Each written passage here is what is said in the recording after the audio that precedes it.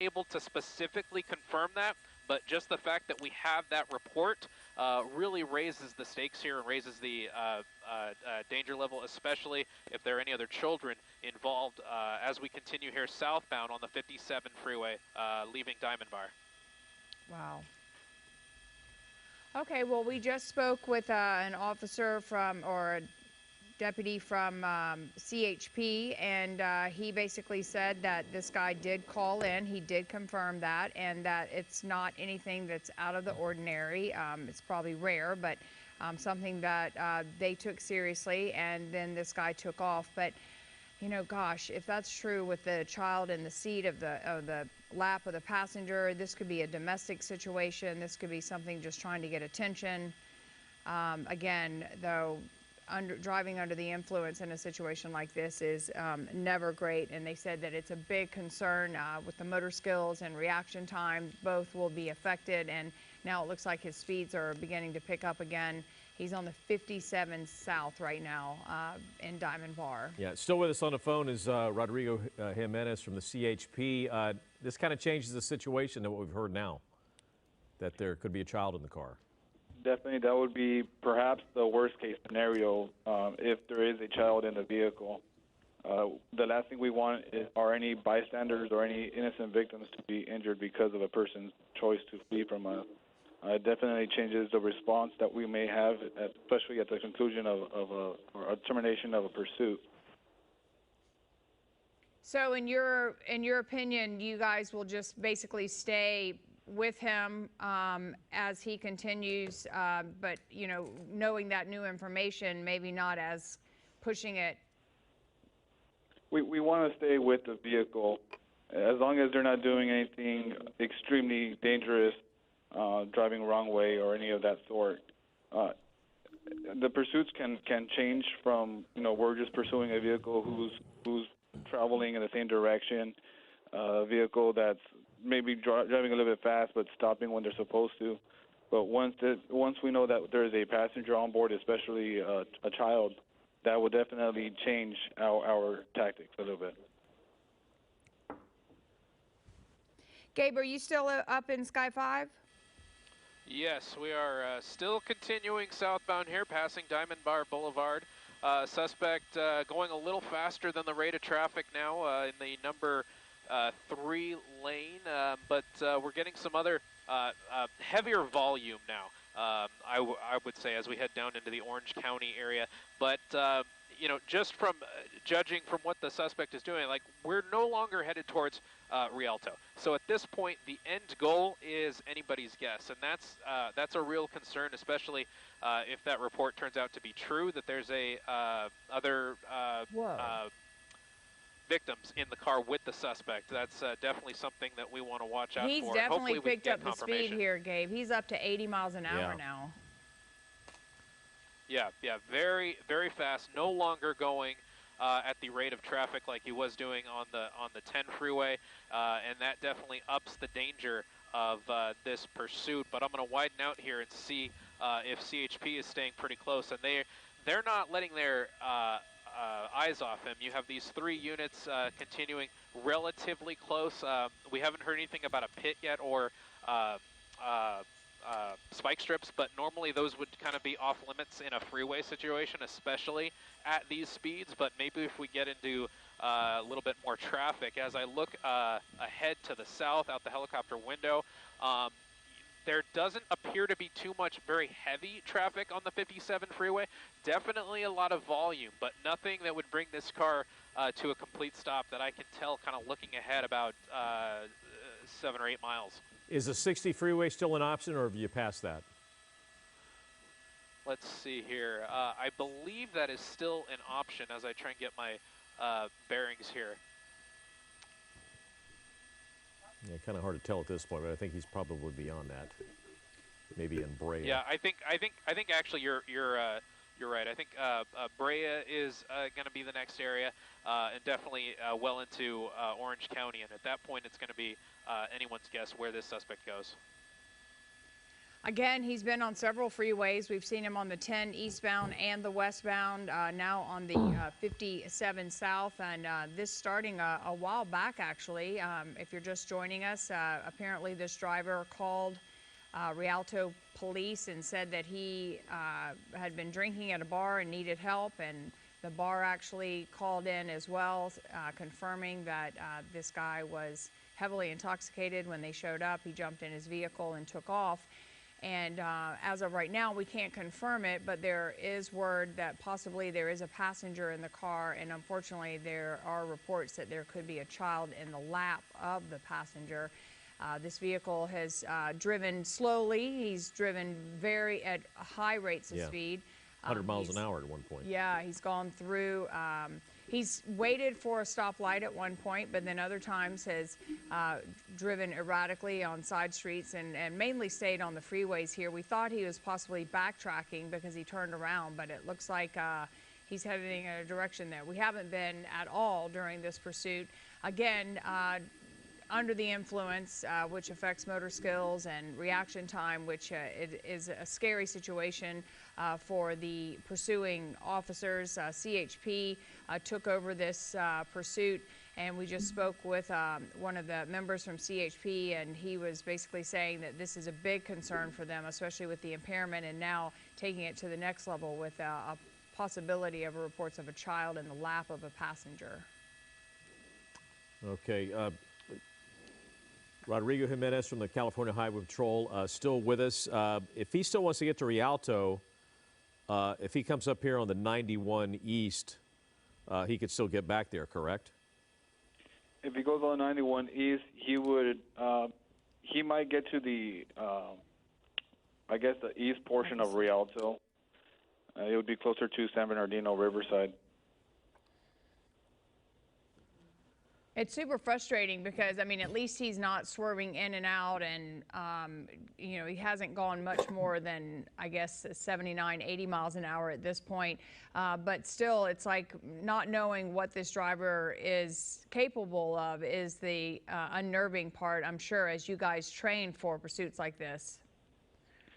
Right, and he at this point hasn't seemed to be driving as erratic as we've seen other drivers trying to flee from us. However, again, as we don't know how much he had to drink, when the last time he had something to drink. So if he had a couple of drinks, a couple of shots right before leaving the bar, the alcohol could actually be rising, and that would be a concern for us. Mm-hmm. Again, that would affect his impairment and, like you mentioned, the fine motor skills and just driving in general. Yeah. You know, with the driving conditions, would you rather prefer these kind of conditions where it's a little wide open and maybe not as dangerous, or sometimes it's better if the traffic's heavier because at least he slows down, and a lot of times that's when you can end these things?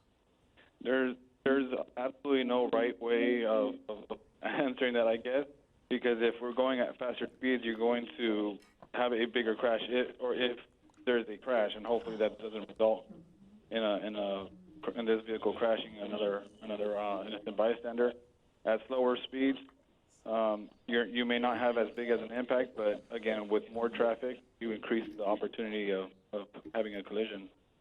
Okay, so it looks like this white car is this vehicle is sort of trying to block this car. If you can see here, he is. That's exactly what he's doing. Yeah, he was, which, you know, law enforcement say never to do, but he looks like he was trying to slow him down. He sort of did the cat and mouse with him there for a second, but he got around him.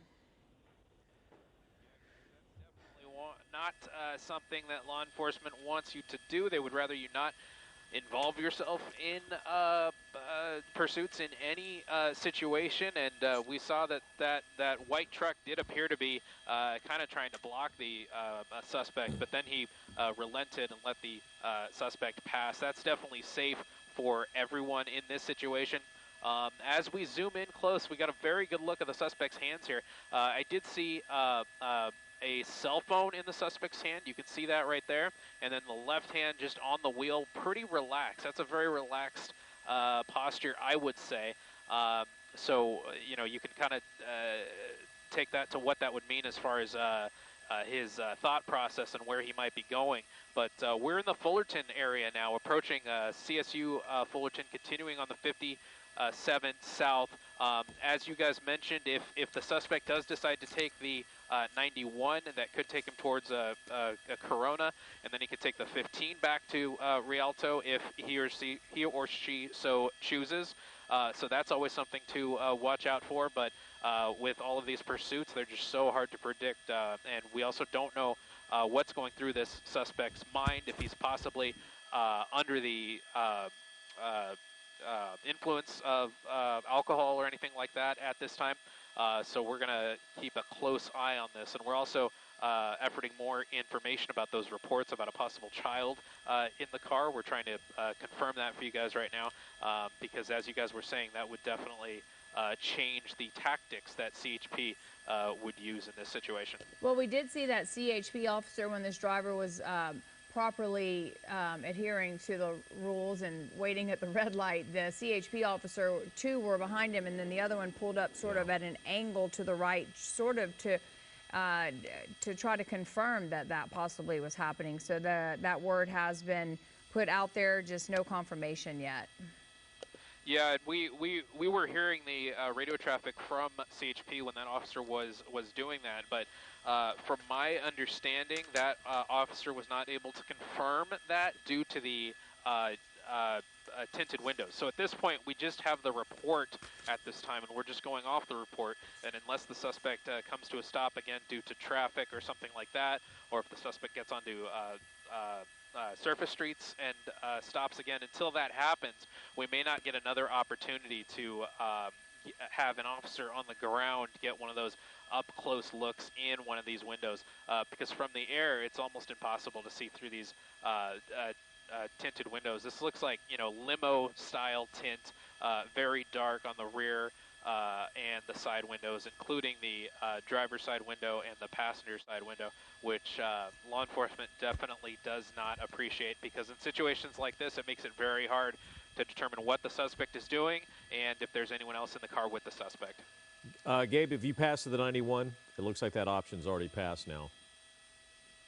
Let me get my bearings here. We've been zoomed in a little pretty close here. I'm going to widen out and just kind of show you guys what we're looking at here. This is going to be in the city of Anaheim. Yeah, we you've still have passed the it. 51 freeway, and yes, he did pass that interchange for the 91 freeway, so we're continuing on southbound. Well, if he stays on the 57, he's going to go right past, just to give people an idea, next couple of minutes he'll be driving right past Angel Stadium. Yep, and it's getting it will begin to get a little bit more crowded, even though, with coronavirus, our numbers on the traffic not as heavy in the past, but it's coming up on 4 o'clock Friday afternoon in the Anaheim area, so he could get stuck a little bit with some traffic, but then, of course, he always has the HOV options. But he has not taken those options several times. Yeah. He sort of stays and waits behind on the far right, doesn't jump into the HOV lane, which is interesting. Again, cat and mouse kind of feel. Well, it looks like Gabe's heavier traffic now, I assume. Yeah, heavier traffic here, and a little update as far as our coverage plans here. We are having to maneuver around one of the temporary flight restrictions in the area. If I'm not mistaken, that might be the Disneyland flight restriction. I don't think there's one for a Angels game quite yet, but we are definitely in that area approaching Angel Stadium. But we're definitely getting close to the Disneyland temporary flight restriction, which means we kind of have to go a little bit outside of where we want to be to shoot this, but we're going to use our zoom lens up here in Sky 5 and stay as close as we can to keep with this pursuit. Well, you'll be fine with Angel Stadium. They're on the road in Houston, so you don't have to worry about them. But Disneyland definitely is a problem. So. Well, the lanes on the other side are super backed up compared to his direction here. So interesting that inevitably will probably happen to him eventually. It'll be interesting what CHP decides to do. Well, he's go ahead. This is that kind of situation where, as I was mentioning before, slower speeds give CHP the opportunity to consider a few different things. They can consider stopping traffic from passing by the suspect, and then maybe initiating a pit maneuver if the suspect stays below a certain miles per hour. The other option they can do, which is a little risky because we don't know if the suspect is armed, is another CHP unit can try and pass the vehicle and get eyes in the through the front windshield, excuse me, and try and get an idea of the number of people in the car and what we're dealing with as far as that is concerned. There we go. The suspect was behind the trees there.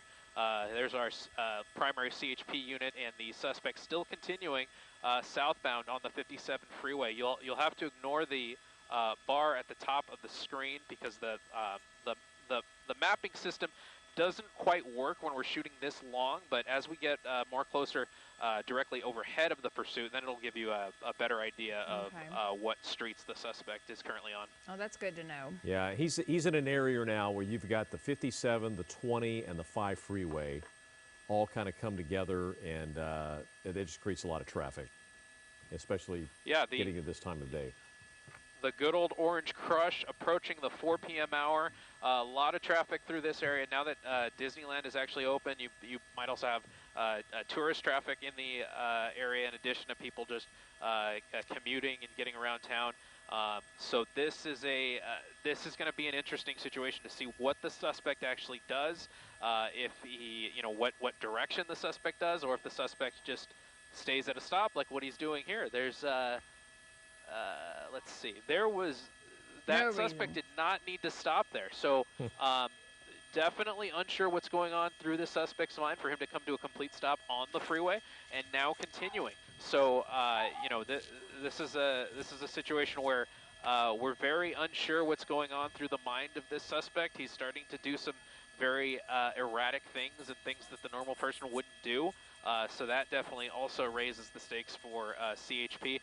We're getting a little bit closer on the south end of the temporary flight restriction, so you should see the picture clear up just a little bit as we continue further south, approaching the Orange Crush, and then we'll see what direction the suspect takes from there.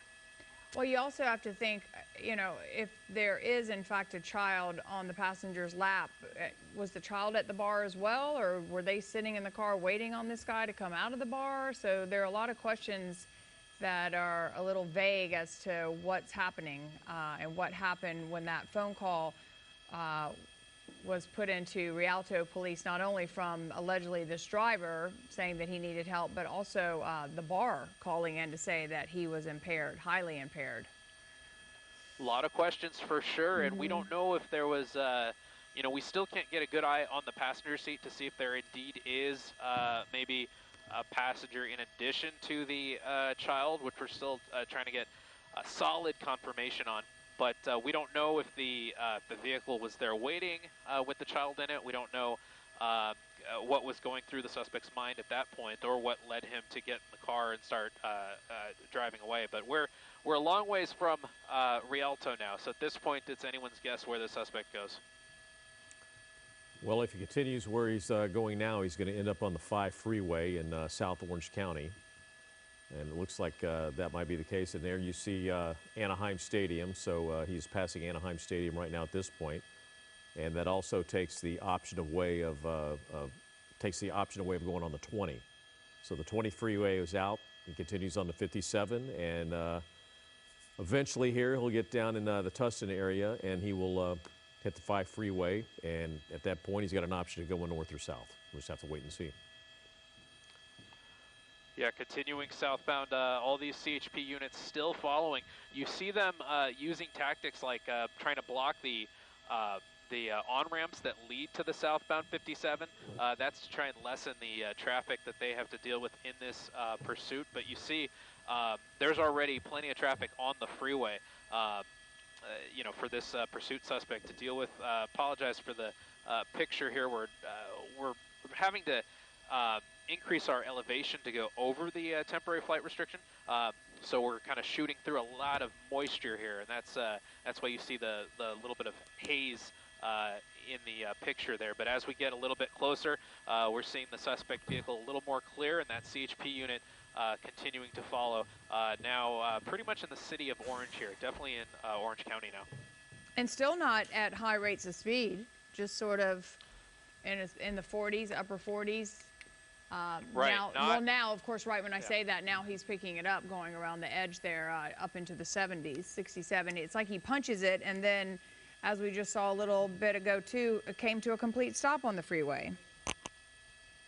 Yeah, definitely unsure what's going on through the suspect's mind right now. If I'm not mistaken, I believe he's taking the on-ramp to the 5 South, but this is just where you have a bunch of freeway passes, lots of different places for this suspect to go, but we'll try and keep an eye on it and see exactly where he ends up. So bear with us here as we keep a close eye here.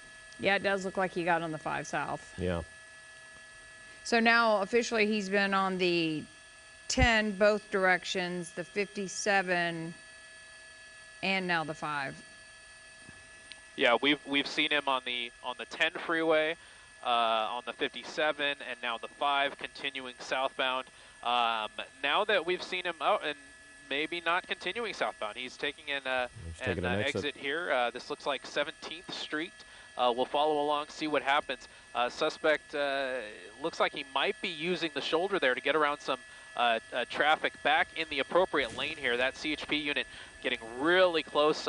We haven't heard if they've been approved for a pit maneuver just yet, but we're going to wait and see what happens as he merges into traffic here. An erratic move to the left into the center median there, going in the left turn lane. Really glad he didn't go into oncoming traffic there. This appears to be Broadway and Santa Claire Avenue. You know, he's not going around cars, which is good, except he did do that. He was in the left turn lane, and now he's continuing straight through Broadway in the Santa Ana area. All right, again, this is a pursuit that began in Rialto. We're told the driver of this vehicle actually called the Rialto police and said that he was impaired, maybe he had too much to drink in a bar. The people in the bar also called the police when police arrived. The driver of this vehicle apparently took off, pursued by Rialto police, got on the 10 freeway westbound. CHP eventually took over the pursuit. He ended up getting off the freeway, getting back on, taking the 10 eastbound, and then southbound on the 57 freeway. Did get off briefly and then got right back on and took the 57 all the way down to Anaheim. We saw him then merge onto the 5 freeway south, and after a couple of exits, getting off on surface streets and now in Santa Ana. And this pursuit is much more dangerous. And again, there's a possibility there could be a child in the car with him or her. Here we go. CHP getting really close. We might see a pit here, guys. They've been approved for a pit, and the suspect speeds up just a little bit, and the CHP officer lays off just a little bit. I think the officer saw that oncoming traffic on the left side and decided against the pit maneuver. But that appears to be what CHP may be thinking about doing here pretty soon as we're on surface streets going at slower speeds. But what we're seeing now, that's a good thing. The suspect isn't necessarily running red lights. And as I say that, okay, that's a green, but he's going to make a U-turn here on 17th and Flower. And we're coming back eastbound on Flower, and CHP getting really close again on that left bumper. Oh, they're getting extremely close, and there goes the pit. There goes the pit.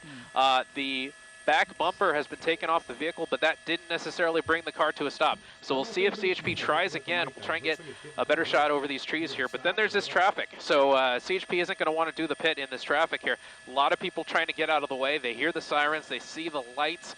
That's definitely the right thing to do, but it is a red light here. So what the suspect does right now is anyone's guess. He's looking for that hole, and thankfully people are kind of making way, a parting of the seas, if you will, as the suspect continues through the intersection. But again, we're not seeing, you know, incredibly erratic driving like we've seen in pursuits past, and that's hopefully a good thing. But the suspect definitely does not want to stop. He's you know, using drive-throughs of gas stations to get around, going in left turn lanes to continue straight. Definitely not aligned to following all of the laws to the T. and that is the dangerous part. And that's not something we want to see. As we zoom in closer, we see the passenger window has been lowered a little bit, so that might give us a little bit of a view to see if someone else is in the vehicle. Of course, we got a building in the way there. I'll continue panning right, and now we see the suspect speeding up a little bit. But again, no traffic in the immediate vicinity of the suspect, so we'll see if CHP tries for that pit maneuver one more time. Well, and also, too, being on these surface streets, that's where a lot of the danger comes in as well. There are obviously pedestrians, there are these intersections, there's traffic, and then with his impairment, allegedly, you know, has been drinking this afternoon and called in and said that he was intoxicated.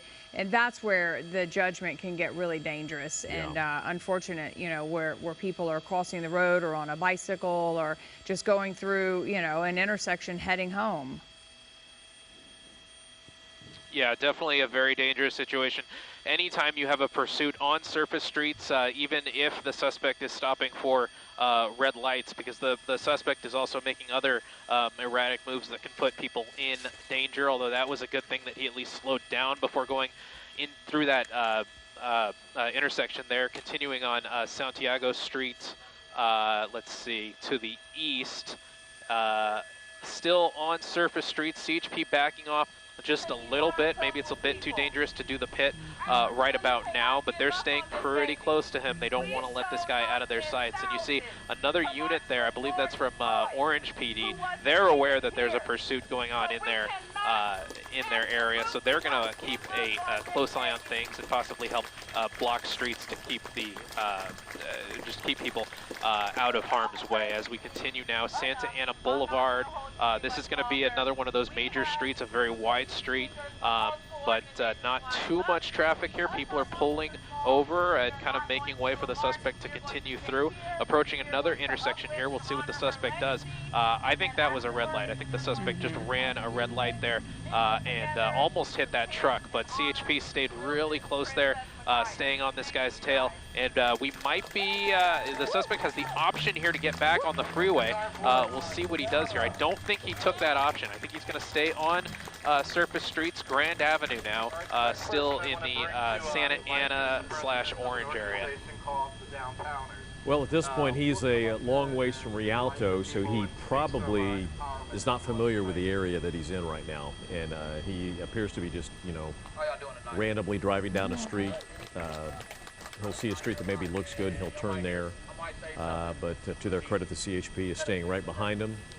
And I'm sure the Santa Ana police, as you said, are well aware of what's going on now. And hopefully this thing comes to an end soon, because it is after 4 o'clock now, and traffic will get heavier.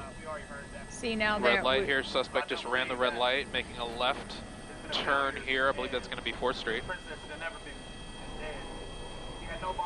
This is an older model sedan, a Mitsubishi, that may or may not have a passenger inside. We've heard reports that there's a possibility that a child was in the lap of the passenger. That has not been confirmed. CHP at one point at an intersection, when the car was abiding by traffic laws and was waiting for a red light, they pulled up to sort of look in there to try to get that confirmation, but they couldn't. He has stopped on freeways. He has sped excessive speeds on freeways, and now we're on these surface streets. At least he's not doing what we sometimes see, where they're going on the opposite side of the road and going against traffic, putting other people's lives in danger. Now he's got his window down, and then we start to see that casual body movement, you know, the window down, the arm out, opening it up to like sort of the cat and mouse. Yeah, the suspect smoking a cigarette there, probably, you know, he's got to be aware of where he's going to end up after this, so probably taking his last smoke break, so to speak. You can see the rear tail, the rear bumper, excuse me, is off this vehicle, and that came from an earlier attempt at a pit maneuver. We're going to try and maneuver ourselves around these buildings here to keep an eye on this pursuit. Continuing on Golden Circle Drive. These roads are a little smaller. He's, Glenn, as you mentioned, he is probably not from the area, and he he probably isn't familiar with where the roads go and things of that nature. So when that is the case, we often see these pursuit suspects taking weird turns going down roads that they don't know, and the hope is maybe he takes one of those roads that is a dead end, and hopefully that's how this pursuit ends. We may have lost it here on the other side of these buildings. I think this might be the suspect here. Let's see here. Nope. Yeah, that's the suspect vehicle. No. This pursuit happened or started around 2:41, so we're coming up on an hour and a half of him evading law enforcement. He's been on several freeways on the 10 David, east he's on and the south side of westbound. this building. As Gabe looks for him now, these buildings sometimes throw it off, especially with the intersections of the freeways. He's been on the 10, he's been on the 57, he's been on the 5, and then he exited and now in the Santa Ana area, driving on surface streets. Not massively excessive speeds, but you know, running through red lights and definitely not wanting to stop. Are you guys, bear with us here. We still believe the suspect is on the other side of this building, but we have a lot of air traffic in the area that we're trying to maneuver around. You see another CHP unit coming to the scene here. These are actually, these look like Santa Ana PD units. Yeah, so as we kind of widen out the shot and come over to the other side of this building here, we apologize, so just bear with us here. Bear with us here as we maneuver the air traffic, and there we go. That's the suspect vehicle. He appears to have come to a stop, and there he is, the suspect still in the vehicle. Of course, he picked a perfect place to stop right on the other side of those buildings from where we were located, but we just had to maneuver around the air traffic here to get a better shot for you guys. But here we go. The suspect is at a stop, and I'm just going to widen out here and make sure that that's not a red light that suspect just decided to stop at. It very well may be. The suspect may just be stopped at that red light, but you see Santa Ana PD kind of blocking off the intersection just in case anything happens. And there we go. And the there suspect making that right turn there, continuing on. Well, he must have turned down that street and done a U-turn, and then and now he's back on the road where he was where we lost him. It was so weird with the motorcycle with no officer on the motorcycle, just sitting there as well. Looks like we're back on a freeway. And we're back on the freeway now, but lots of traffic here on this on-ramp. We're going to maneuver around the sound barrier here to give you guys a better view here. Lots of obstacles here in Orange County, but we're our pilot here is maneuvering around that, and the air traffic continuing on. This is going to be, let's see here, I believe this is going to be the southbound 5 again. Well, and yes, you mentioned Orange PD, Santa Ana PD, we've got CHP, and Rialto was on it in the beginning, so a lot of resources trying to stop this guy. Yeah, lots of resources, especially when a CHP's pursuit gets off the freeway and into a city. You see the and taking another off-ramp here. I believe this is going to be Newport Avenue towards the city of Santa Ana, or into the city of Santa Ana. But as I was saying, what you have here when a CHP pursuit gets off the freeway and onto surface streets is you have these other police departments. They don't necessarily enter the pursuit, but they will definitely help block traffic and try and secure any scene where the pursuit ends up, and try and make just make an easy path for CHP to do what they need to do. So you saw that happening there with Santa Ana PD.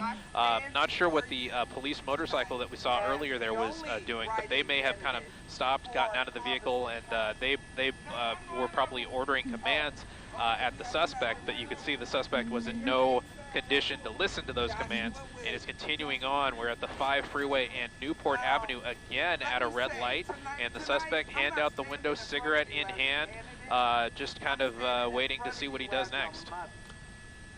Well, if he drives straight ahead, is he going to end up back on the freeway again?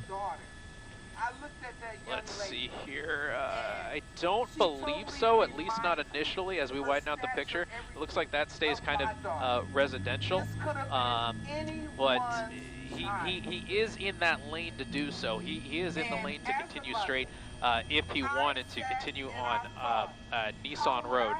So we'll see. It's a red light, and the suspect has been majority of the time stopping at red lights. And there we go, making a right turn now. Right turn This is going to be on Newport, heading westbound now. We might be in the city of Tustin here now.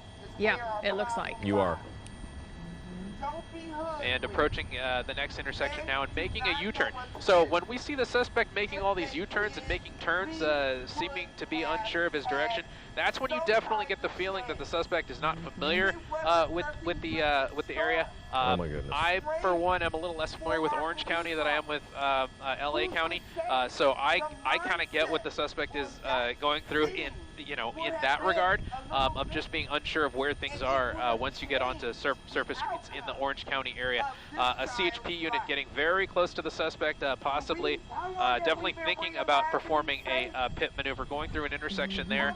That was a green light, but we're continuing on here, 30 miles an hour, maybe making another left turn as we approach this next intersection. Two quick U-turns there on Newport Avenue. What happened here? He's behind those trees. Yeah, he's just sitting there. He appears to come, he doesn't stop behind the line, so he's not completely following the rules, but he's stopping, and that's the good part. We're glad he's actually coming to a stop and not running these red lights, but what happens after that is not good, because he's making the U-turns. He's kind of peeling out, doing right or left turns, and at this point, you don't really know where the suspect is going to go. So as he enters the intersection here, making a left turn on Walnut Avenue, not necessarily a major, but you see all these CHP units, 1, 2, 3, 4 CHP units continuing very close behind here. And since there's not a lot of traffic in the immediate vicinity, look, you see the CHP vehicle kind of leaning to the left side of your screen, maybe checking out the possibility of a pit maneuver, because we know that these primary officers have been given clearance to perform a pit maneuver to possibly bring this to an end, but maybe not quite yet. So we're continuing down Walnut Avenue, 10B lane, Tustin, California, and we're with this suspect in this black sedan, now pulling into a gas station here. So maybe the suspect is out of gas, or maybe this is where he's going to make a run for it. We'll try and get a better angle here. Luckily, he did not stop under that underpass, but we're entering a parking lot now. Let me widen out and see what this is for a 99-cent only store. This is where it becomes dangerous, because you have pedestrians, you have cars that maybe definitely have no idea that a pursuit is going by, but that CHP unit stays very close, and that's a good thing. So people hear the sirens, see the lights, and at least become attentive to know what's could be coming their way. And here we are back at this intersection. This is going to be Walnut Avenue and Red Hill Avenue. Suspect coming to a stop again. I'm a little surprised he didn't try and pull in front of this other silver sedan here, but the suspect at a stop again. While we're at this angle, I'm going to try and push in here and see if we can see anything through the windshield. And from this angle, I don't see a passenger, so that could be really good news. I just see the suspect moving around, possibly a few bags in the passenger seat. Of course, we don't know if there's someone in the rear of the vehicle, but at least from this angle, from my best judgment, it does not appear that there is anyone else in the passenger seat. Of course, the suspect looking a little more agitated now, no longer smoking that a cigarette, but at least he's come to a stop here. And just as I say that, light turns green, and he continues on CHP, staying close behind, making a left turn on Red Hill Avenue, going northbound now. This has definitely become a cat and mouse tease. Well, we've seen it so often where they get the casual behavior and confidence, and then just sort of cruising through. But as he went into that gas station, that's where it can definitely become dangerous, because people are coming in and out of the gas station. Then he circled around. And again, we have to remember this guy called police in Rialto about an hour and a half ago and said he was drunk and too drunk to drive. And the bar even called in as well, but when Rialto police showed up, he jumped in his vehicle and has been being pursued this entire time, initially by Rialto, and now CHP has picked it up. But we've also seen Santa Ana PD and Orange jump in and out depending on when he was in their city. And he's a long ways from not only Rialto, but from where we picked this up, which was on the 10 freeway in Baldwin Park.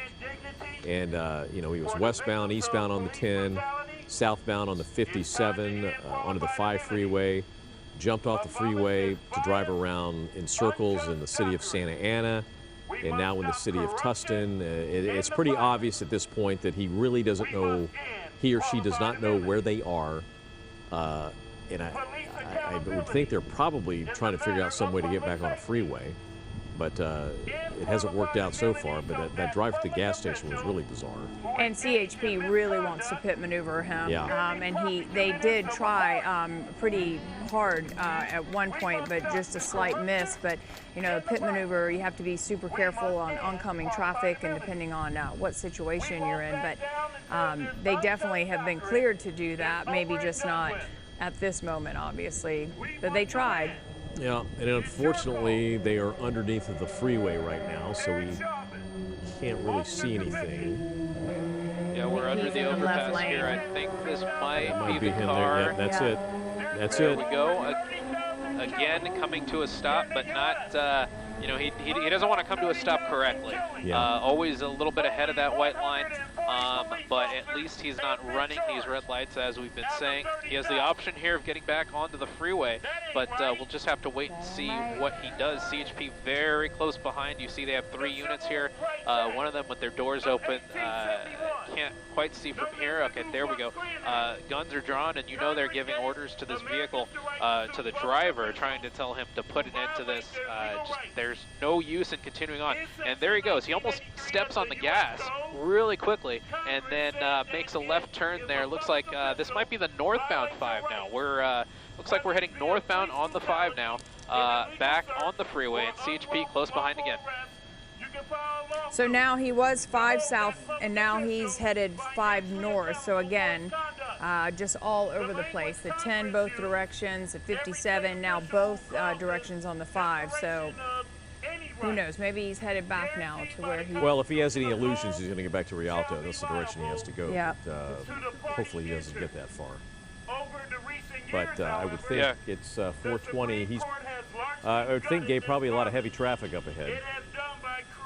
Yeah, looking ahead of the, looking out the window here, there's a lot of traffic, normal traffic for this hour. A little bit of some open space for him to get around cars here in the immediate area, a little bit heavy volume as we look further north. But the suspect, you know, isn't taking advantage of those options like right here. There's all this space for the suspect to either pull over or to go as fast as he could, which we don't want, but you know, he has that option and he's not taking it, which is very kind of curious. And I should mention to you guys, as we head north here, we're gonna have to gain elevation to get over the Disneyland TFR, and as we say that, he is taking an exit. That's gonna be the 55. We'll see which we'll see which direction he commits to. I believe that might be the southbound 55. And bear with us here as we work with the air traffic controllers to get on the other side of this temporary flight restriction. Just to clarify, you said 57 south? No, the 55. This is going to be the 55 south. Yeah, now. 55 south. And I'm hearing this might be the north. He is heading north 55 north. Okay. That's what it looked like. Let's see. Bear with us here as we try and regain eyes on the suspect here. There's a couple of the CHP vehicles. So this There he pursuit. is. There he is. So exiting the freeway now. Apologies for that. Back off the freeway. So this is, as you guys were saying, definitely a cat and mouse game. The suspect probably has no idea where he wants to go at this point, and he's getting on the freeway, getting off the freeway, probably realizing he doesn't want to stay on the freeway once he sees the traffic, and then he gets off the freeway. So this is one of those ones that becomes very dangerous because you don't know how it's going to end, and you know you have a suspect that doesn't want to go to jail, even though that's what they most certainly know how this is going to end. Well, this pursuit started around 2:40, so it's been going on now a little over an hour and a half on at least 3 major freeways. He's now back on surface streets being pursued by CHP, who has in fact tried a pit maneuver. This driver we've seen him drive at high rates of speed. We've seen him blow through intersections, but then randomly at times, many times, stopping and waiting for lights. Wait for traffic. Yeah. Yeah, we've seen this a lot.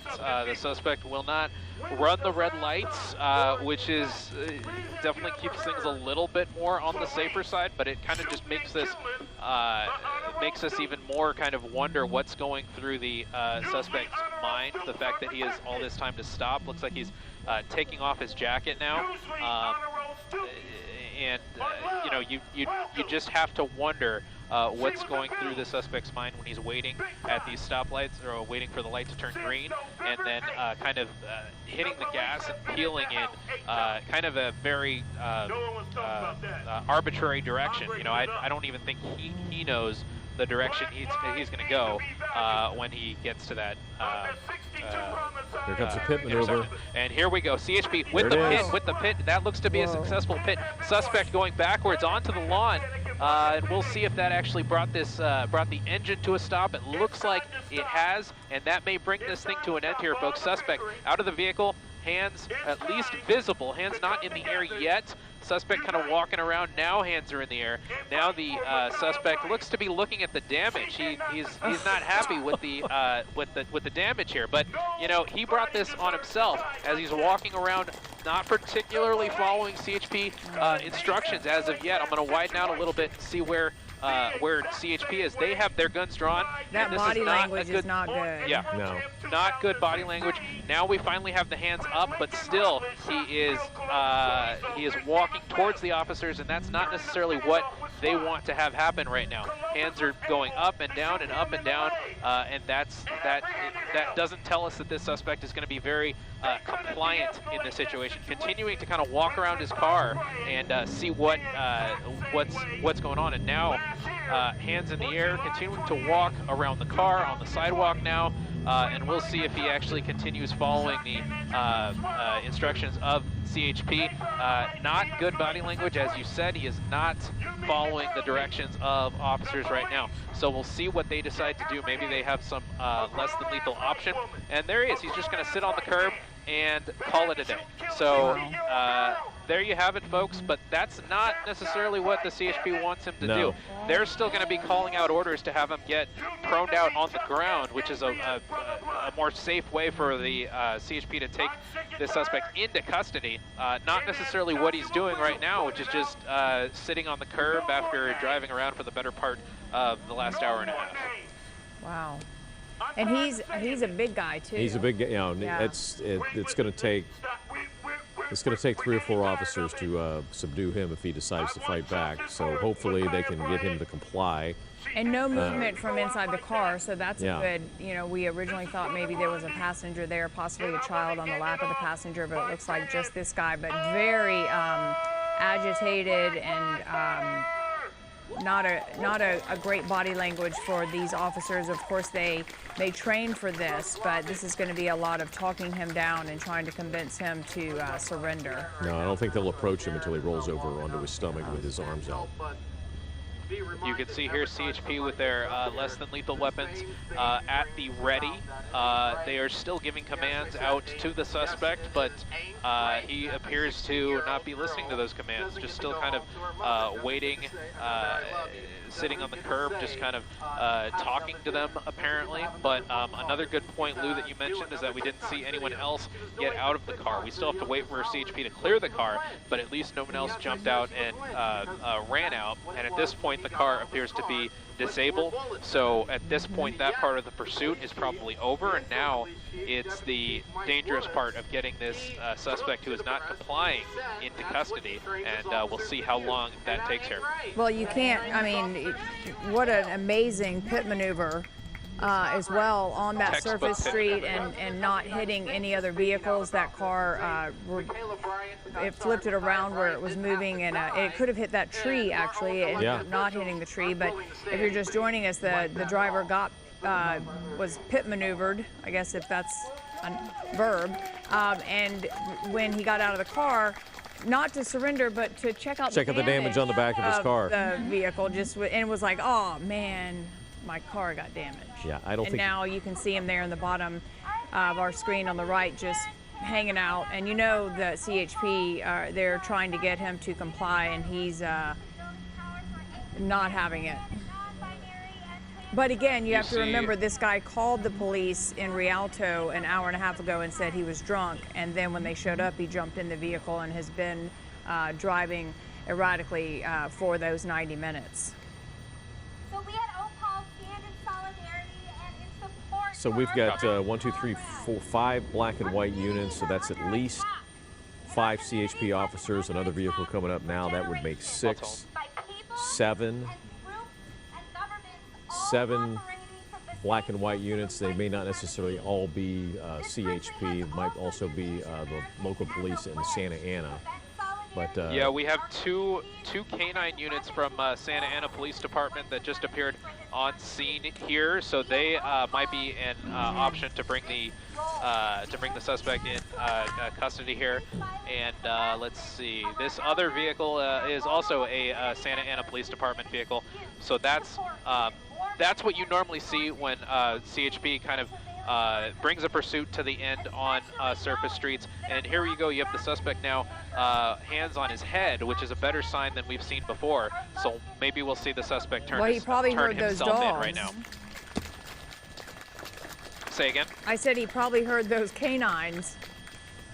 Oh yeah, yeah. You hear that vehicle roll up, and the Santa Ana Police canine come up to the scene, and that's definitely a scary sound. Anytime a suspect would hear that, you know that's gotta, kind of make him think twice about how he wants to bring this to an end. And you see there he is barking. He knows that dog is very excited about maybe what he's about to do right now. Let's widen out and see where the suspect is. Suspect's still with his hands on his head, but the suspect needs to start thinking about. There he goes. Finally. Well, the scary thing is we still don't know if he's armed or not. So that is, correct. He could walk right up to them. We still don't know if he's armed, and it was a little scary to see him kind of walk up facing the officers there. But there you have it. He finally turned around. A CHP officer, I believe that's a CHP officer, finally clamping the cuffs on the suspect and bringing this to an end here. And he looks very unhappy, but at least he can say this, that he didn't get bit by one of those Santa Ana Police canine officers that I'm sure would have brought a very painful end to this. And other than that, a safe end to this pursuit. No one else hurt, including the suspect. Gabe Santos, thank you so much. Good job up above following this pursuit that's been going on for over an hour and a half. We've seen this guy just all over Southern California on freeways, and that last part there where because he's a big guy, he's walking so aggressively towards them. You could see their body language too, sort of thinking, is he going to stop?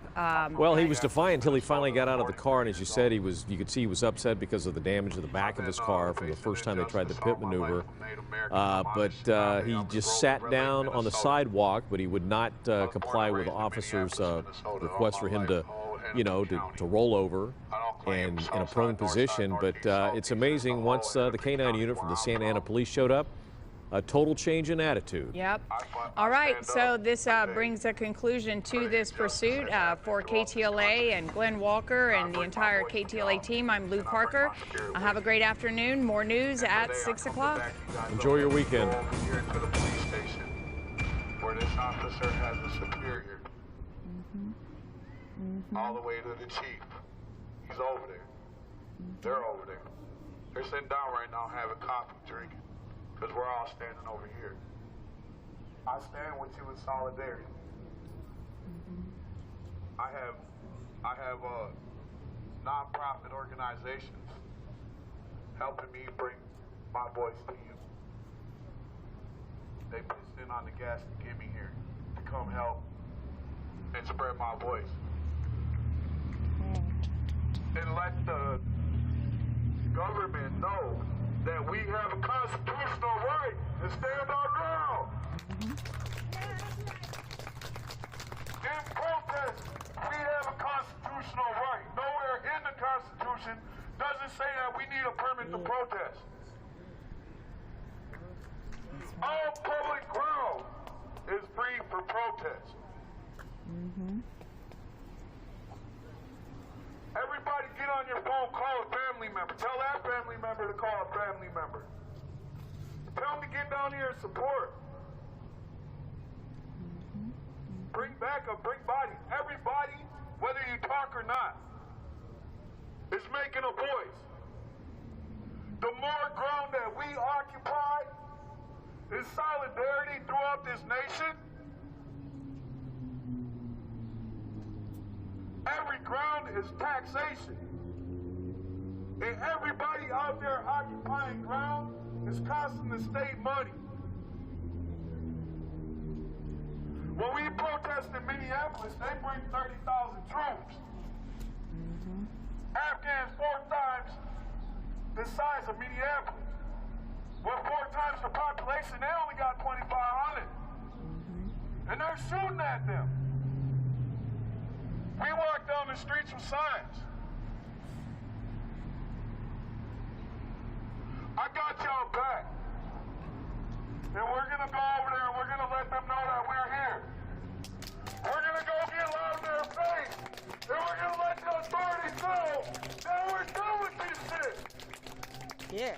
All across this country, we need to stand and unite. Of all nationalities. Now.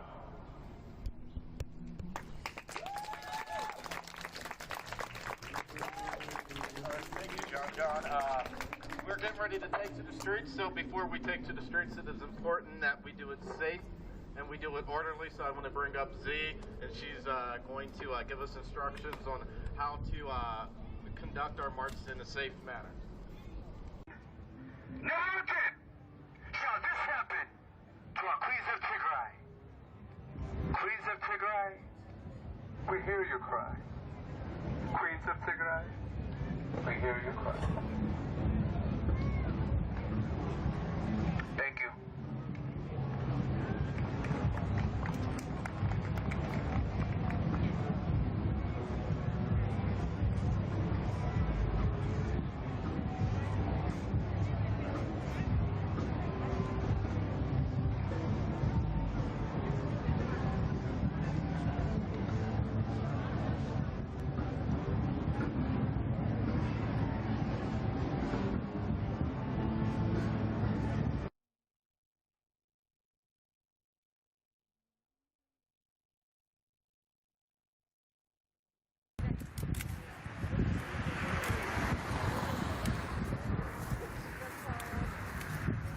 Shalom Aleichem, peace and blessings to the world and those who stand in need of prayer.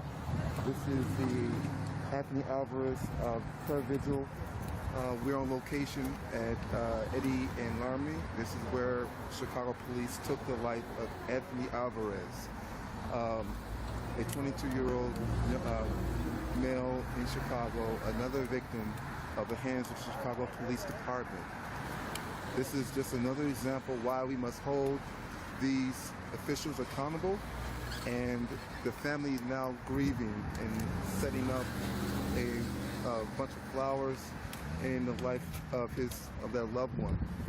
This is just a horrific display of racism and torture upon our people, and we just can't condone this type of acts that is done to these families. This is just uncalled for. His life mattered, and the Chicago Police Department is notorious and on a rampage, a racial cleansing of our people, and the family is now in disbelief. I talked to one of the family members. His name is Gus, his cousin of Anthony Alvarez, and he is just at this point extremely frustrated. And then I just want to show you right on the corner here, the police department has the nerve to come to this family and say, we're going to be here for you. There he is right there. We don't need you here. You already done enough. You took this loved one from this family, and now I'm going to tell the family we're here to support you. Come on, man. That's hypocrisy, and it's disgusting. We don't need you around here.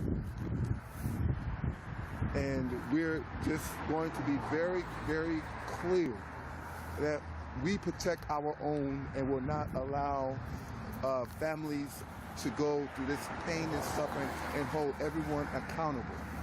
From Mayor Lightfoot, from Superintendent Brown, to Kim Foxx, to every politician that sits in the seat of power.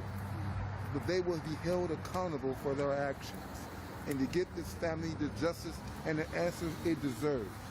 Still right now, this family does not have the release of the video. How absurd is that? How absurd? And it just distasteful that Superintendent Brown celebrates his 1 year as being the top cop of Chicago police, but this family does not have the answers.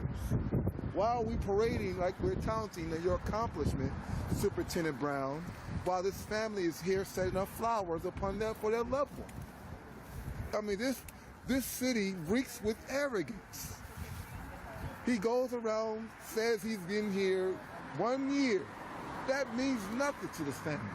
They deserve to have the information that deserves to their family.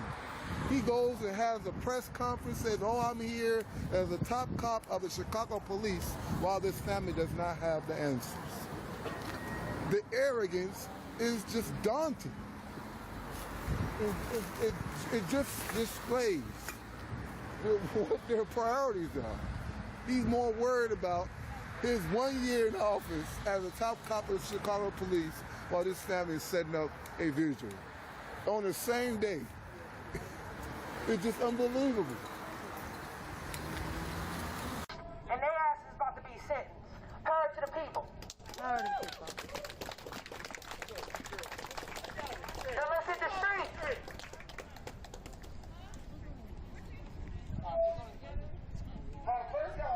Boy, they about to put me on one of these side streets. I seen both of them look like. See who y'all following? See who y'all following? That's y'all's king. Look at your king. Look at your king.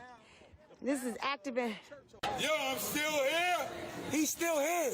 Come talk to me. Come talk to him. Fuck out of here. Fuck out of here, you dirty ass cops. 60 credit bitches. You having fun? Yo.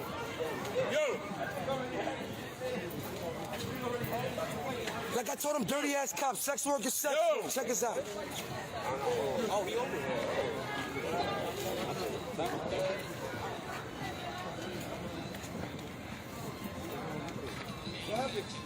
Know what is happening with that, then I think a lot of things will be clear, aka transparency, aka accountability. Let's have the conversation. I'm going to shut this Facebook Live off, and I appreciate you all staying live. And until then, if you do nothing else, I hope you stay live.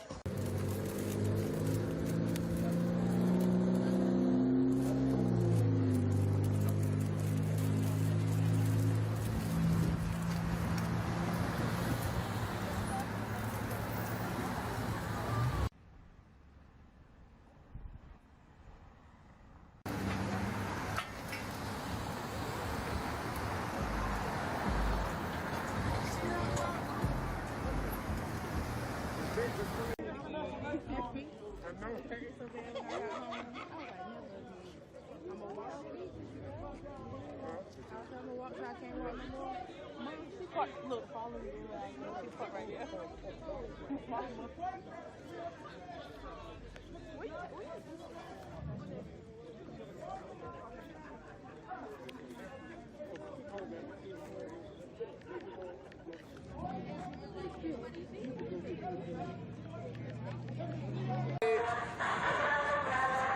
Yo, she's playing this song.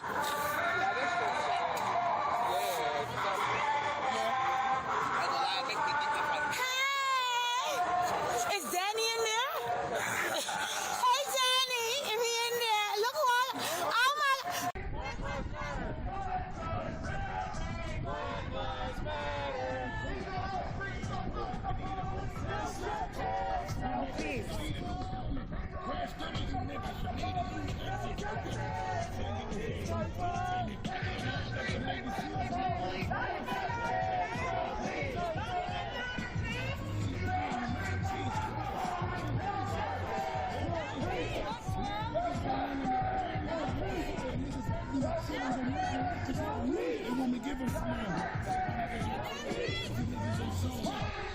All streets! All streets! All streets! All streets!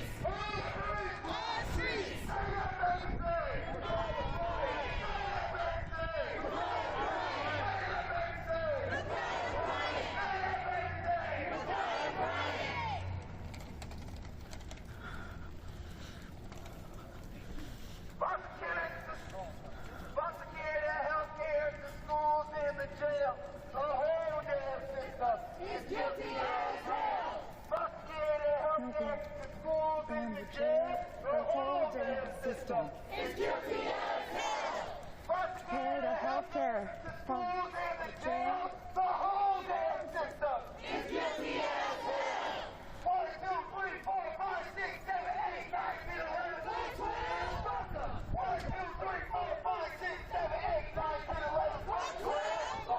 1, 2, 3, 4, 5, 6, 7, 8, 9, 10, 11, 12. 1, 2, 3, 4, 5, 6, 7, 8, 9, 10, 11, 12.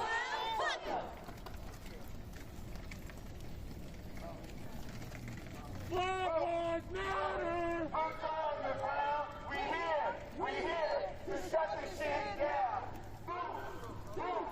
Boots on the ground, we here to shut this shit down. Boots on the ground, we here to shut this shit down. Boots on the ground, we here to shut this shit down. Black Lives Matter! Black Lives Matter! No more murder! No more murder! Black women matter! Black women matter! Black girls matter! Black girls matter! Black lives matter! Black lives matter! No more murder! No more murder! Black women matter! Black women matter! Black girls matter! Black girls matter! Black lives matter! Black lives matter!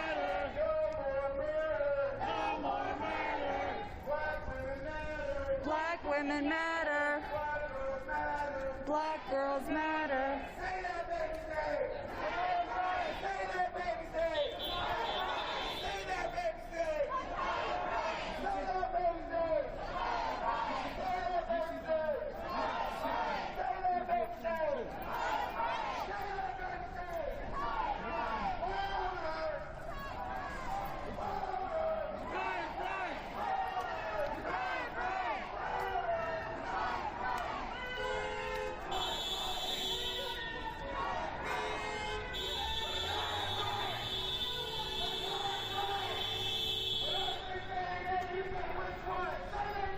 Which one?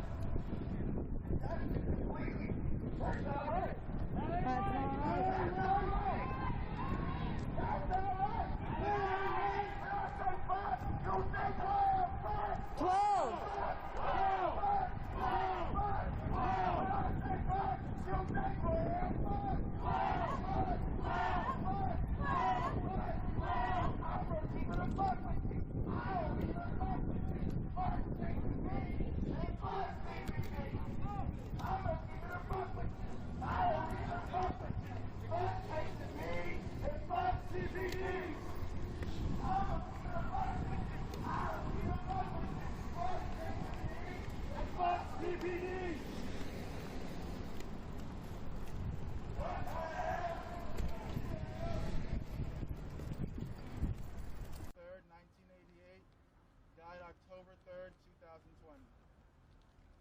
Dijon Duran Kizzy, born February 5th, 1991, died October 31st, 2000.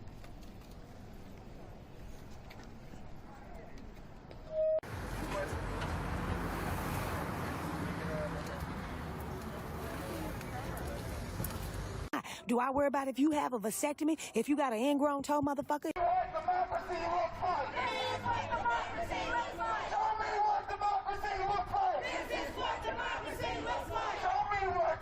Looks like. This is what democracy looks like.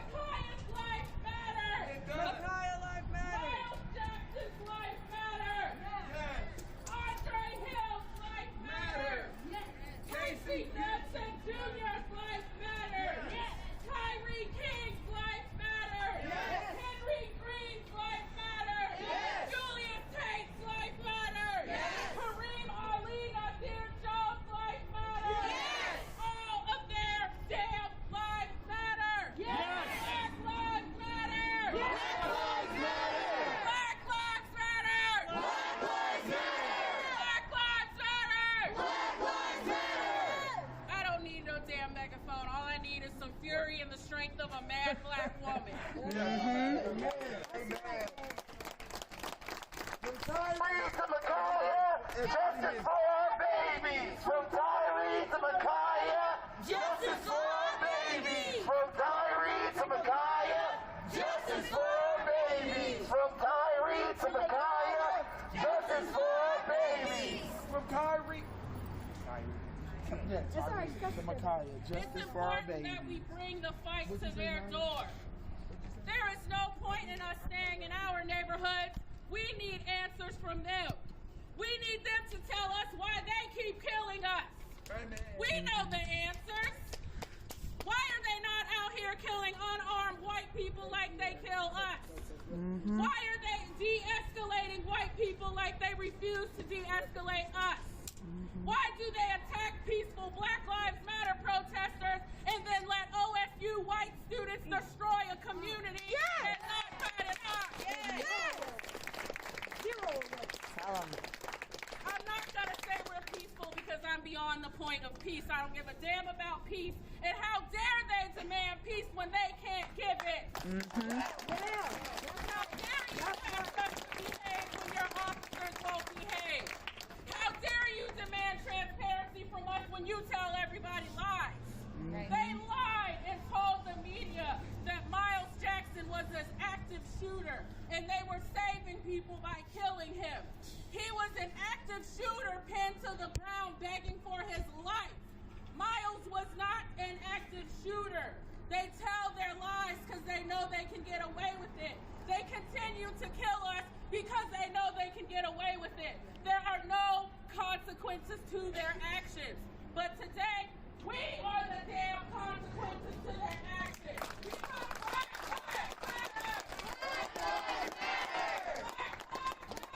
Black Lives Matter! No more murder! No more murder! No more murder! No more murder! I'm losing my voice. I need y'all to listen. Come on.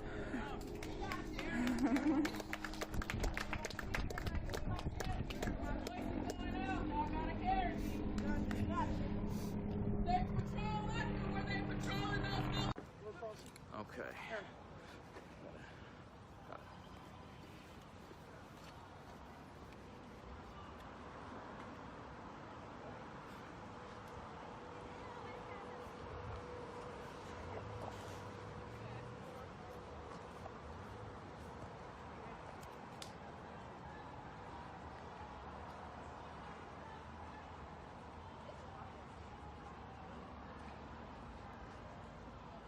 I got mine taken care of the other day. Here go KP right there. Oh. The year after and the year after. The passion that you have today, you need to set that ablaze and keep it going even longer. You need to take time to make sure you have your water. Make sure that you're in a good mind space. If that means, hey, I can't make it this day, but I'm going to make it the next, do that. There's a lot of us that's been out here and we learned the hard way about getting burned out. We learned the way that our bodies started failing, that we couldn't sleep at night, that we was having nothing but trauma, looking at TV, seeing over and over again of our people being murdered without being asked. That's traumatic. That's mental. We all have to learn to take care of ourselves, and self-care is so essential to this fight. I have a partner of almost 13 years. Every day he walk out the house, I cry. He's a black man, over 300 pounds, 6 foot 5 ounces. 5 ounces, Lord Jesus. He almost 6'6", so that. I cry because I can't always have him by my side.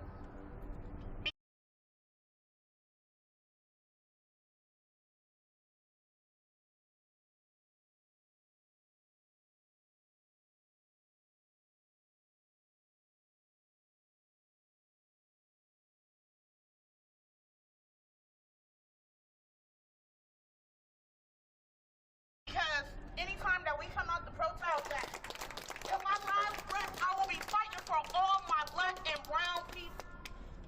But we need y'all to have that same energy. Match my energy. Elevate my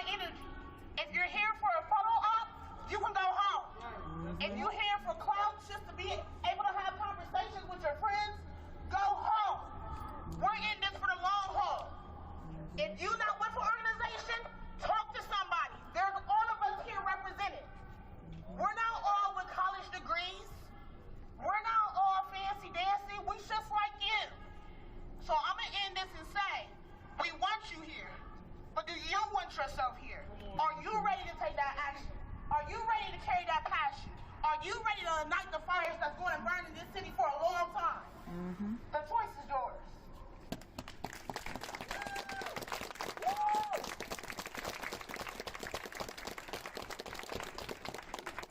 That's the one thing that we cannot give up on, and no matter what, it can be cold out here, it can be snowing. Whenever it started snowing the other day, I was still marching back and forth with 4 different people. Yeah. I was wringing out my beard. It was something like there was so much snow on my face and everything. Look, this is not a fight that we're going to win just overnight. This is not something that the police are going to come out like they did last summer and try to walk hand in hand with us, because fuck 12. We're talking about that bitch right there. Fuck you. So, real quick, we got to make sure that we are uplifting and keeping that energy high, make sure that we're inviting our people, our friends, our family, whoever can come out. Because guess what? Those of us that can't come out got to stand for those that can't. For those whose lives have been lost, for the families that might be too traumatized to see a picture of their baby whenever there's flowers and just to be at that vigil or something like that. We got to make sure that we can uplift their voices. We got to make sure that the people that want to be out here but can't be out here, fuck you, that we're out here for them. 81 just drove past. Stay there! Stay there! Stay apart! But we gotta make sure that no matter what, we cannot give up this fight until it's done. Defunding, what does I always say? Defunding is like the process, and then abolition is the goal. Defunding is how we get there. Yeah. That's what we gotta do. We gotta take ourselves, we gotta make sure that we do this and we can get it done right. We need to make sure that we go to our officials and everything and make sure that we are sending them emails, calling them constantly. I mean, it does not stop until this battle is completely won. And we are not going to lose. No. We will not lose. We cannot lose. This is for the future generation. This is the generation after them. This is for everybody's kids. We got to make sure that we stand up, we stand strong, and we stand fucking firm. Yeah. I'm done.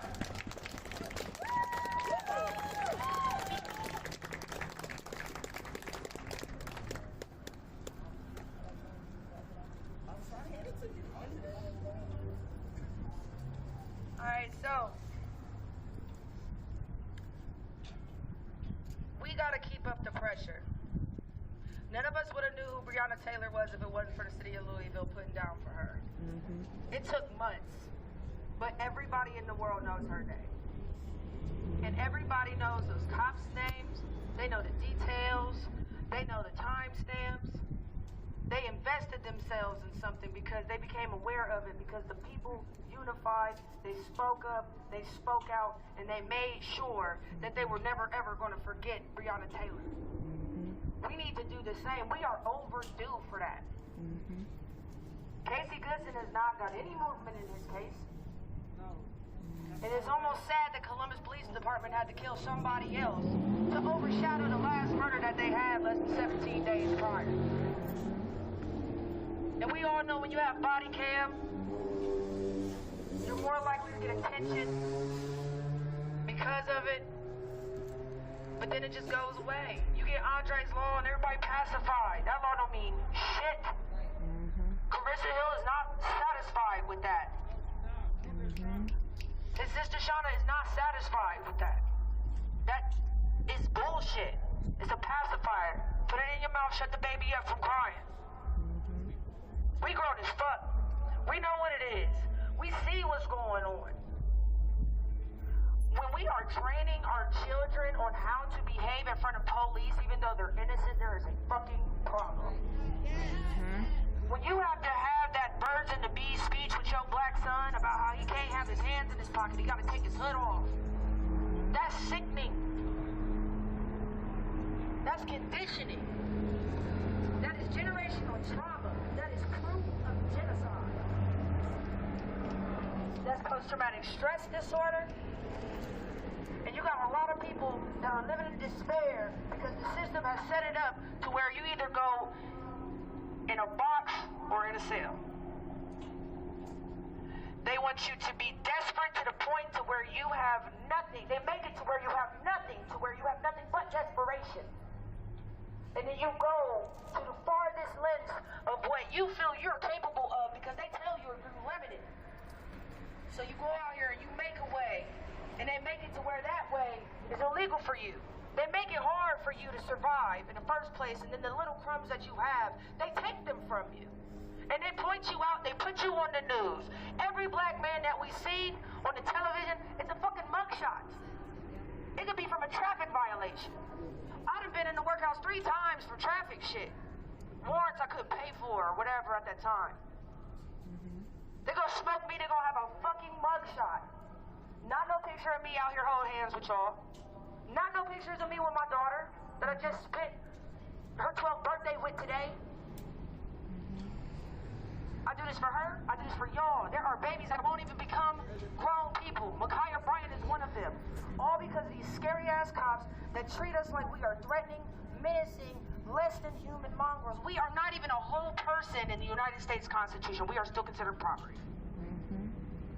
So until then, when you kill a black person, it's not really even technically a crime. Because we're property.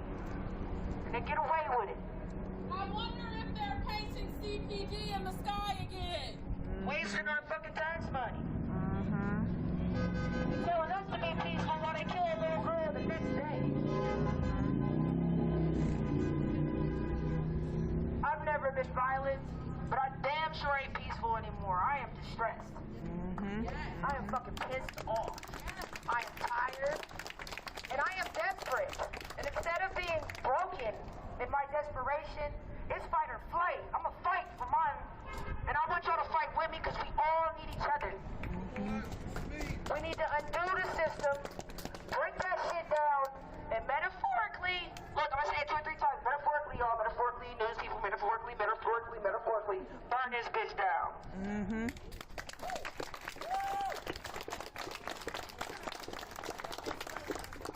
In Minecraft.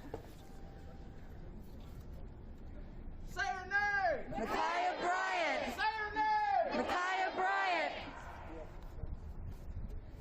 Y'all know this is public property, right? Public property. No. We put this to honor this baby right here. We're gonna leave it here. Well, we better take a picture before she gets destroyed. You know, it's a nuisance. It's a problem. They'll call that violence. They say we barricade. Speak.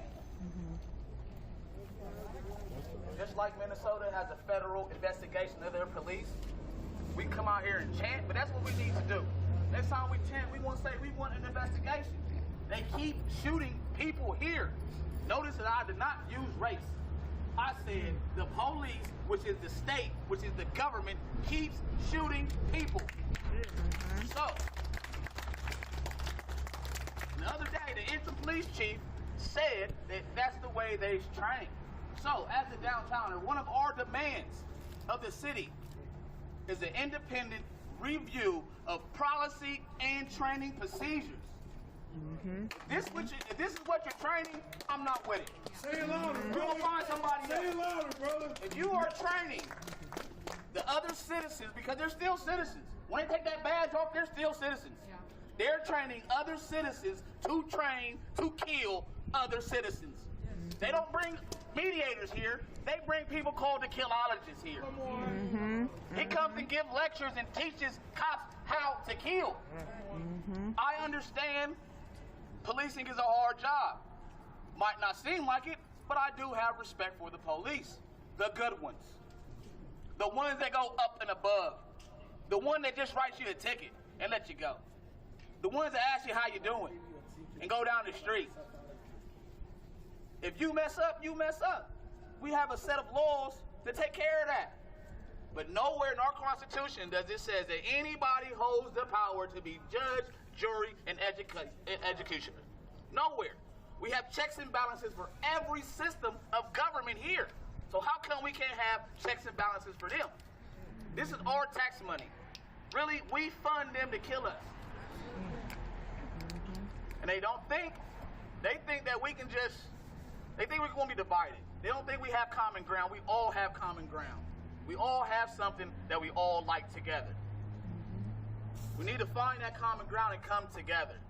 They're going to try to divide us and give us lies and give us crumbs and give us empty promises. Ask for our money, ask for our vote. That's cool. You can ask me for my vote, but I need something from it. You want my dollars? I need something from it. In any other situation in your life, you want something from your money. If you get a haircut, you pay them their money because you want a proper haircut. But if that haircut ain't right, you ain't paying for it. Why do we keep having these cops that don't deserve to have the badge? Drug test all of them. Bro, drug test them. Most jobs, you need a drug test. Why can't you drug test somebody that's armed? Somebody that once they come into the situation, it can automatically mean death. So why wouldn't you want the best of the best? You deserve the best of the best. As your tax money, you deserve the best of the best. You're supposed to keep a seat. We need to stop begging and start demanding. Remember, when we out here, we are demanding the demandable. We are all Americans under the Constitution. Some of us don't really get the full rights to that. And that's what we're doing. The whole reason this country was founded, because they was over there and they was getting fucked with. They didn't like it. They came over here. They didn't like it again. They went to war. Speak. Went to war. 13 colonies went to war against the biggest, baddest people on the planet at the time. Now this is the same fight. This is the same American fight. This is the same thing where they tell us to look up to the founding fathers that owned slaves, that we should look up to them. That's the only thing I look at them about, because they wasn't about that bullshit. We need not to be about that bullshit. We need to stop. No, we need to start holding these public officials accountable. Everybody has a job, mostly, before Corona. Most people have responsibilities. So we vote to put these people in power to take care of this so we can take care of ourselves. That's right. But they're not doing that. They're just taking that money. They pocketing that money, and they keep their friends in that circle, that civilian review board. Don't pat yourself on the back because we did that. From the summertime, that vote, we did that. But we are behind the curve. Many cities have that. Many cities have that. You can Google it, and their crime rates have mostly went down. Ohio's the highest. We're going to keep coming out here. We're going to keep coming out here. We're going to keep coming out here because they're going to keep killing and killing and killing until we say no more. Every day. Every day. Today I really say no more. Economics is the way. And nobody like your pockets being messed with. Nobody. So we start messing with their pockets. Remember, we Buckeyes. We got one of the biggest college football teams in the land. They would be mad if 2 minutes of ticket sales or 2 minutes of admission would be interrupted. They would have to say something because somebody would call them. In our country, we have changed it 2 ways. No, 3 ways, my bad. The bullet, the ballot, or the lawsuit. I'm really choosing the lawsuit and the ballot right now. America, they already know what we are capable of. It is in us. They already know us. We are a gun country. We are inherently violent. That's an American thing. But we don't want to turn in on ourselves, because that's really what they're trying to do. Make brother on brother fight. So they can take over. They can have a little motherfucking 80-acre fucking golf course. That's what they're trying to do. I really think they want this city to fucking burn. We didn't even have time to, I don't want to say celebrate, because we shouldn't celebrate what should be done anyway. But we didn't have time to actually realize something that happened until they killed somebody else. I really think they want us to riot. I think they want us to kill. I think they want us to get away from this so they can bring in these new companies that's getting this new tax break that nobody, hold up, let me talk about this tax break. They're giving companies tax breaks to come here and build without low income. So they probably want that land. They probably want them storefront where the store owner really couldn't afford the insurance. You notice that we had that riot, but could you tell that we had a riot here? Can you tell anything? They took that down. My bad, I'm talking, I'm rambling. I hope everybody goes home tonight. When you do go home, look yourself in the mirror and ask yourself, how can I use my power today? how can I benefit my neighbor?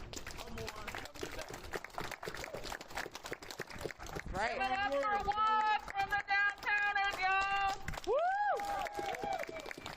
Yeah. Okay, so as we get ready to close our operation up here and head back to City Hall, we are going to say some closing remarks. You know, John, did you want to join me up here? We're going to just close it out. I thought I heard a cop horn. I was about to go. John's not a spiritual brother like me, so give him a hand, y'all. Yeah.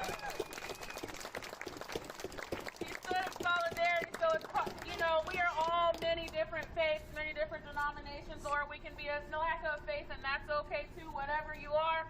We just want to uplift the spirit, the legacy, the impact of this beautiful little princess, this beautiful baby girl. This is who we are here for today. This is why we are leaving this vigil, this memorial here, so they can answer to why they took this baby from us. Yes. Yes. Hold them accountable. So I just asked, you know, the forces, the powers that be, the universe, the creator, the lack thereof, whatever powers may be, I ask that they uplift this family, look after this family, carry this family through this time of grief, uplift this mother who has to bury her young daughter who didn't even get a chance to become a woman, uplift the community, the neighbors who had to see the crime scene, the people who were stuck in grief, the people who are up and can't sleep at night. Tamala can't sleep at night. Carissa can't sleep at night. They are not sleeping. Shauna cannot sleep at night. Her family cannot sleep at night. They are grieving, they are hurting, and we are here for them. So now we are going to play a song to honor the memory of Princess Ma'Khia Bryant. We're just gonna sit here. You can sing if you want to. We are gonna uplift this baby. This is a song I'm sure that many of us, at least us black folks, know. So we gonna join in song, and we are gonna uplift the spirit of this baby girl, y'all. Say her name! Ma'Khia Bryant! Say her name! Ma'Khia Bryant! Say her name! Ma'Khia Bryant! Say her name! Ma'Khia Bryant! Say her name! Ma'Khia Bryant! We love you, Ma'Khia!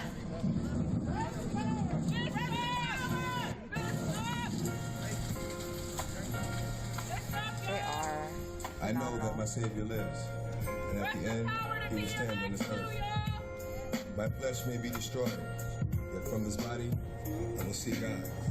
Yes, I will see him for myself. Lord, for that moment. Grandma, I really miss you, but it ain't been the same. I drop a tear when I hear your name. Mariella Holloway, when you gotta be so far away. Used to say, don't worry, it's gonna be okay. But it ain't. It's like when you left, you took the look. Mission is separate from any use of the jets for civilian approved it. It isn't the first time questions have been raised about the Guard's use of aircraft in times of civil unrest. In October, the Times reported that the Guard had sent an RC-26B reconnaissance plane to monitor Floyd-related protests in June in the affluent Sacramento suburb of El Dorado Hills, where Baldwin lived. Other state Guard units deployed RC-26B planes to cover protests in Minneapolis, Phoenix, and Washington, D.C. Unlike the small and peaceful protests in El Dorado Hills, however, the demonstrations in those cities were large and sometimes included property destruction and street clashes and death. I added the death part because we know people have died. Members of Congress have voiced concerns that the plans were used inappropriately to surveil citizens. A resulting investigation by the U.S. Air Force Inspector General's office concluded in August that RC-26Bs did not violate rules barring the military from collecting intelligence on the U.S. citizens, and said that the aircraft wasn't capable of capturing distinguishing personal features of individuals. Baldwin also told the Times last fall that he didn't recall whether he had approved the deployment of the RC-26B to El Dorado Hills. He said that the fact that he lived there had nothing to do with the mission. A Newsom spokesperson later said that the deployment of the surveillance craft should not have happened, and it was an operational decision made without the approval, let alone awareness, of the governor. Okay, buddy. In the case of the F-15C, the sources said the Guard officers told crews during the coronavirus lockdown to have the jet fully fueled and assigned a pilot around the clock. Who in the Guard chain of command would have had the authority to order the jet dispatched on a civilian mission was not clear in the directives, the source said. They added that the jet designated for the task was not armed with missiles and its cannon was not loaded. So they didn't have, stuff on them. They didn't have weaponry. In addition to the pre-election message, the Times reviewed 2 written communications circulating among Guard members that referred to the order to ready the jet for domestic mission known as Defense Support of Civil Authorities. That category of mission includes the deployment of troops and equipment for non-military emergencies such as earthquakes and hurricanes, as well as to help police agencies respond to violent protests. The first communication circulated before the COVID-19 shortly after. See, I messed that one up. Shortly after the COVID-19 outbreak posed the question of whether the Guard was preparing to use the F-15C as a show of force, which sources says was a reference to flying it low over crowds. A second communication in July contained a discussion of using the F-15C to survey infrastructure damage, but it also refers to the possibility of the jet being used to a show of presences. The sources said that the phrase also refers to using aircraft to intimidate people on the ground.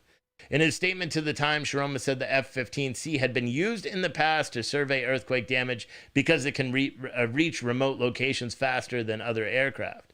Retired and active officers who spoke to the Times it would make no sense to place an F-15C on a 24-hour alert to respond to earthquakes or other natural disasters, saying that task would be far better suited for the Guard's helicopters and surveillance units, which are cheaper to operate.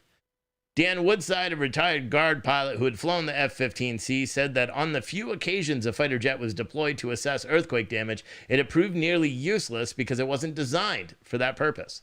The jet has a camera-equipped targeting pod to zero in on enemy aircraft in flight, but the F-15C pilots are not trained to use it for air-to-ground surveillance, he said. The sources said the targeting pod was ordered removed from the F-16 for domestic mission after the Guard was criticized for deploying the RC-26B spy plane over El Dorado Hills. Woodside, who held the rank of major, said he absolutely would have disobeyed any order to use the F-15C to buzz the civilian crowd during unrest. The decibel level alone from an F-15C demonstrating a show of force can break windows, set off car alarms, and cause more fear than shouting fire in a crowded theater, he said. If the Guard leaders were allowed to deploy the plane to help quell civil unrest, Woodside added, you would have these warplanes buzzing all around the state of California. That, my friends, is a frightening story. That is a frightening story. But, at least it's not here. It's Commie, California. So, but man, that is scary stuff right there. Ugh. Doesn't it just give you the willies? Anyway, we do have a couple of protests currently taking place in the good old US of A. Hold on. So I just had to unmute myself there so you could see. So this is a protest that's taking place in Lawrence, Kansas. And then we have this one, which is over. This was Louisville, Kentucky. But that one's over. They were just holding a press conference. Now this one is Elizabeth City, North Carolina. This woman does not have a gimbal, and she said that she doesn't want people in her chat to harp on drug dealers because they are not bad. Yeah. And then we also have this live stream, which is Columbus, Ohio, where protesters are marching down the street happily. And then we have this one, which is Chicago, Illinois, where there is a vigil for, I forgot his last name, the 13-year-old who was killed by police when he had a gun in his hand, or threw the gun right before the police officer shot him when he had it behind his back, and it was caught on body cam, but they said he didn't have a gun and it wasn't found near him, even though it was found right behind the fence behind him. But yeah, so that's what's going on for the protest so far. We're being pretty mellow in terms of our news reporting today because, frankly, we reported a ton during our lunch break today.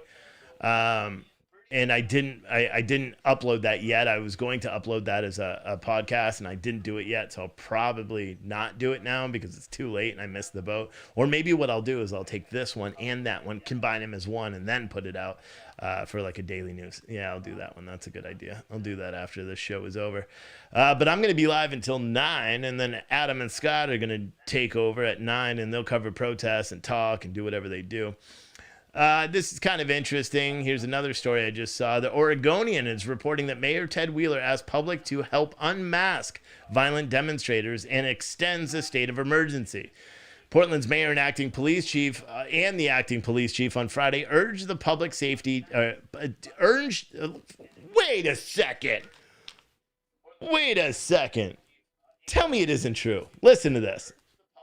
Portland's acting mayor and acting police chief on Friday urged the public to safely stand up to the Black Bloc group of violent demonstrators who continue to plan direct actions around the city that routinely end up with shattered windows, fires, and other vandalisms. Again, death. They forgot to mention death because protesters have been shot and killed by these Antifa scum-sucking losers in Portland. This is an article. This is an article that is posted by the Oregonian that says Portland's mayor and acting police chief Friday urged the public to safely stand up to the Black Bloc group of violent demonstrators who continue to plan the direct actions. Both said they believe residents are fed up with watching the threats and the destruction by a small, self-described group of assholes. I mean, anarchists. My bad. Freudian slip. They want to burn, said Mayor Ted Wheeler. They want to bash like they did to the nonprofit Boys and Girls Club in the Northeast. They really want to intimidate. They want to assault. If BLM leaders can show up, the courage. Wow, dude, he called out BLM too. Damn, I didn't read this. I'm reading this live. This is a live reaction. If BLM leaders can show the courage to stand up to this mob, then we all should. BLM leaders have not well, technically they've tried and then they bowed down. In the city of Portland, we've seen it. We've watched them. The Antifa, anarchists, a-holes, whatever, commie scumbags, soul-sucking loser shitbirds that are out there every day. They literally have beat up these black individuals that are saying, hey, stop attacking stuff. The most recent one, the BLM members tried to stop the Antifa guys from attacking the federal building, of which then they started fighting amongst each other. Because the BLM guys are like, hey, you're not representing us. And then they're like, you're not our master. And then the BLM guys were like, what? Did you just say we're not your master? And then they got all in their face and they're getting ready to beat each other up. And then, someone waved patchouli in their face and they all mellowed out. Wheeler asked residents to note the license plates of people who drive to the events at various neighborhoods and then don all black clothing and grab shields and weapons from their cars. Share those license plate numbers with police, he said. Man, what a scumbag. I mean, it's great. He's standing up, but dude, Ted Wheeler is an enabling son of a gun. Ted Wheeler is the reason why this is going on in Portland.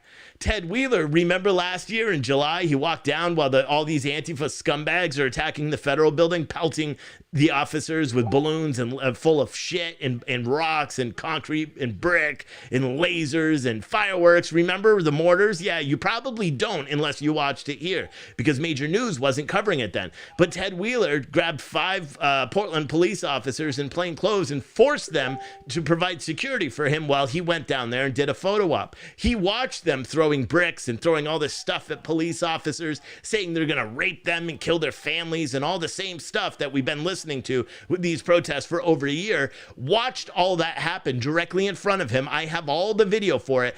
Then the feds all tear gas the crowd because they're getting pelted with rocks and bricks and lasers and fire, and they're setting fires inside on the federal building. So they launched tear gas and smoke and everything to try to push back the things. And then Ted Wheeler turns around with all crybaby tear gas eyes and he goes, I can honestly say with 100% honesty that I didn't see anything that justified this type of response. Lying to the American people, lying to anyone who actually watched the video. But do you know what the problem is? Nobody was watching. We were, but nobody was watching what was actually happening down there last year.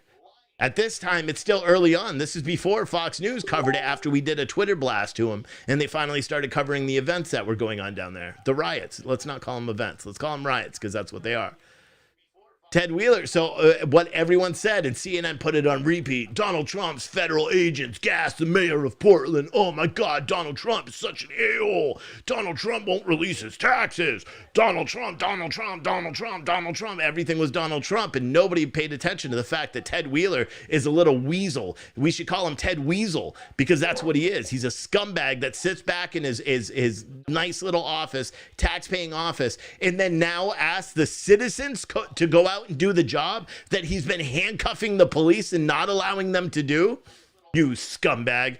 Anyway, Wheeler asked the residents to note the license plates of people who drive to the events in various neighborhoods and then don all black clothing and grab shields and weapons from their cars. Share those license plate numbers with police, he said. Why? So the commie DA who doesn't do his effing job is going to just arrest them and release them later and make the feds pick them up and then drop.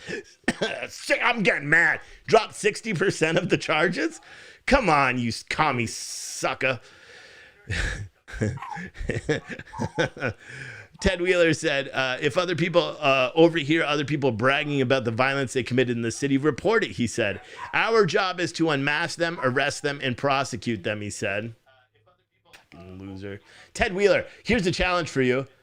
I will provide your security. You send me an email, and I will either hire a security company or I will come myself with 30 or 40 armed people to the teeth. If you actually want to go out and protect your community, shit, you're the police commissioner. You already have a police force that would love to do this. Tell your police officers tonight that, and for future, you know where these protesters are going to be. You go stomp them.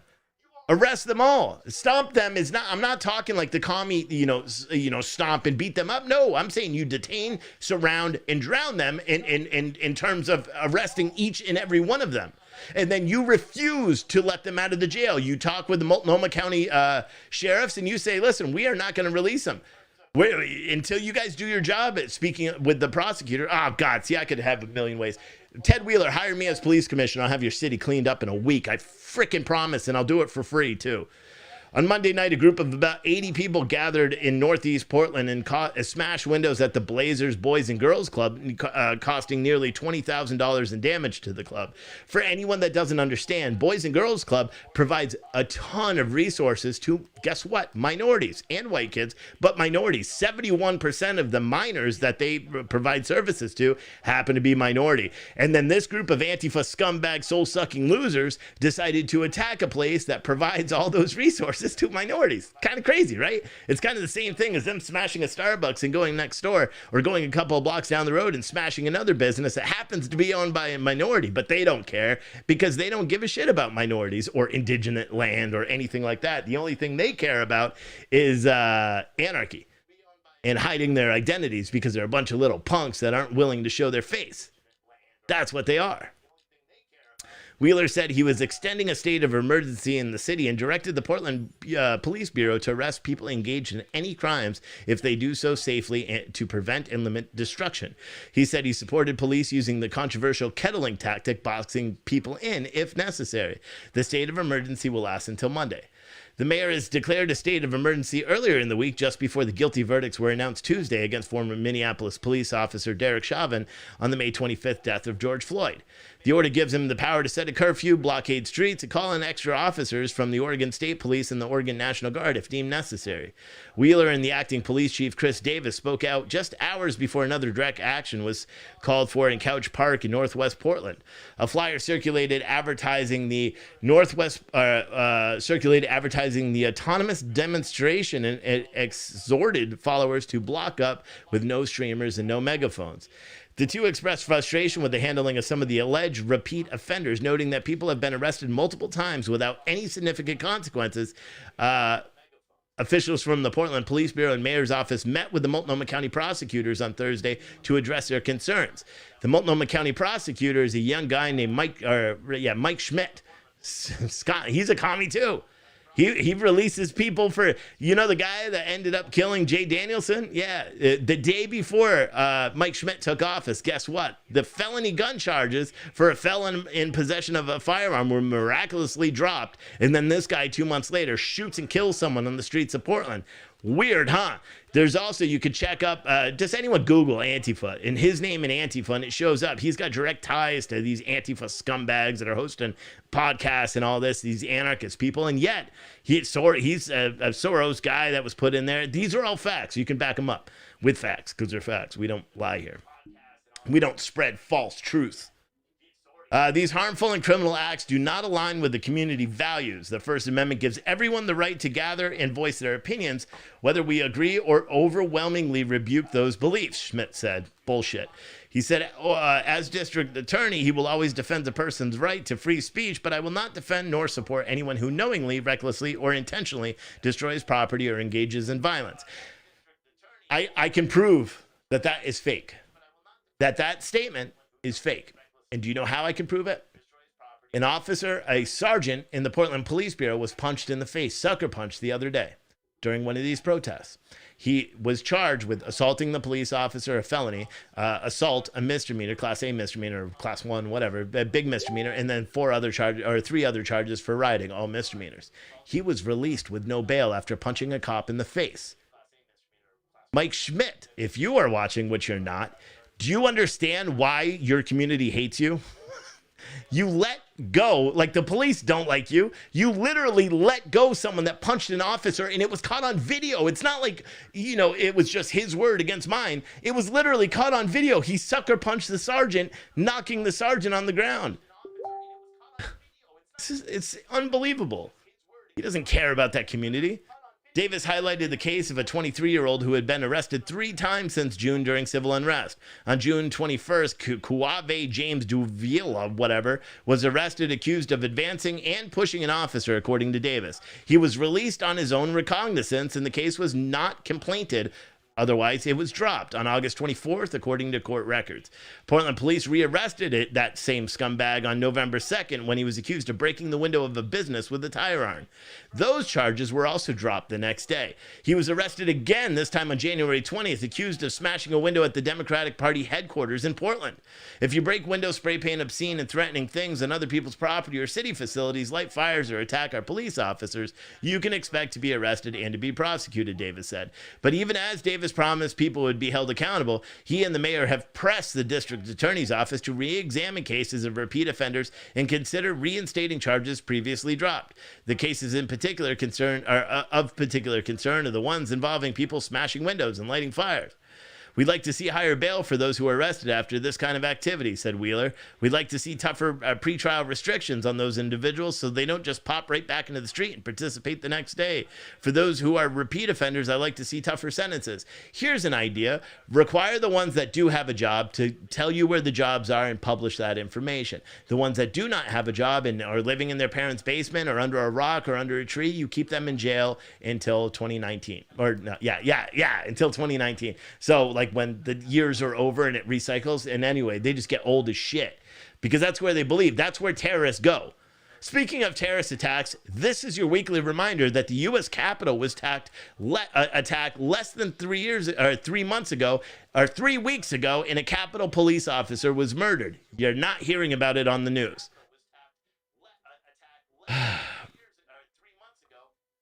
Did anybody know that?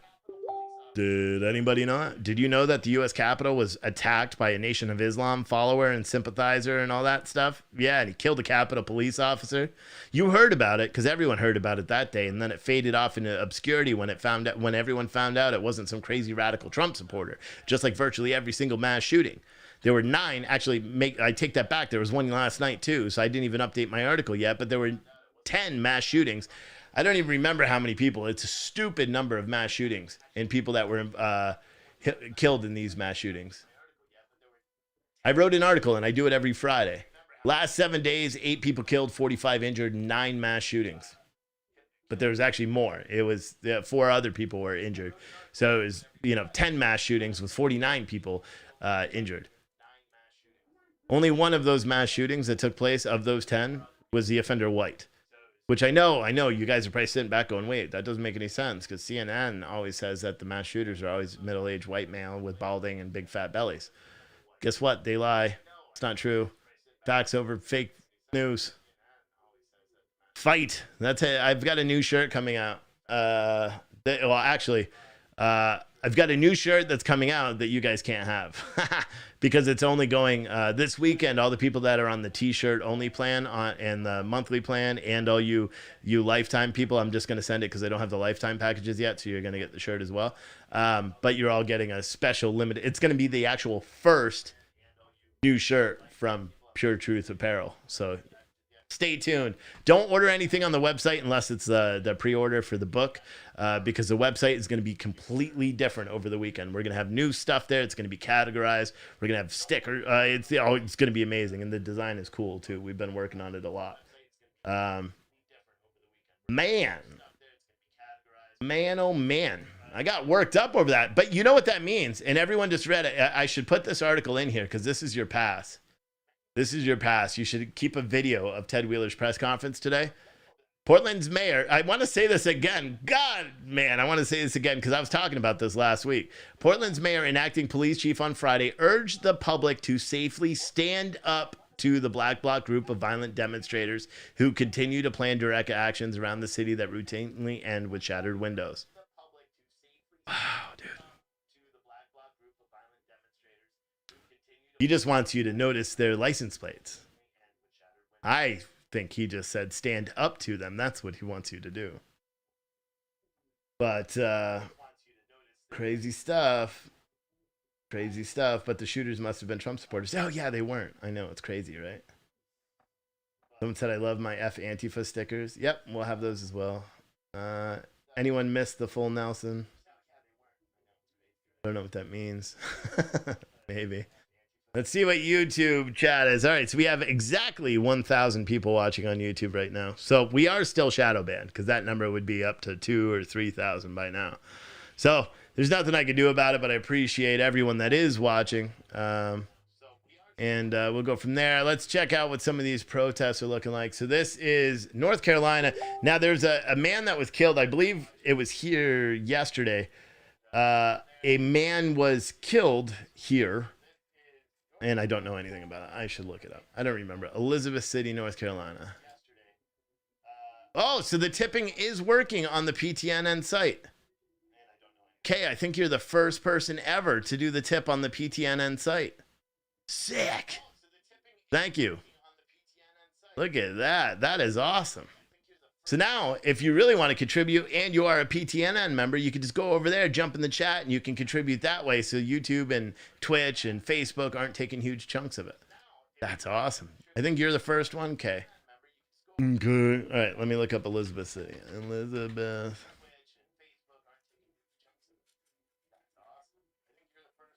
All right, sheriff says 3 deputies. Oh. What is that? Sheriff said 3 deputies resigned, 7 on leave after deputy-involved shooting in Elizabeth City. Protests continue. Protests are taking place for the 3rd straight day after Andrew Brown was killed. Oh, okay. I know what this one is. This is the man that was driving away in his vehicle. So I'm not sure the circumstances. We'll see, because I reported on this the day it happened. We didn't know anything about it. So protests are taking place for the 3rd straight day after Andrew Brown was killed by law enforcement during the execution of a search warrant Wednesday in Elizabeth City. Protesters are demanding the release of body cam footage of the incident. Witnesses say Brown was shot as he was driving away. Protesters spent Friday afternoon and evening gathering and marching through the streets, as you can see on your television right there. That is live. They know if they were in the right, then they would have released it, said one protester referencing body camera footage. Gerard Furby, 24, one of Andrew Brown's son, was also in Elizabeth City Friday, saying he's going through a lot right now and didn't want to answer any questions. People from out of town also arrived to protest, including the woman that is following this. She's from North Carolina, but not there. She's the one that said drug dealers are okay and not bad. One man selling T-shirts said he was from Philly. The crowd marched to the waterfront by 6 o'clock, where prayers were said and balloons were released in Brown's honors. Brown also had 10 children, I believe, too, so it's very tragic. That I believe he was 40 years old, if it's the same man I'm thinking about. Marchers then shut down the bridge leading to the Camden County. Activists told Wavy 10 News' Brett Hall that one of the reasons they chose to stop at the bridge is because it's a Friday night, so many people use the bridge to get to the Outer Banks. The Camden County Sheriff's Office said traffic heading west was backed up for several miles as of 7 o'clock. Governor Roy Cooper also called for the release of the footage. Activists read Cooper's statement aloud during the demonstration Friday and were met with clapping. Some said, "This is what we do it for." Organizers say they will continue to march until they get the full transparency the sheriff has promised. The deputies are on leave. For the last couple of days, many of the Elizabeth City community have been wondering where the sheriff has been. Some are demanding to hear more from him. "We ask that he come speak to us and let us know what's going on," said resident Kirk Rivers. On Friday, Wooten told 10 on Your Side that 7 deputies were on administrative leave following the shooting. Another 3 deputies have resigned since Wednesday. He added one of them was nearing retirement. Those 3 deputies were not directly involved in the shooting. So they just said, screw it, we're done. F this.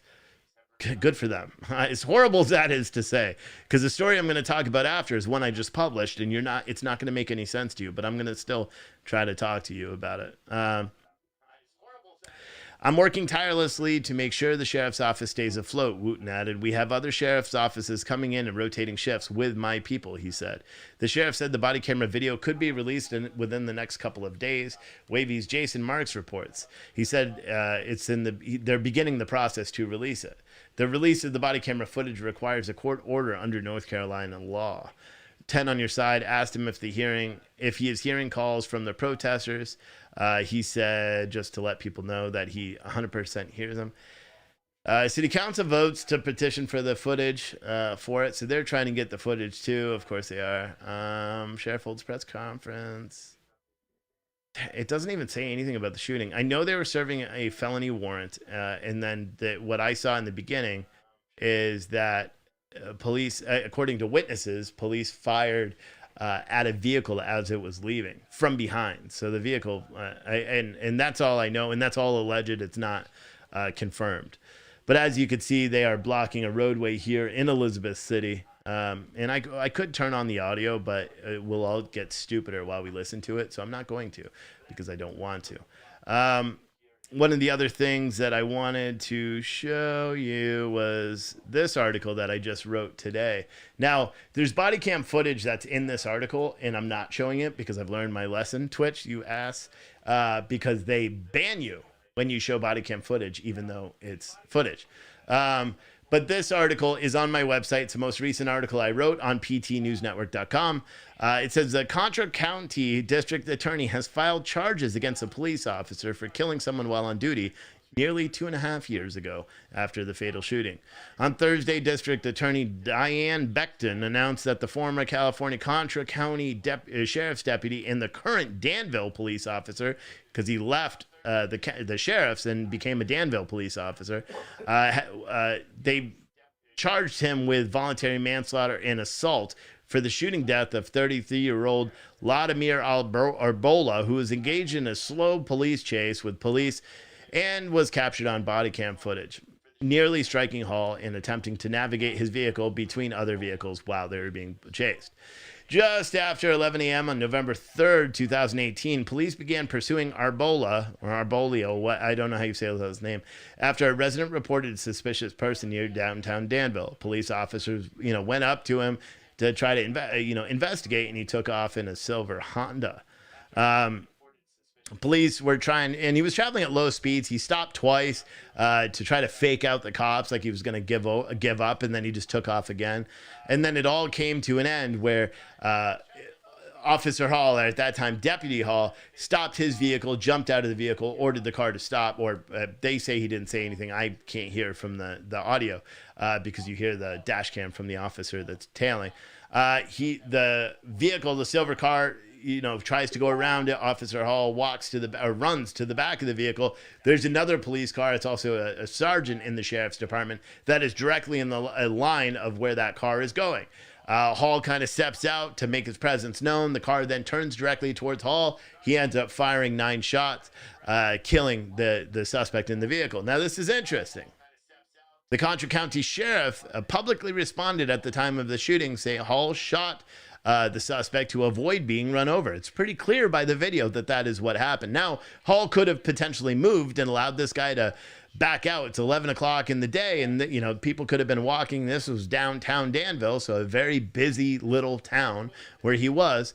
Now people are calling for, you know, Hall's head, because basically they say he should have allowed this car to go, so he could have smashed into like a mother that's walking her child in a stroller, or smashed through a window, or maybe potentially ran out into a school and had guns. Nobody knows what would have happened, but they all said Hall was wrong for he should have just stopped. He should have not shot and just got run over. That's what he should have done, according to all these soft idiots that are out here. And again, the body cam footage is on my website. You are welcome to go watch that and try to make sense of why this guy is facing any charges at all. This is about a dangerous and reckless person trying to run down and murder a police officer, Livingston said in his written statement in 2018. But get this, there's more.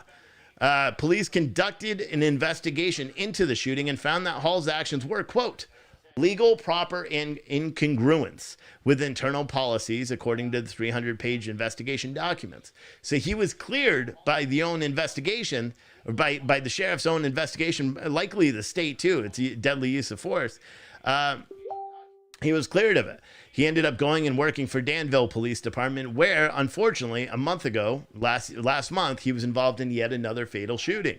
This time, a man was running at him with a knife. People were saying that he shouldn't have done it. I saw one article where it's like, yes, the man had a knife and was walking towards the officer saying, killed me, after he flipped open the knife and was threatening the officer with it. He was walking at the officer as the officer told him to stop and drop the knife, and he kept walking to him, but the knife was down. He didn't pose a threat.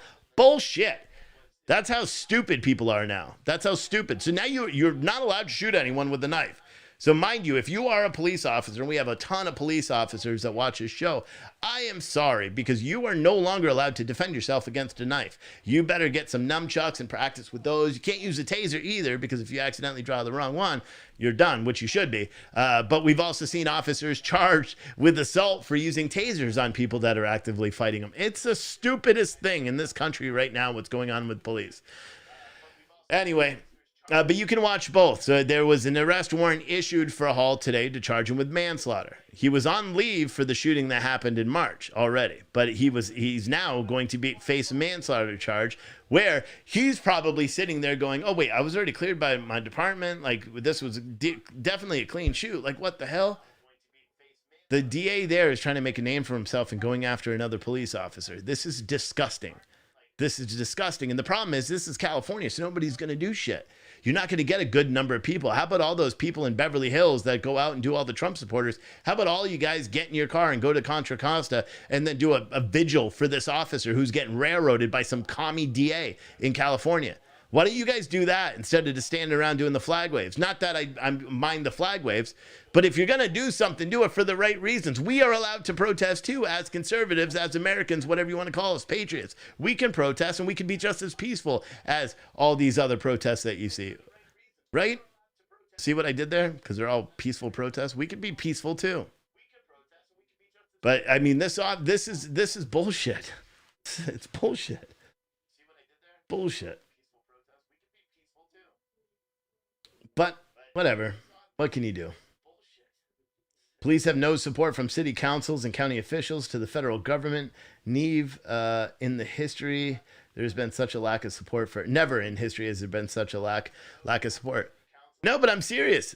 I'm serious. There should be, like, I mean, I'm in Florida, so I can't do it. I almost went to that Cocoa protest today. The Ben Crump, man, I almost went today. I swear, I was like, oh, I could have made it. I was thinking about it. Sat down. I'm like, I don't want to go because I'm getting in trouble. It'll be a bunch of BLM people. And I was this close because that's not too far from me. And then I didn't, because I was like, I can't control myself. And so I decided not to go, because I would have asked Ben Crump, like, hey, when are you going to delete your tweet where you said the girl was unarmed, you lying piece of shit? But again, I can't do that because that's not, that's not journalism, right? Well, actually it is, It's so stupid, so wrong, so wrong. But people should. If I was in California, I could tell you I'd be orchestrating the biggest damn protest right in front of that police station. Matter of fact, in front of that prosecutor's office. and I'd be protesting and saying that officer did nothing wrong. He did his job. Watch that video if you disagree. Yeah, people are like, well, he should have never ran around the back of his car. Oh, you mean he shouldn't have tried to stop a threat? Oh, he shouldn't have fired. He should have got out and let the car drive away and run over some pregnant lady that's walking her kids and her dog. Like, what do you think happens when people let these people go? They kill people. They get in car accidents and they kill people, or they run away and then they kill people.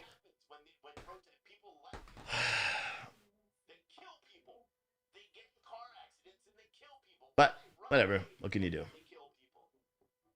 Bruins are taking the night off. They should. I don't even watch hockey. I don't even watch sports anymore. This thing in the past year has killed sports for me, and I'm a big sports fan. It's like everything is just like ruined sports wise. You know what's not ruined? Your right to buy the best body armor you could ever imagine. And it's over here, and I don't have the overlay anymore. It deleted it, but you'll see it over here. Spartan Armor Systems. Protect what's yours. You see this little side plate right that I got right there? That goes onto the big system that's already at the new house. We still have the concealable vest. I could pull a Steven Crowder and just wear my Spartan armor all day, every day, but I'm not going to. But that's the side plate that goes on the tactical unit. That's a level 3+A, right? Level 3+, yeah, see, bomb, side plate right there, bada bing. But that's Spartan Armor Systems. Go to SpartanArmorSystems.com and use code YEET and you get 10% off your order of some of the best American-made body armor. This isn't that cheap shit. Like, go check it out. It's got all sorts of different certifications that I don't even know what mean. I should really look it up. They are NIJ compliant and have gone through the testing program. They're also going to have level 4 coming out too. Darian over there said he's going to send me some level 4 plates. I'm super excited about that. And he said they may not be as heavy. They may not be as heavy as those plates, because those are heavy as well. But yeah, head over there to SpartanArmorSystems.com. Also, Invader Coffee. If you like coffee, let me tell you what. You need to go visit InvaderCoffee.com and use code PTNews and get 15% off your coffee order. They're a Texas-based, veteran-owned, sick-ass coffee company, and they do have good coffee. And yeah, go check them out. All right, let's go back to this other freaking protest stuff for a few more minutes. Again, so this protest right here is Elizabeth City, North Carolina. I don't know if I still have all these other feeds. Louisville has a protest right in the middle of the road. I don't care. Huntsville, Alabama has a little protest. Chicago still has a protest going on. And Portland, Oregon is doing some feed the hungry thing, which is nice, and they should do that. I'm a big believer in that too. But actually, no, it's not. They're giving food away, but this is a vigil for the homeless guy that had that airsoft gun, because apparently police are supposed to be able to make their split-second decision on whether or not if it's an airsoft gun or something else. Man, this is such a good story. April, that Oregonian thing, can you try to write something on that too, or maybe just get the video of the press conference and I'll put that out, because that's cool. I mean, again, I want to talk a little bit again. I already talked about it once. Actually, April, never mind. It's Friday night, whatever. I'll just further incite stuff. But Portland's mayor, Ted Squealer, Ted Weasel, is asking Ted Wheeler and the police chief in Portland, acting police chief, because the other one's Lovell's on vacation apparently, asked on Friday, they urged the public to safely stand up to the Black Bloc group. Man, I would love to just troll those Antifa chat rooms right now, because they're probably freaking out right now. Oh my God, no, Ted Wheeler, I thought he had our back. I thought he was one of us. I thought he was out here protesting with us all the time. Oh God. Both said they believe residents are fed up watching the threats and destruction by a small group of self-described scumbags. But that's kind of interesting, man, because it's almost like Ted Wheeler and the chief of police and everybody were watching what I said last week, where I'm like, people need to start going out and protecting their businesses and protecting their community. Your city wants to do it. Your police want to do it. Trust me. Your police want to do it more than we want them to. Those Portland police, man, I really hurt my thumb when I picked that thing up. I don't know what I did. I think I sprained my thumb. But the Portland police, they must want to. They must want to see all these protesters be held accountable. The city does too. The city in general. Think about it. Now you have, workers that are going to, do utility stuff that are getting, all messed up. You got, people just to put out fires. You need to have police escorts and all that. It's insane. It's insane. This stuff that's going on in this country is insane. Anyway, this protest they're yelling. Let's hear. So that's what we're doing. So those are not police sirens. Those are those things. But it looked like there was a line of police a second ago that were down the road. But again, I mean, this crowd's a little bit bigger than I thought. But I've never even heard of Elizabeth City, North Carolina, personally. And I heard there's supposedly going to be some protests up in Virginia too, after a man was killed. And it goes on. But yeah, there's just so much stuff. Sorry, I'm looking at all this stuff. Yeah, Frank Nitty's apparently left Minneapolis and now he's in Louisville. Maybe that's why they're all out protesting tonight. And again, it's early and my live feed is going to end here in a minute or two because that is when Adam and Scott will be on tonight. And they'll probably do what I just did during this show where they'll have the pot with the protests and shit playing in the background with the sound off, and they'll just do their show. Or at least Adam, if you're watching, can you do that, please?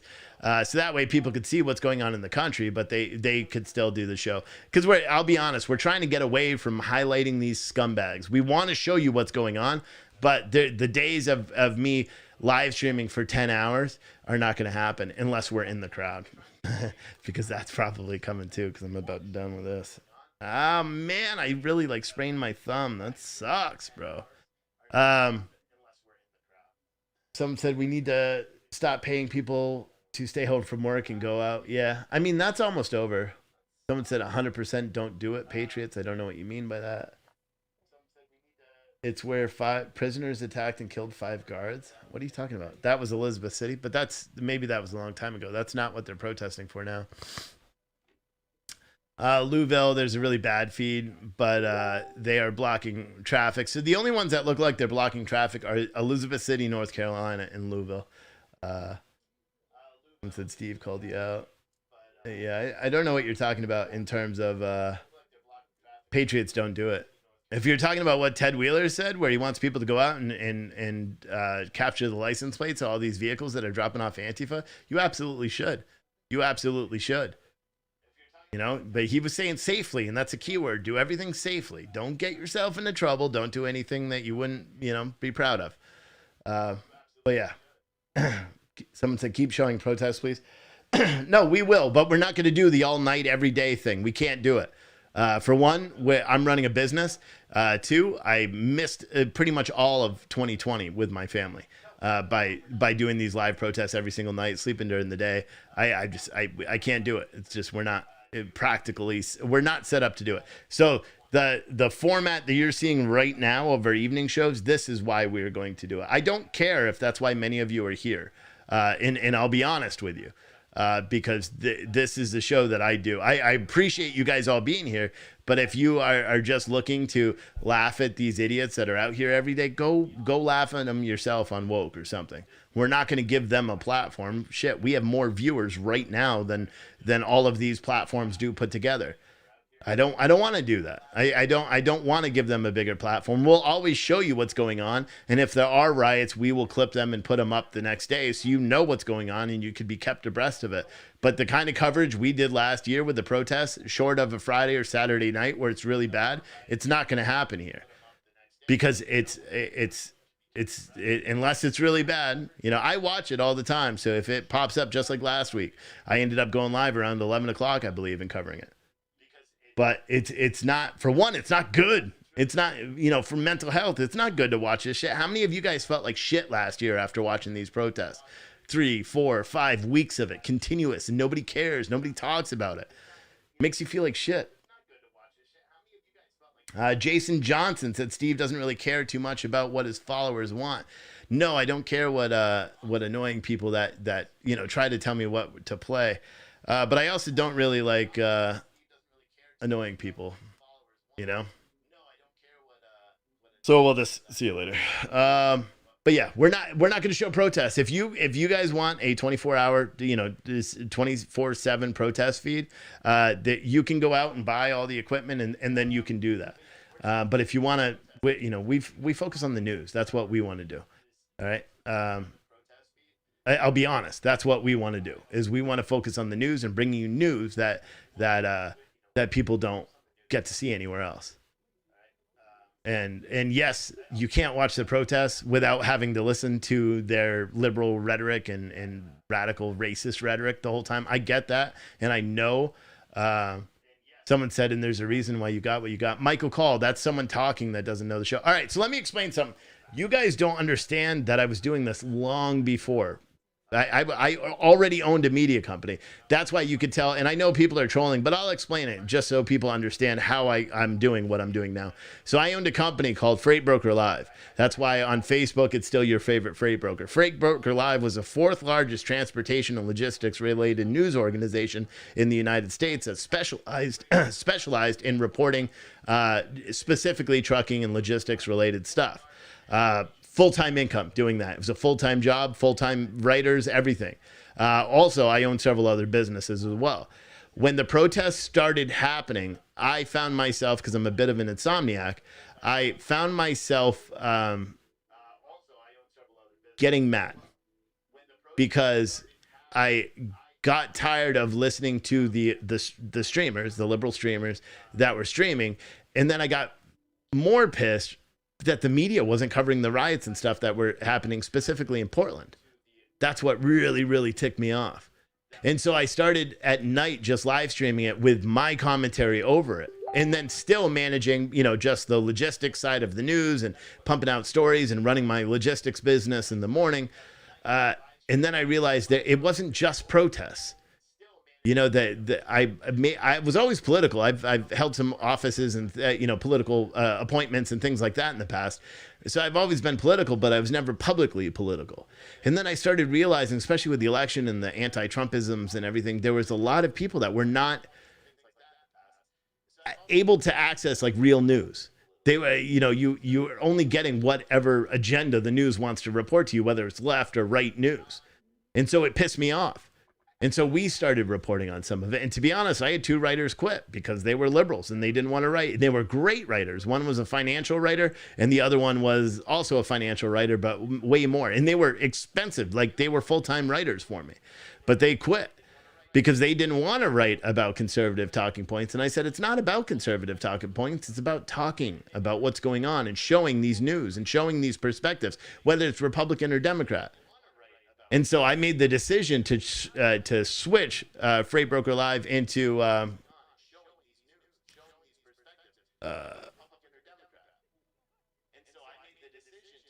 right, Mike. You know what, dude? This isn't a plan, or this isn't a page. You're muted for a little bit. This isn't a page for ninnies or sissies. All right.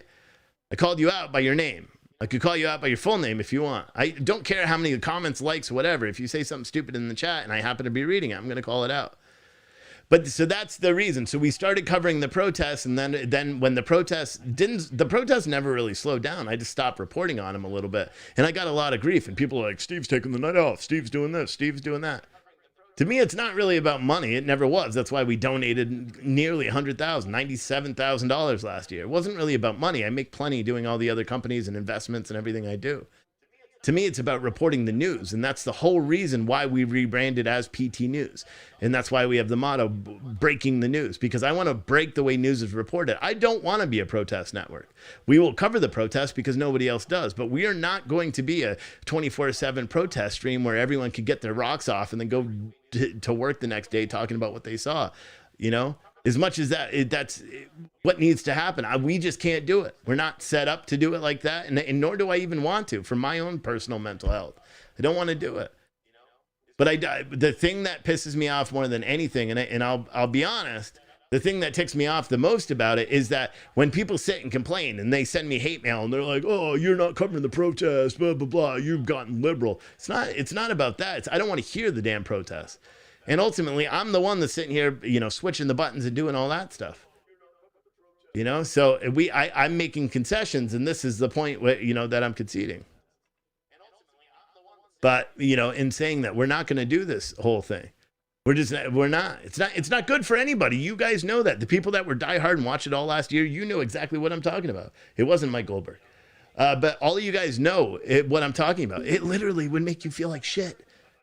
You would stay up all night watching it. You'd wake up the next morning and you'd be like, oh, God, what is this? What is this? Why do I feel this way? How come nobody cares about what's going on? And there's still ways to get it out. You see every single day that there's protests or riots, or protests that turn unruly. We put out articles every day. Those articles are shared 20,000 times. Our website's getting 250,000 hits a week right now on our articles. A week. People are seeing it. I don't need to sit and cover the protests ad nauseum so we could hear all these stupid chants. So what? I get mad and rant about it? I don't like doing that either. We are, you know, what my goal is, we are a news company, and that's what I want. If that's not for you guys, like, what this is my ask of you. If you don't like the direction that I'm taking this, just say goodbye and say, you know, cool, man, I'm gonna go watch Woke, or I'm gonna go watch CNN or Fox News or OAN or wherever you're gonna go. But you know, the constant, like, just bitching about, like, there was someone last week that's like, you know, Steve's taking days off and he's doing this and doing that. You realize I've been live for 6 weeks covering the Derek Chauvin trial from the beginning, all day, every day. I'm sorry I can't stay up all night. And I feel like I do owe you guys an explanation, because a lot of you guys watch. You know, a lot of you guys have been watching a lot. And so you know just how long it is. But I invite you, go sit in front of your computer and just run this shit for a couple of days. You're going to be like, what the hell? There's other people that do it too. That Real News, whatever, that does whatever. You know, he was a fan of the show. He started covering his own protests. You got Portland Andy. He covers the protests live. You know, there's, who is it? Crooked Nose. He covers the protests live. There are other people that cover the protests, you know, 24/7, or not 24/7, but for long periods. And they make their living doing that. I don't want to make money off protests. I really don't. I'd rather make money and have people do the super chats and donations and buy the shit because of what I'm talking about, not because I'm covering protests and we're doing the Antifa tiers, or I'm selling shirts that say, you know, kick Antifa in the face or whatever. I don't want to do that. It's not who I want to be. You know, my kid came in today while I was designing one of the new shirts that I'm selling, you know, and he's like, Dad, what is that? And I'm like, it's a shirt. He's like, it's so cool. And he's like, it's not like your other shirts. And I'm like, I know it's not. And I like it. It's plain. It's different. You know? Someone said it's most likely liberals trying to get under your skin. No, some of them have been people. So this was like a public service announcement to a lot of people. And I know Adam's waiting. Rhino's off tonight. I didn't know that. But yeah, Crooked Nose is good. Portland Andy's good, unless he has a ton of in his belly. But no, I mean, some of the people have genuine concerns because they just want me to do the protest coverage, you know, at night. They'll send me emails and be like, how come you're not doing it? You know, or the best part is when they call me a white supremacist, or they call me, those ones are the liberals, or when they they try to call me fat or something like that, just because they result to insults because they don't like what I'm saying. I'm sure the Mike guy that was in the chat, he's banned. He can't comment, but I'm sure he'll send some sort of email being like, oh man, I've been a big fan for a long time. Called me out. People do that all the time.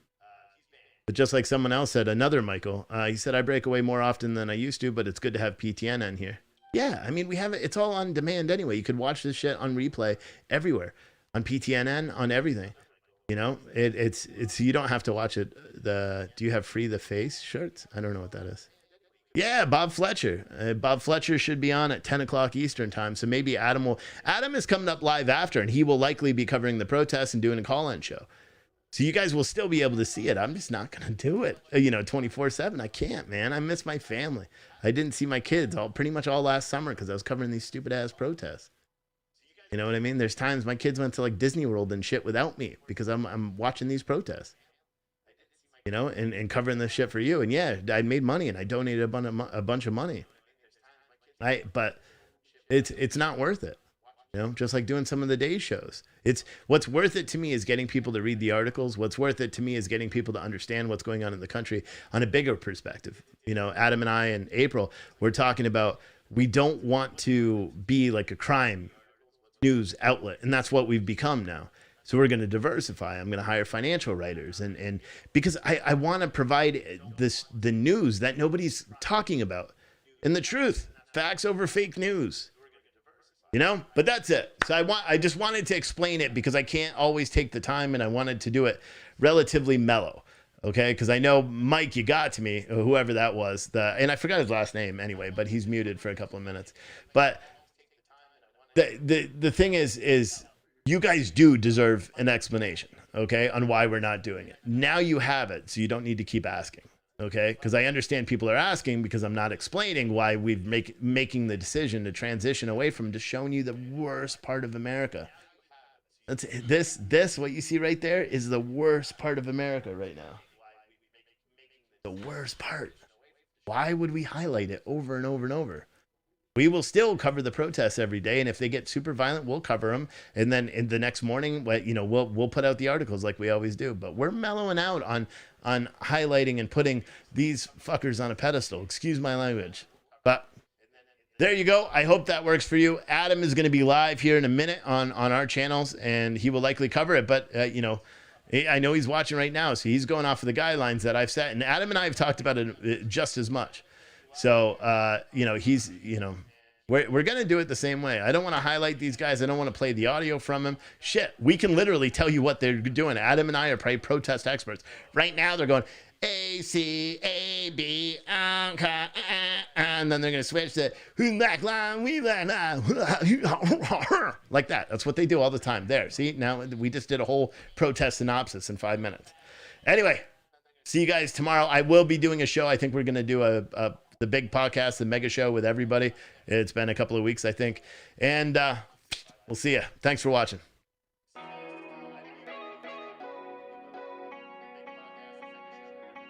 Wake up America, they trying to take our energy. They just want y'all to think that Donald Trump really the enemy. It's time to use your mind, and I really hope the women see they children out here dying. Ain't no time to call conspiracies, we really losing lives. Risking my life to tell the truth, and that's on God. Sick and tired of seeing all these violent crimes, yeah. Feeling like a prophet, ain't no stopping me this time. Wake up America and think with your own mind. Don't believe the news, don't believe the LA Times.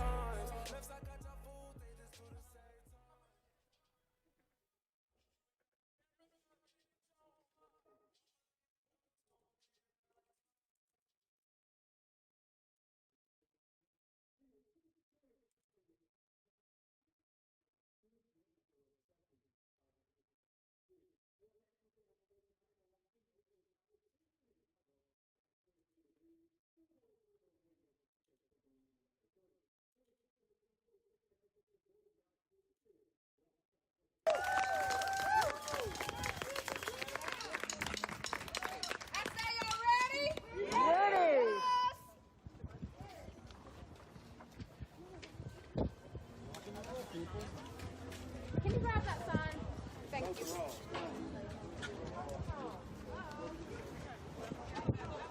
Keith, you leading?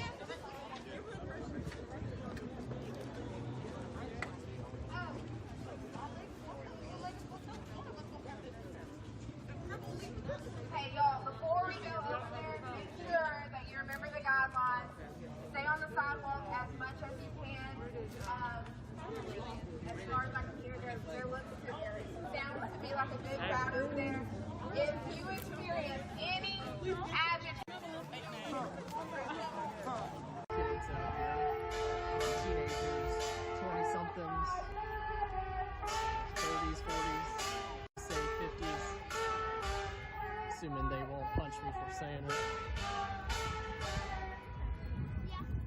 Maybe even older than that.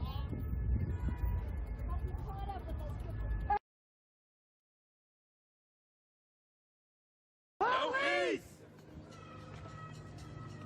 Black Lives Matter! Black Lives Matter!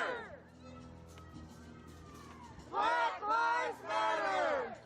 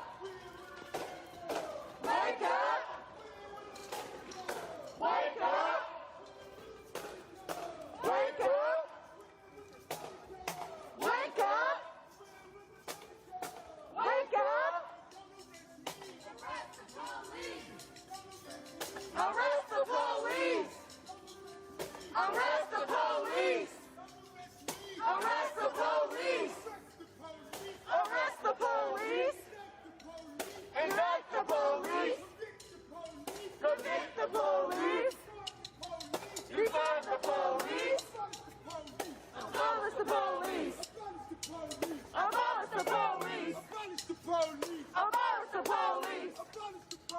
Abolish the police. Abolish the police. Abolish the police. Abolish the police. Abolish the police. Arrest the police. Arrest the police. Arrest the police. Arrest the police. Arrest the police. Indict the police. Convict the police. Defund the police. Defund the police. Abolish the police. Abolish the police. Abolish the police.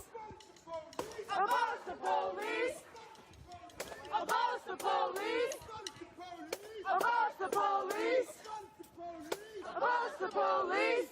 I can't breathe. I can't breathe. Can you breathe? I can't breathe. Can you breathe? I can't breathe. Can you breathe? I can't breathe. Can you breathe? I can't breathe. Can you breathe? I can't breathe. Can you breathe? I can't breathe. Can you breathe? I can't breathe. Can you breathe? I can't breathe. Can you breathe? I can't breathe. Can you breathe? I can't breathe. Can you breathe? I can't breathe. Can you breathe? I can't breathe. Can you breathe? I can't breathe. Can you breathe? Ain't no dust in the racist system. Ain't no dust in the racist system. Ain't no dust in the racist system. Ain't no dust in the racist system. Ain't no dust in the racist system. Ain't no dust in the racist system. Ain't no cops in the racist system. Ain't no cops in the racist system. Ain't no cops in the racist system.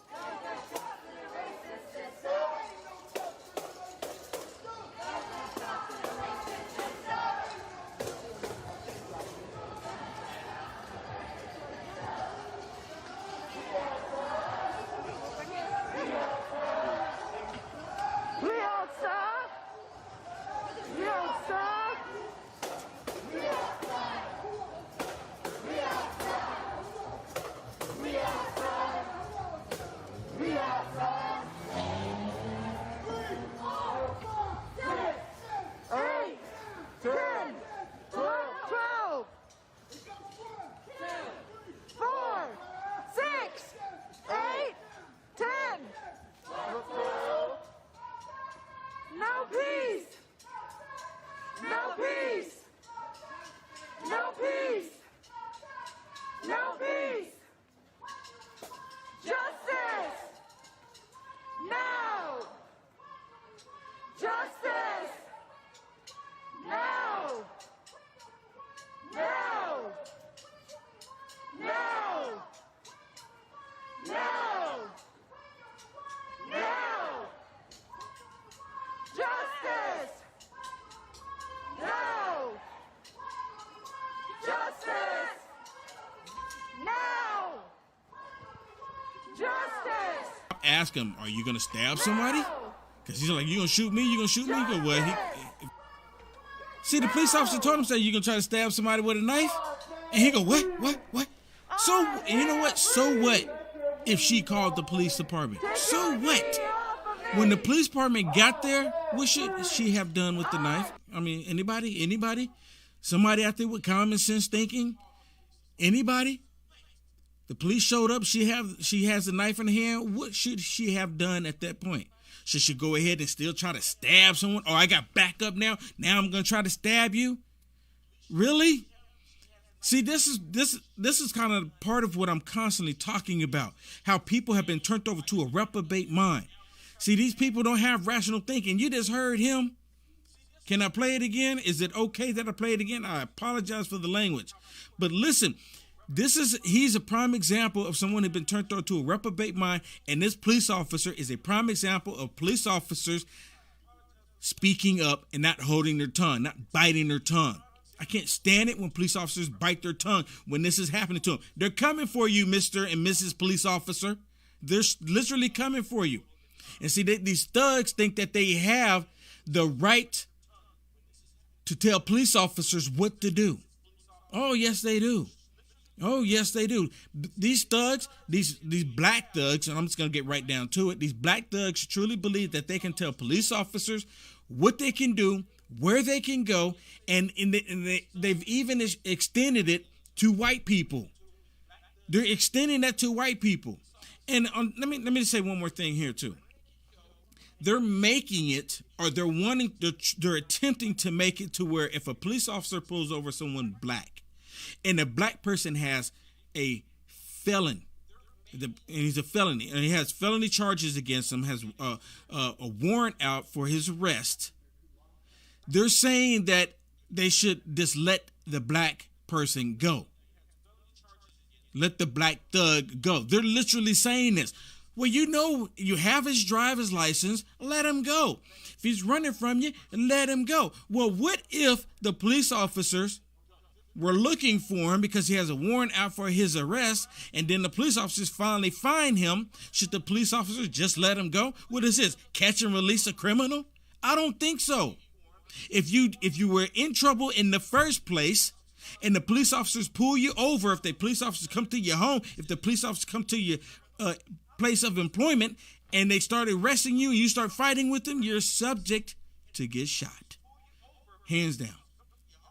You're subject to get shot. If you don't follow orders, you're subject to get shot. Now, you get a lot of white liberals try to shut me down, and a lot of white liberals don't like me saying what I'm saying because they want to be able to control the black community as much as possible. Same thing they did to me when I was in Indianapolis. I had a whole bunch of white liberals surrounding me. But let me play this one more time. Oh, y'all gonna kill me like Ma'Khia Bryant? Fuck. Are you gonna stab somebody like her? Are you gonna stab somebody like her? Y'all hear that? If you're gonna stab somebody like her, then yeah, you're probably gonna get your black butt shot. Seriously. If you're gonna stab somebody, you probably will. And you probably would deserve it. Don't try to stab anybody. Now listen to his response. See, this is what I'm telling you. There's a demonic spirit that is coming over these people. And the demonic spirit don't care about your complexion. See, we so petty, we're so ignorant as man, we look at color. We go on color. We look at all of that nonsense because we're so, as men, petty about it. The demons, they don't care about all that. They use that as a mechanism to have us fighting each other. But listen to this ignorant black male's response. No, she called y'all for help. Fuck is you talking about? Get your goofy ass. I can't. And you just said that on camera. This shit going viral. What did he say that was on camera that was wrong? And again, please forgive me. I do apologize for the language, but exactly what did the police officer say that was wrong? Are you going to stab somebody? Are you going to try to stab somebody? So is he unable to grasp what the police officer is saying? See, that's exactly my point. And this black thug, it doesn't stop with him. There's so many out there that think like that. And then there's so many that get upset with me because I don't think like that. That's completely insane, people. It don't make a lick of sense for people to have that type of mindset. It don't have a lick of sense at all for people to have that type of mindset. And like I said earlier, they moved on from that for the most part. And I'm talking about the mainstream media talking about the young female with the knife trying to stab the other black female. And again, he's a hero. He just saved some lives. They're not even saying, oh, he saved lives. He saved some lives, which they're not even talking about that. It's like La La World, La La Land, the Twilight Zone, upside down, craziness. But because you have people coming out saying, yeah, I mean, the picture right there, the knife, she getting ready she getting ready to do it. And the police officer did his job. That's why we have police officers. But so, like I said, they moved on to the next thing. Now they have this guy, and it just happened, his last name just happened to be Brown. And because they don't have the body cam footage, they're like, oh my goodness, the police officers, they must be hiding something. And then they're talking about because of public demand, because people are screaming, give us what we want. They're demanding that the police department just handle whatever it is that they're asking for. When there's an investigation, they don't just hand it over to the public and say, here, look at it. You decide what we do on this. And that's what's happening. And that's kind of like what I mentioned earlier about how white people are they're trying to get white people to just do whatever it is that black people say, along with the police department. What? And it's not that because things have changed. Things have changed. But the law, the way we look at truth, that should never change. But they want to change it. Like I said, they moved on from talking about her for the most part. They still, bring it up. But they're really looking at anything that's going to edge it on to get into black people's emotions, to get them to act a certain way. Well, Anderson, the frustration level here on the street in the community overall and among members of the Brown family continues to grow because authorities, as you point out there, seem resolute in not wanting to release this body camera footage right away. And that is a source of a lot of frustration here. Okay, so it's a source of a lot of frustration because they don't seem resolute about releasing the body cam footage. Like I said, when there's an investigation going on, the public doesn't get to demand.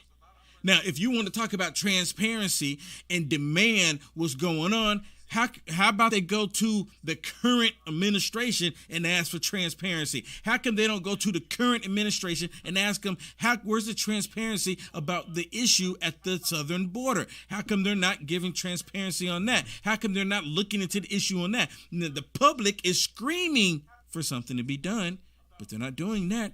They're doing this because it's causing racial division. Now, the police chief made a statement about why they haven't released the information and why people just need to wait until they get all the information together and just let them release it. Now, if they never, ever do release it, and after they say they're going to, then go ahead and start screaming. Okay, maybe they might be trying to hide something. I don't know at that point, right? But as of right now, wait.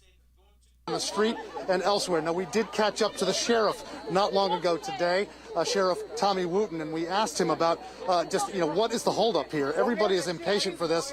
He did say that it's the DA's call, even though the sheriff's department is the custodian of the tape. It's the DA's call, and here's what else he had to say about that. He does not want it to hinder the investigation.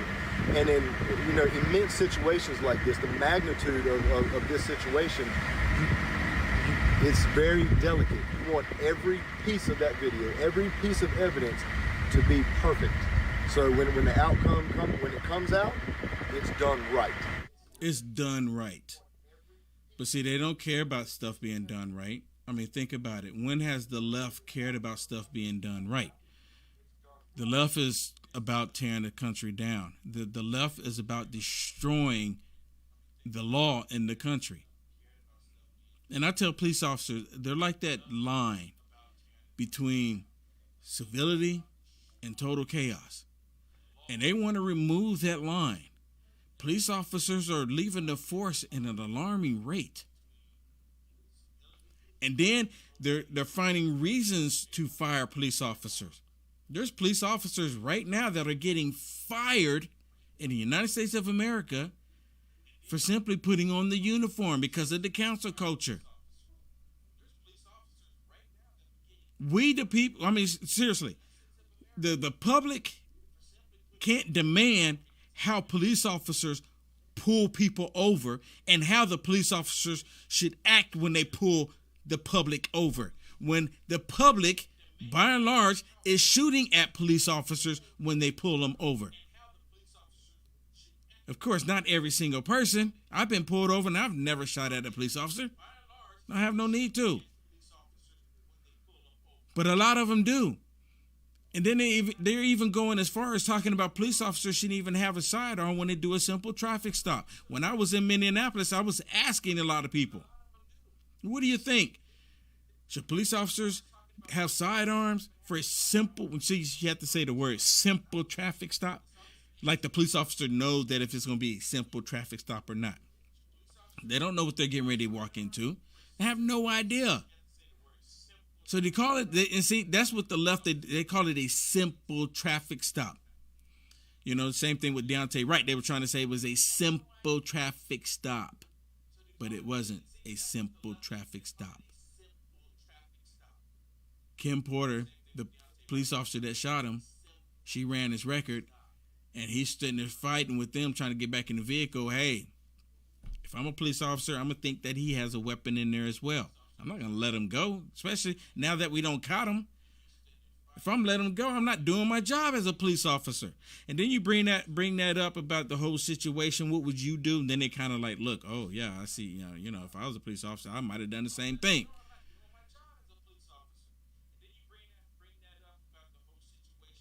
But you have politicians, you have people steady saying that the public should be able to demand what the police department do. Seriously. You have on the media, you have commentators, you have even politicians.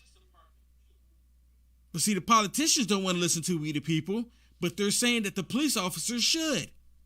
Here's just one example. Ellie, you heard the sheriff saying that, telling CNN that there are concerns that releasing the body camera footage could hinder the investigation. From a legal standpoint, does that make sense to you? It does not make sense, Anderson. Look, police and prosecutors need to understand the world is changing very quickly now, and the old way of doing things just won't cut it anymore. I'll tell you candidly, as recently as a few years ago when I was still a prosecutor. Hold on, before he goes on to that, I mean the old way of doing things, meaning the law. See, I mean, seriously, the old way of doing things by investigating, making sure you have all the evidence before you hand it out to the public, then the public will crucify this person regardless. Because, see, that's what the media want. The media want the information so then that way they can spin it the way they want to. Don't y'all realize that they hated President Trump when he would go out there and tweet something because he was not going through the media? I mean, think about it. How often is this current administration not feeding stuff to CNN and MSDNC? You know, they're feeding them constantly, but because they want to control the narrative. The general attitude of law enforcement towards the public in these kind of cases was, we'll give you whatever we want, whenever we want, and you'll say thanks. And I think one of the lessons and legacies of the Derek Chauvin trial and verdict that we just saw is that the public now expects and deserves transparency and truth, and quickly. Oh, come on. Come on. The only reason why the George Floyd case had anything that was quick is because there was people right there recording it when it was taking place. And then they made sure they put the trial on the telly for everybody to see, because if they got a different result, because it was building up people's emotions, they got a different result, they were ready to go out there and burn the entire city down. And I wouldn't be surprised if the jurors that were there on that case went a certain way because of Mad Maxine and other ones threatening them. They didn't want to feel threatened. Their lives were at stake. If they're going to burn down the city, you know they're in trouble. You know they would have been in trouble. If they're going to burn down the city, they would have been coming for them. Absolutely. I mean, so it's just like what happened in Ohio, Columbus, Ohio, with that young female, and even though the truth came out, people still get scared. I mean, here's a sample right here.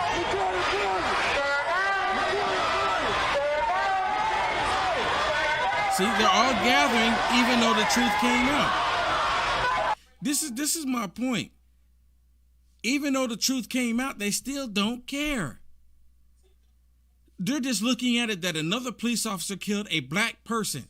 And they don't want to acknowledge the fact that more white people die at the hands of cops than anybody else in this nation. But they will admit that they all put him on television when it's done by a police officer, when it's and a black person. They'll admit that. Some of them will. Some of them will. Not all of them. And to go on another reason why I called this, and I didn't even, when I titled this, "The Communists Are Coming, the Communists Are Coming." And I put on the thumbnail. If you're on YouTube, you'll probably see it. The communists are here. Is that I kept saying it, and it's not just me. Multiple people kept saying that these Democrats are going to stack the courts. They're going to turn Puerto Rico and DC into another states, and they're pushing forward. They're pushing it right now. They're pushing it right now. So it's not the British are coming, the communists are coming. The communists are coming. And how do you get the word out to everybody? Because you'll be amazed. There's still some people right now today, people, that don't have a clue on what's happening. Does it seem a little odd to you? I mean, seriously, there are people right now that don't even have a clue of what is going on in the United States of America. And I'm sitting there when I talk to some of these people, and I'm like, how do you not know? I mean, you don't have to have a television to know what's going on. You don't. A lot of people don't even watch television any longer, and they know what's happening here. I'm sitting here doing this broadcast right now, and there's crazy stuff going on. There's so much crazy stuff going on. No one on the planet can keep up with all of it. And every time I open up the phone call, I get awesome people to call me and tell me, hey, Will, this happened and this happened. It's so much of this nonsense, so much of this crazy stuff going on, and a lot of people don't even know. But one of the reasons why I brought up, and I had no idea, I have another clip that I want to share for you. This clip is with Ted Cruz. He did a press conference, and he's talking about how the Democrats are wanting to stack the courts. And the left, see, they can't comprehend, or they can't, put two and two together, or they try to make something match where it doesn't match. They're trying to say that the Democrats are only doing what the Republicans did when President Trump nominated the Supreme Court justices. They're literally saying that. They're saying that the Democrats are just doing the same thing, and it's not the same thing. There were seats that could be occupied, and all they did was fill those seats. In this case, you have Democrats wanting to stack the courts. And I told y'all, the communists are coming. The communists are coming. Once they're going to push for it. And you can, if you want to, you can say, hey, well, they can't do it. They're not going to be able to do it. It goes against the Constitution. The Supreme Court's going to fight it. The Supreme Court's going to do this. The Supreme Court's going to do that. The Constitution. I hear you. I'm with you. But has that stopped them? I mean, I'm serious. It's just asking for a friend. Has that stopped them? And yes, a lot of it does come down to we the people. So it's going to be like, we the people going to have to do something. Well, anyways, there's a video floating around out there where this guy, he's a total leftist, and he confronts Ted Cruz about him fighting against these socialist, communist, anti-American, hateful, demonic Democrats trying to stack the courts. And he's trying to act like he's in the right, And Ted Cruz straight up laid him out. But see, he's not hearing it. And it's mainly because they can't comprehend it. He can't comprehend it. They just want to stack the courts so then that way we would never, ever have another decent president. They can change the electoral system. They can change our elections throughout the entire country. And you know what else? If they turn D.C. into the 51st state, they're going to change the U.S. flag. Has anyone thought about that? Has anybody thought about that? See, people were putting out there before to saying, hey, they're going to change the U.S. flag. And then you say you can't really do it because, they haven't really had major talks about it. But if they make D.C. and even Puerto Rico states, there's a star. Right? There's a star on the flag that represents every state, right? So they're going to change it. And it'll probably have something that'll be so inclusive, and you know what I'm talking about, that will just change, and America will never look the same again. After they stack the courts and create these states, you don't believe me? Hear me now, believe me later on. Straight up. But listen to Ted Cruz if you haven't heard this. Senators, how is court packing any different than what the Republicans did in 2016 and 2020? Y'all hear that? How was court stacking any different?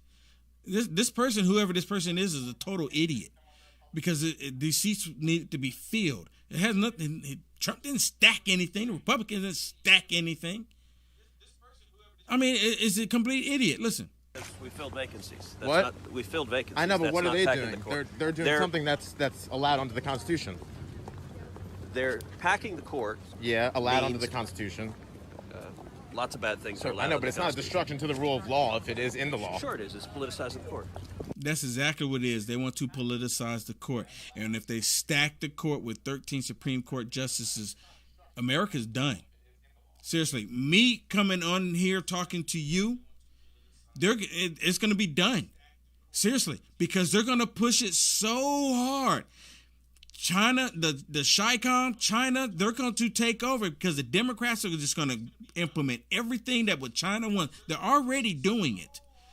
But me simply having my opinion about stuff, me simply talking to you and exposing this idiot talking to Ted Cruz will be a thing in the past. And our children will be the ones that will suffer the most because we didn't do our stinking part in this whole battle. I mean, you politicized the court in 2016. No, we filled vacancies. And they're just adding seats. Adding seats is very different And than filling FDR, vacancies. and what you said before about FDR switching his decision in 1937 was factually incorrect. He switched because the seats and how they were voting changed. No. I mean, The Democratic Congress said no. I mean, there's the guy that they switched voting. The 5 and 4 switched seats. But the Democratic Congress resisted FDR's abuse of power. And today's Democratic Congress doesn't do that anymore. And the Republicans didn't in 2016 and 2020 with nominations. There was no need because they weren't stacking the courts. I mean, come on. I mean, how much of an idiot can you be? See, this is the mindset of the left. This is their mindset. They can't put 2 and 2 together. That's why they have a hard time understanding 2 + 2 = 4. It's not the same thing. It is literally not the same thing. Filling seats is not stacking. They filled the seats. See, now if President Trump didn't fill the seats, the 3 seats, and just let them be empty and then allow Biden to come in to fill those seats, then they would just say they have all of these socialist, communist, Democrats on the court. They would have been happy with it. They wouldn't be trying to stack the courts right now. Seriously. They wouldn't be trying to. Or they wouldn't be as aggressive about it. But now they are because they want to change the tide. They want to put it off balance. That's what they want. And they literally want to politicize the court. We didn't pack the court. We didn't add a single justice. We could have done the same garbage, but we didn't because it would have been wrong. In 2016, you guys... Look, if there's a judicial vacancy, Joe Biden and the Democrats in the Senate are entitled to act to try to fill it. And if they nominate someone bad, we'll oppose that justice. I mean, that's the political process. I mean, that's how it operates. And them packing the court is also part of the political process defined in the Constitution. They're allowed to add seats. We've added seats before. Why is adding seats now any different? We've had 9 justices for 150 years. That is Ruth true. Bader Ginsburg said it'd be a mistake to change from 9. Stephen Breyer said it'd be a mistake to change from 9. This is an abuse of power. And by the way, I doubt that they would be approving of what you guys did in 2016 and 2020. filling a vacancy is fundamentally different from packing the court and tearing it down. And listen, if the Democrats add 4 new justices, it also starts a ridiculous escalation. What does that mean? It means the next time Republicans take over, we add 4 new justices. That is a terrible thing. We don't need a Supreme Court with 35 judges on it. We've had 9 for 150 years, and we need to respect the rule of law. All right, thank you, sir. Respect the rule of law. I mean, come on, Mr. Cruz, Senator Cruz. Seriously, getting the left to respect the rule of law? You're a stand-up comedian, sir. We know good and well that the left is not going to, seriously, the rule of law. To them, that's like foreign language. I mean, they'd rather go out and curse someone out, say all kind of foul things, but the rule of law? I don't even think the left understands the concept of the rule of law. Do you? Maybe I'm wrong with it. Do you? I truly believe they don't understand the concept. Because if they did, we wouldn't be in this predicament right now. Seriously. Black people still have jobs abundantly. Hispanics will still have jobs abundantly. Women would still be starting businesses. Yes. Under President Trump, all that happened. The economy was booming. Gas prices were down. Now gas prices are up. Everything that President Trump did that was positive, these anti-demonic people on the left are trying to destroy it and change it all. Seriously, they're trying to change it all. And the reason why I keep calling them demonic is because the stuff that they're doing is pretty demonic. It's pretty evil. It's pretty evil. They're not Christians. And I've talked about that as well. They're trying to change what it is to be a Christian. You know, they have this whole idea that they can convince people that Christ is okay with people living and embracing a sinful life. Yeah. I mean, seriously, you have free will, so I just wonder how that's going to work out for you in the end.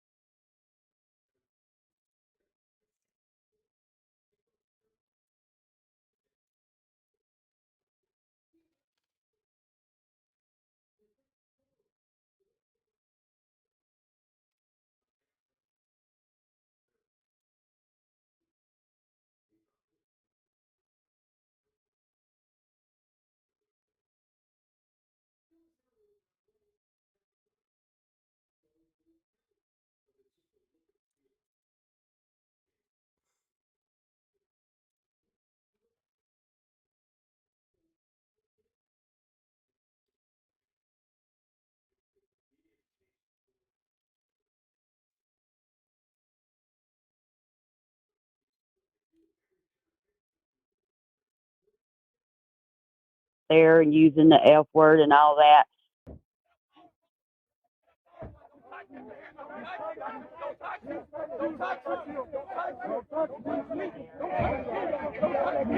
Hell, don't touch me! Don't touch me! I ain't backing your shit!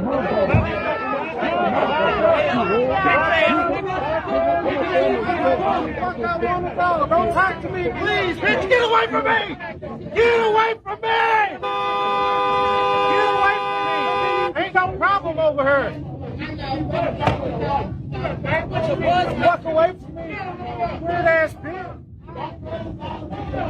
Stupid ass bitch! Walk away from me! Don't let them violate your rights! Don't be true!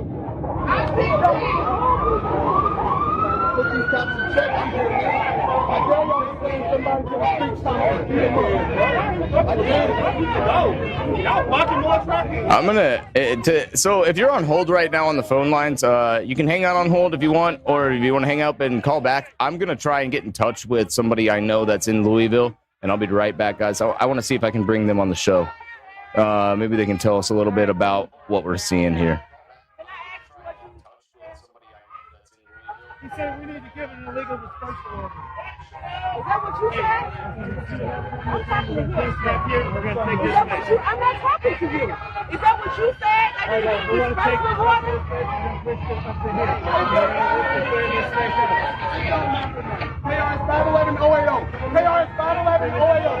It don't matter. It don't matter nothing. KRS 511-080.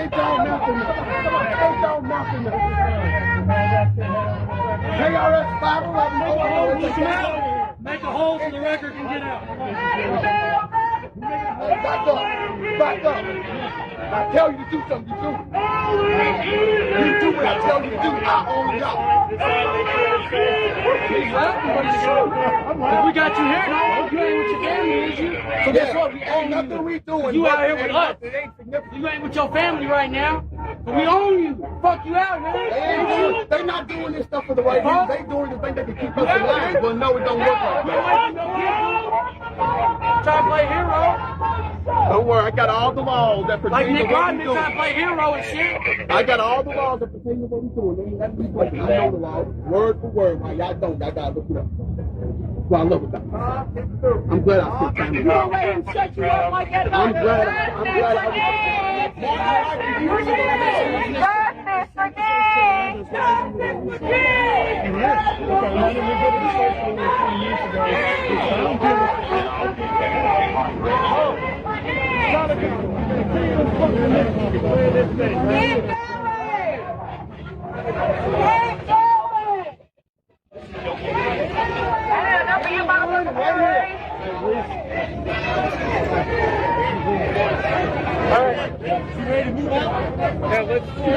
Hey, move this line up. Move, get on the street. Get on the street.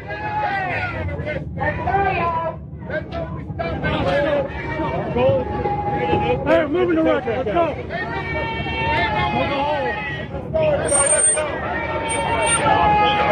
Hey, line going, guy down with us. Let's go.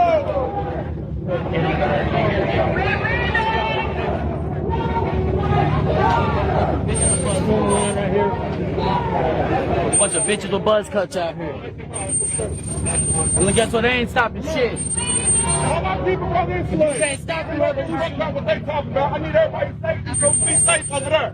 Everybody rotate over here, please. Let's go. You can arrest the revolution. Let's go. But you can't arrest the revolution.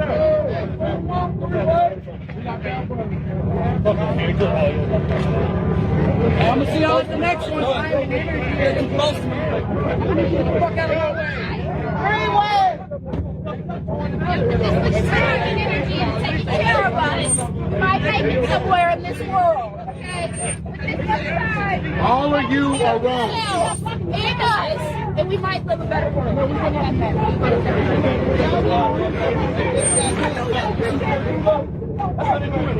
They don't do this. Buckshot.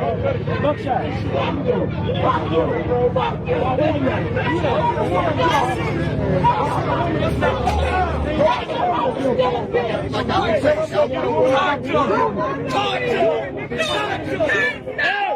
Come on! Keep moving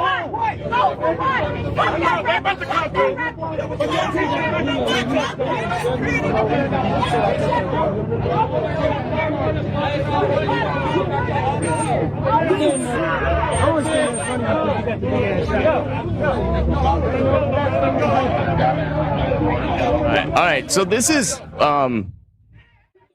what you're witnessing here. This is currently in Louisville, Kentucky. This is live right now. I was able to talk to a few people there that weren't able to really come on the air with me right this second. Guys, if you're on hold, I'm so sorry. I got to kill the phone lines, and you can just call back here in a little bit when I open them back up. Just you're going to have to give me a few minutes.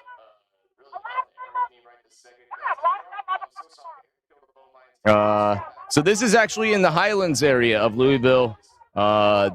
This is Bardstown Road.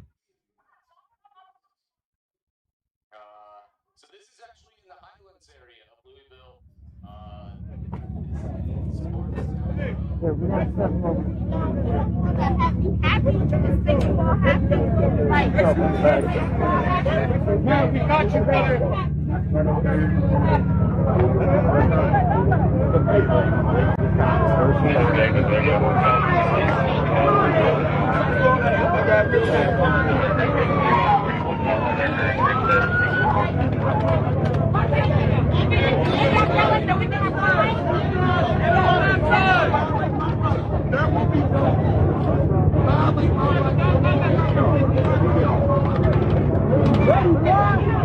You're good, just go.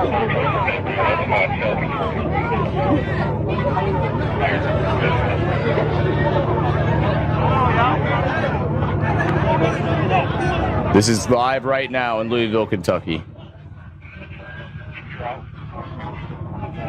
From what I understand, they're calling in more and more available units, according to the scanner.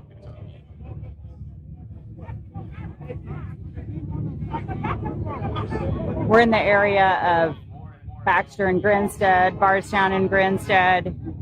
Multiple protesters blocking the roadway with vehicles and pedestrians. Let's find another job.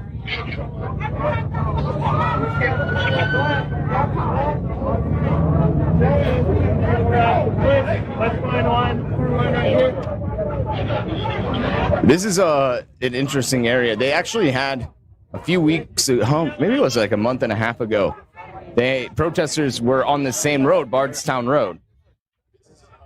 And one of the nightclub owners had come out and got, kind of approached protesters and said, "Hey, don't do this stuff in front of my restaurant.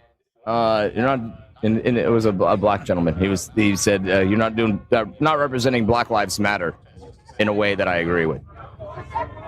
Asked him to leave. It was actually kind of great.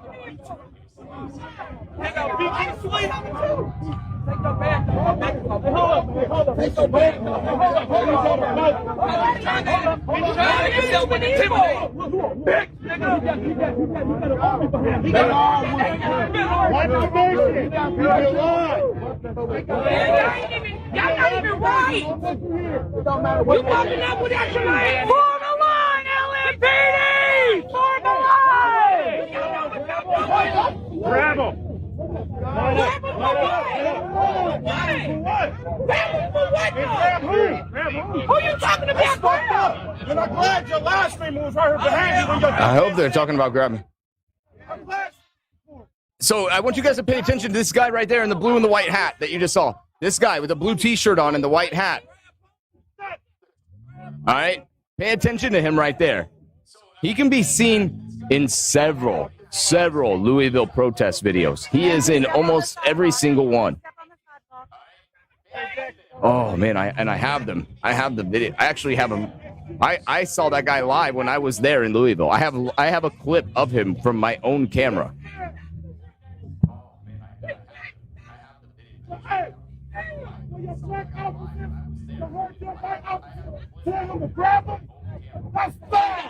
I'm gonna take a quick look at what else is going on around the country right now.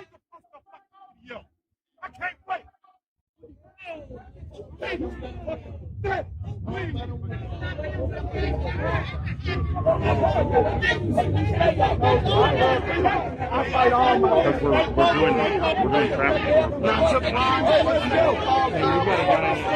He's got in the red. That's so this guy in the red is getting some attention. I'm glad she was recording. I'm glad she was recording. I'm glad she was recording. I can't wait to post that video. I can't wait to post this video. Your officer said, grab her. Grab her.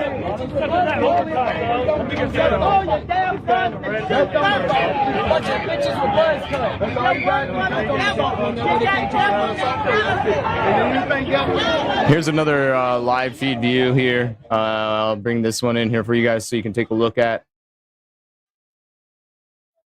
So they are forming a line there with police. Go back to this LMPD feed here.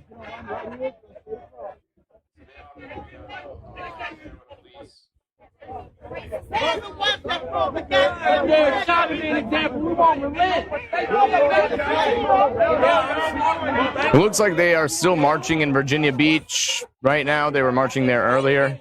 There's a small crowd gathered in Chicago. Let me see if I can bring... but that's actually dispersed. That is no longer live. We'll stay here live in Louisville with you guys for a little bit.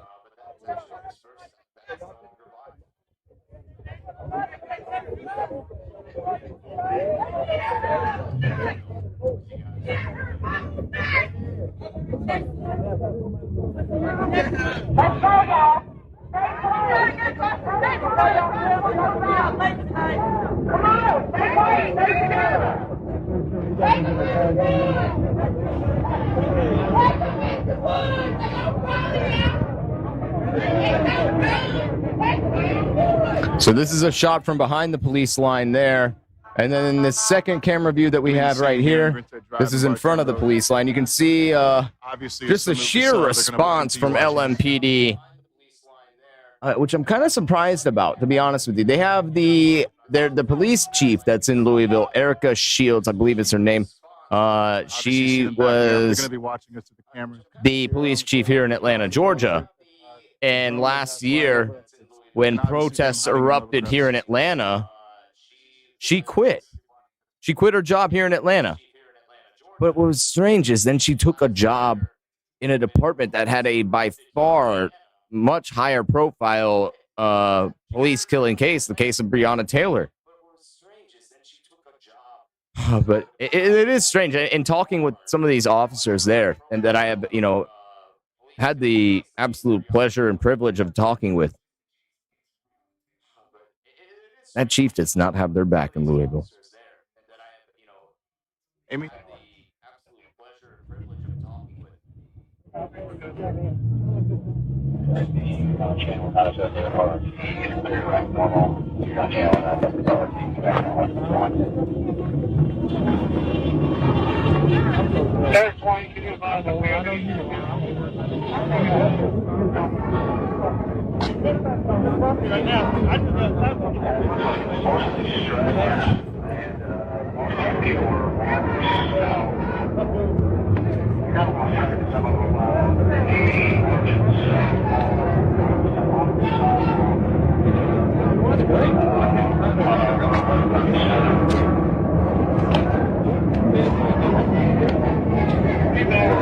Parking lot. There's more LMPD vehicles in the Speedway gas stations behind me right now, which I'm going to point to.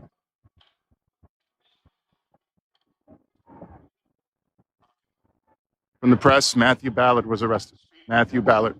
In the area of Baxter and Grinstead, Bardstown and Grinstead, multiple protesters blocking the roadway as pedestrians and with their vehicles. We responded and made a few arrests of protesters refusing to get out of the roadway.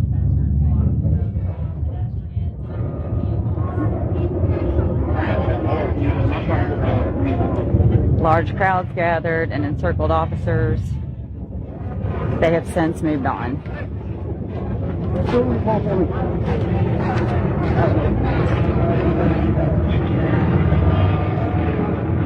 Louisville has a chopper in the air right now, I believe, following the group. This is the group right here. This is an Instagram feed. I always hate to bring in an Instagram feed to show you guys, but this is what's going on in Virginia Beach, Virginia right now. So just to keep synonymous of what we're doing here and showing you guys breaking news, that's currently what's going on there. I'll jump back over here to Louisville. There are still people marching there in Louisville.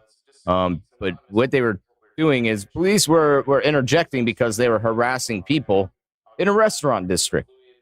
Bardstown Road, a very popular, restaurant, bar, nightclub area in Louisville. And that's what they were doing here.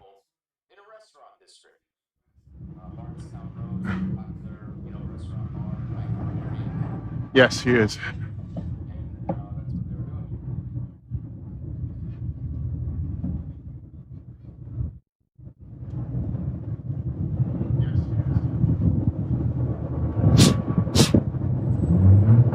Response to protesters blocking the roadway in the area of Baxter and Grinstead, Bardstown and Grinstead. A large group of protesters on foot and in motor vehicles were blocking the roadways, refusing to leave the roadways. It required officers to leave the divisions, leave their normal patrol functions in order to assist officers who were surrounded. Kathleen, from what I can tell, Kathleen in the chat asked how many people were arrested. I don't know the exact number off the top of my head. Oh, I just realized you guys can't even see my camera view. I thought you guys could see me this whole time. Multiple people were arrested.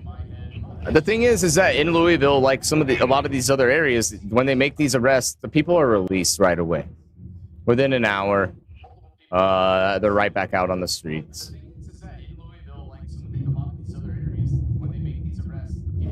Which I've come to believe, you should have, a mandatory 48-hour hold, right? If you get arrested for unlawful conduct during a protest, right? I think that's a good way to describe it. Unlawful conduct during a protest. We'll continue to respond to any unlawful activity. Good, LMPD. You should, and we should all support them to do that. And the people that live in Louisville need to say, hey, we need to charge these guys. And every state should be pushing for an anti-riot bill like they did in Florida, which is great. I saw a flyer yesterday that came across. Somebody emailed to me about a direct action Antifa has planned in Miami. I was like, holy crap. How brave are you?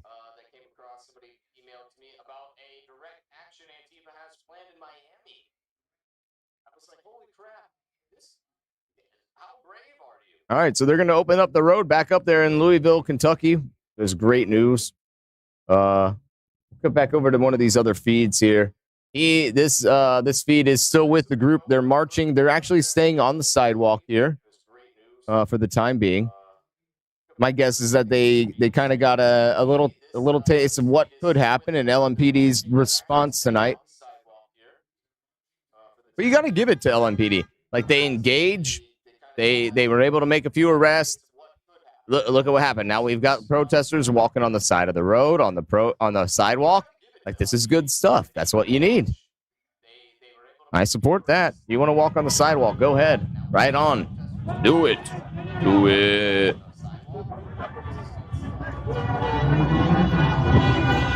Just because, I hope you guys know, I'm so relaxed tonight. I'm so hanging out, so just chilling. That's the attitude of tonight. We're just hanging out. They don't need a reason to protest. So I'm going to start reading some of the chat, engaging with you guys a little bit as we watch some of this crap. But I would like to know from you guys. I'm about to order a pizza because we don't have any food in my house.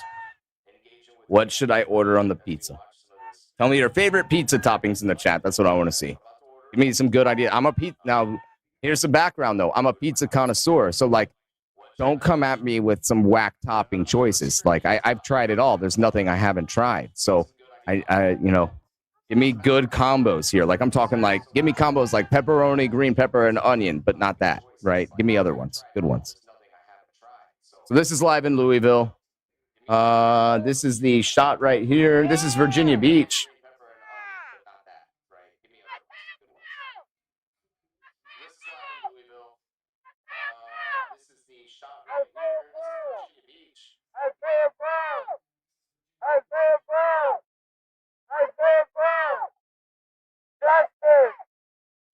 You know what?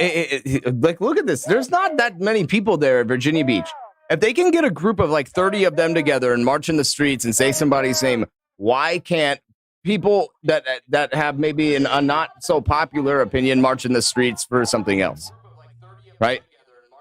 Why can't people against that aren't for Antifa? Why aren't they just marching in the streets saying arrest Antifa? Right? Arrest Black Bloc. That would be my chant. I would be chanting Mike Schmidt arrests Black Bloc. Mike Schmidt arrests Black Bloc. That would be my chant throughout the street in Portland. Even if you got 20 people together to just do that, show them that you guys care about your cities. Oh, they're out.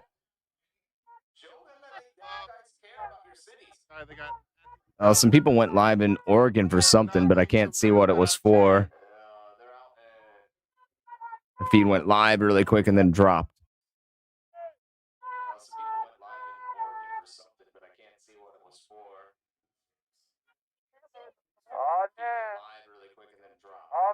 Now, police are on the scene there, Virginia Beach.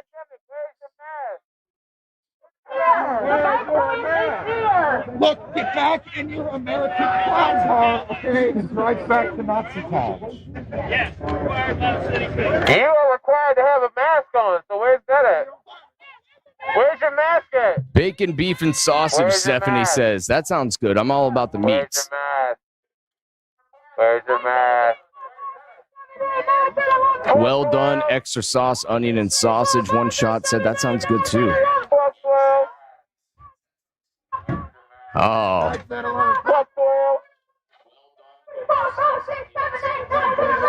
I like Little Diesel. Dude, that's a good combo. Ground beef, green olives, and jalapenos. Like sweet and spicy. I'm all about that. That sounds good.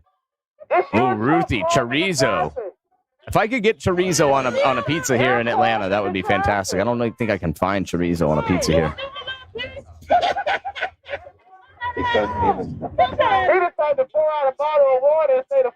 Oh, Michelle Quintana, you got it. That's a real good one too. Oh, all right.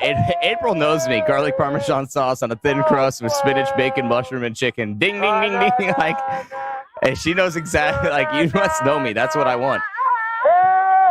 Let's see. Anthony says green pepper or pepperoni and pineapple. That's one of my go-tos right there, buddy.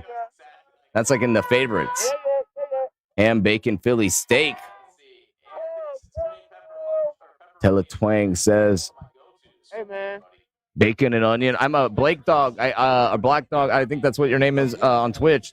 I actually am a big fan of the bacon and onion. I usually throw in a little fresh tomato or sun-dried tomato in there with it just to keep it good. We were going to do a taco night tonight on the show. Like, I was going to cook tacos on the show and didn't get a chance to. It was, I'll tell you what, tomorrow, Sunday, though, on Freedom Flashpoint, I'll be doing a IRL stream Sunday. My wife and I are going to go into Atlanta. We're going to be hanging out and doing some fun stuff. So I'll have the backpack with me. We'll be live doing all that cool stuff. So if you guys want to tune into that, that'll be at around noon on Sunday.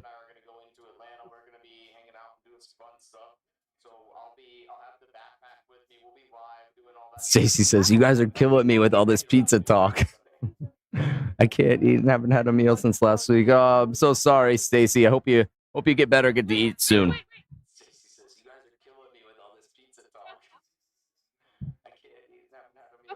All right, I'll stop talking about it.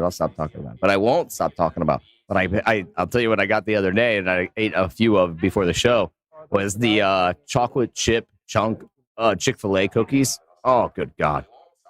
Oh, good God. I mean, that's just life, dude. That's just life.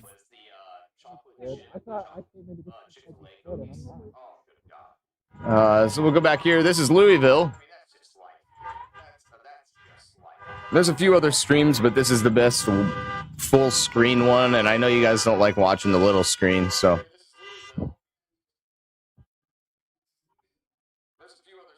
There's a diminished amount of red and blue lights down there, Grinstead Drive and Bardstown Road, yeah.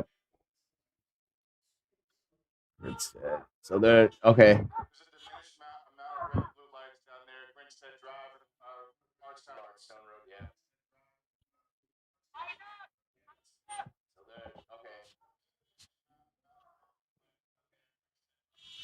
It's kind of straight. Where they're marching now, yeah, there's a lot more businesses, I guess, that are open than normal. And to be honest, this is a lot more people than you would see in Louisville on a normal Friday night, on like right now.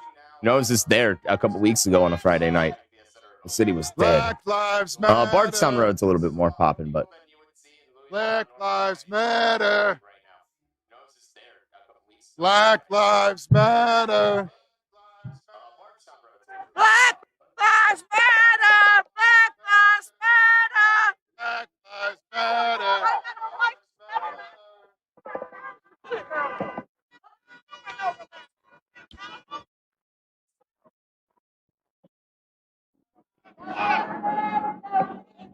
That's a nice little car there. Go back over here to Virginia Beach, see what's going on over there.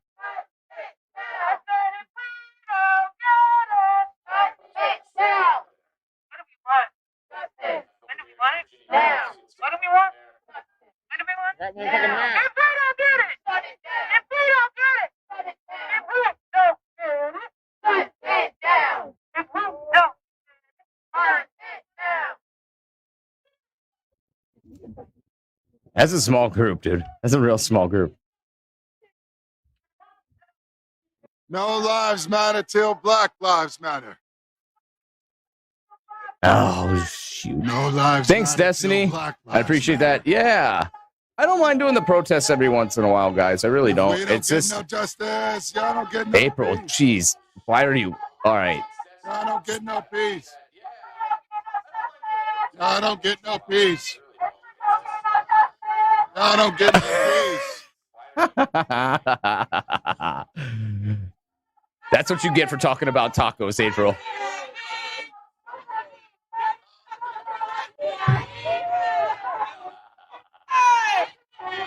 Hey.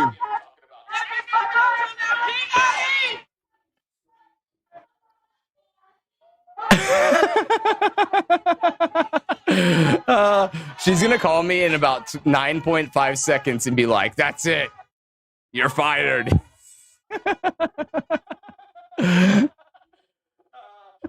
This is what democracy looks like. It's gonna be so bad. She's gonna be like, "That's it, I'm never modding for you ever again. That's it, I quit." She's either gonna fire me or she'll quit, one or the other. I'm only teasing. Plus, she should take a break.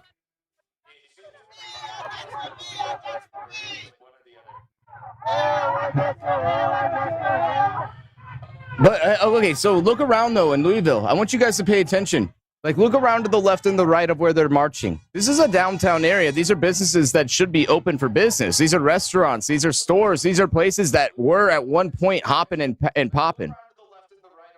And it's Vanda's like, Adam, run. I'm already running. Trust me.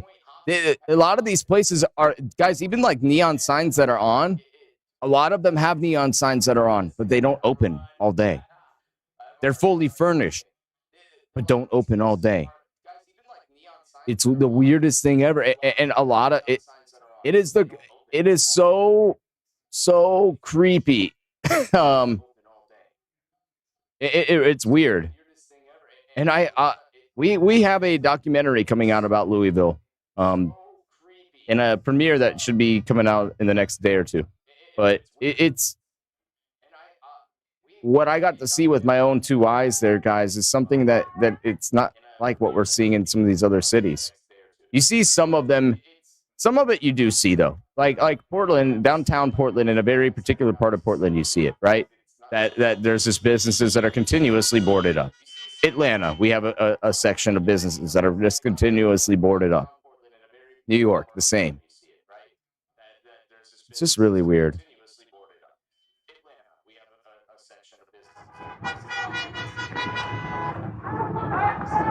Hands up! Hands up! Stupid bitch!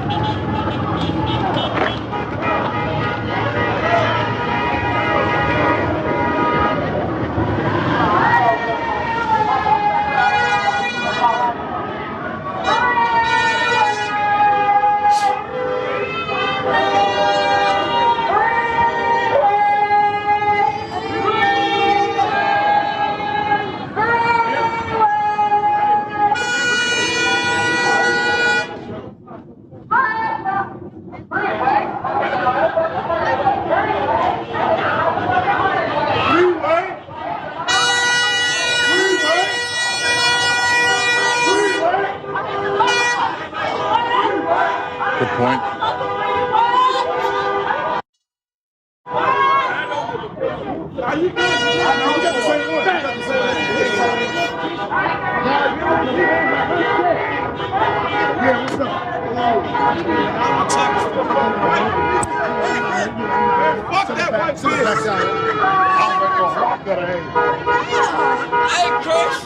Hey, Chris.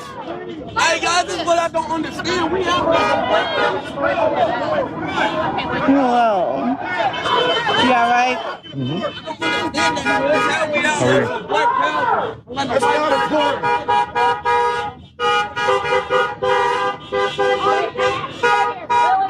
Lily? I heard her tell you stay here. Come on. Go.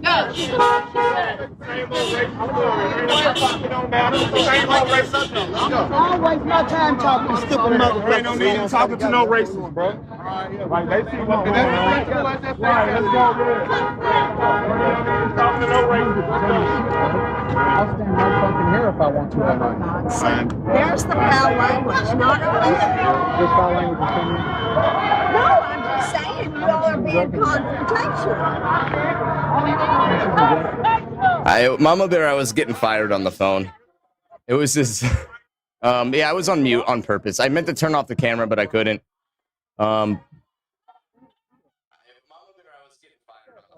So here, if you guys, these are people that are being harassed into saying Black Lives Matter. That's a good idea. Thing is fucking. There's only one side. Yeah, it's the side called right. And the side called right. Shut up. Let's go, y'all. Downey, let's move. So you guys heard it there. People were getting harassed. People that don't agree with this shit. Please, let's keep moving. Fuck this. She's gonna be dead soon anyway. Let's move. Yeah, you hear that? That's how you talk about him. Oh, and it looks like more people are going to surround these people. And there was a Oh, I wish I could hear what he was saying. He's like, on purpose, he's covering his mic so you can't hear what he was talking about.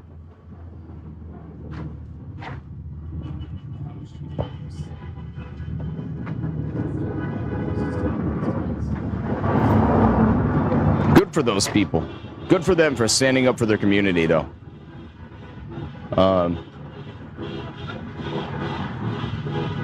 It did sound like it sounded like a threat to me, Mama Bear. It definitely did to me.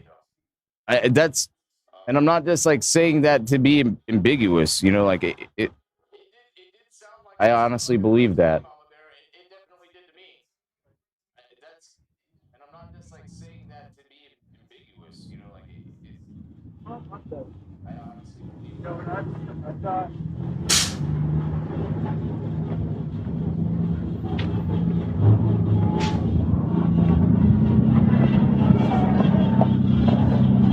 God, that's so, see, this is the noise I can't listen to.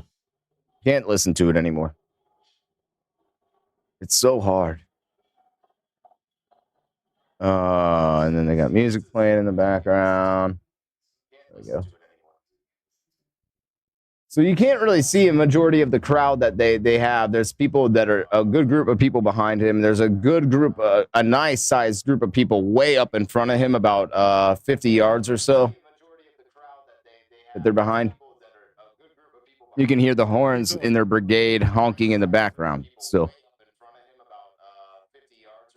I think like this is my problem with it. Like this is the thing. Like I keep covering this stuff and it like.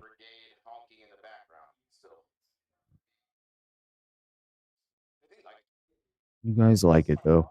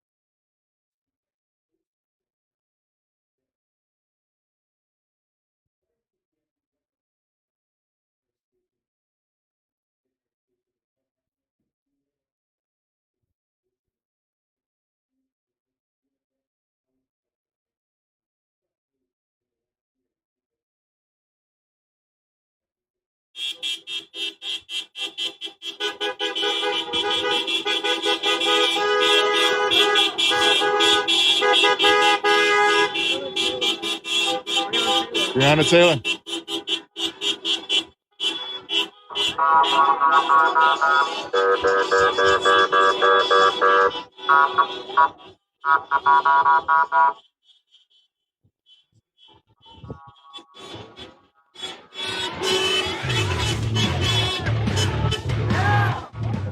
Justice.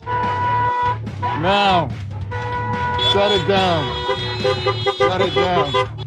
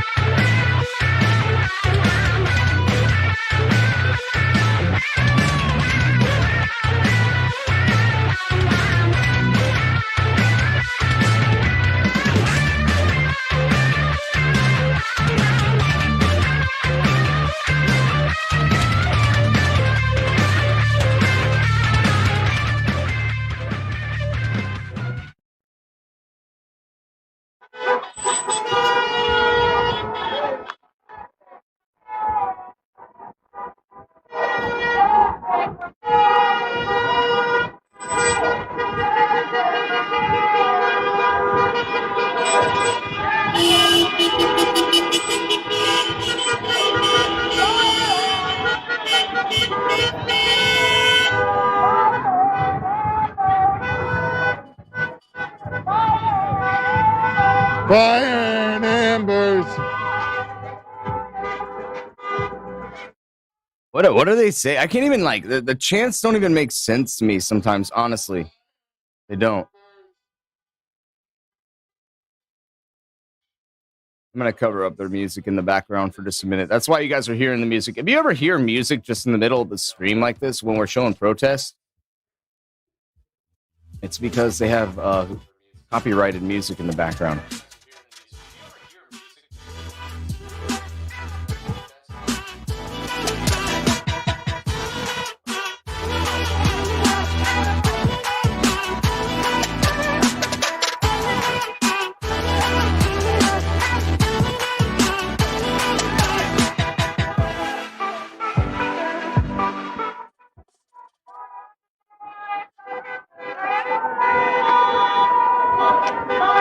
Chris Wells.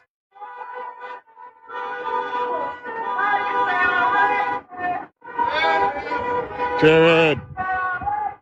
LMPD. LMPD. LMPD. LMPD. LMPD.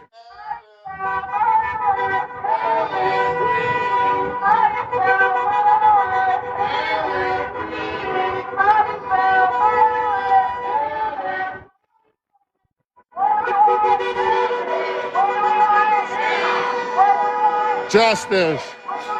Now. Shut it down. Shut it down. Shut it down.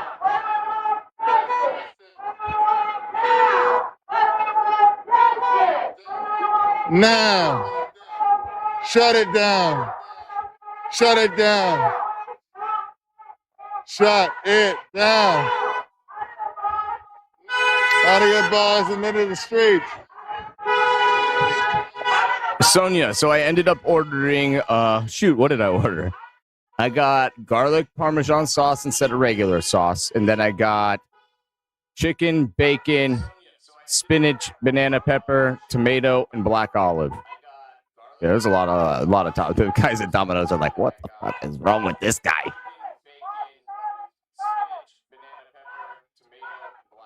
And extra cheese. It was like a $27 pizza or something. I don't know.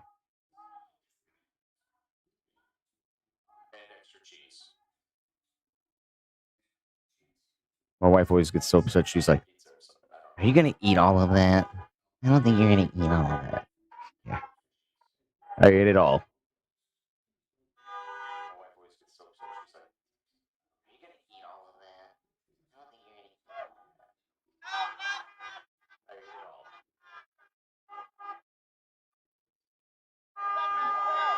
What you doing?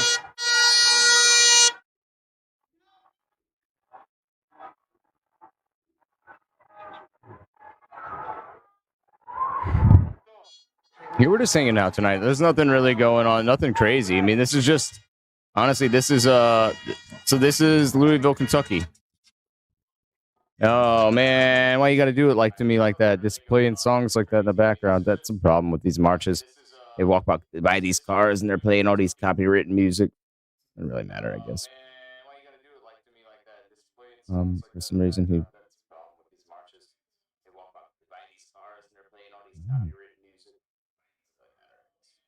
Yeah, we're gonna keep the music down for just a few minutes on this one. Sorry, guys.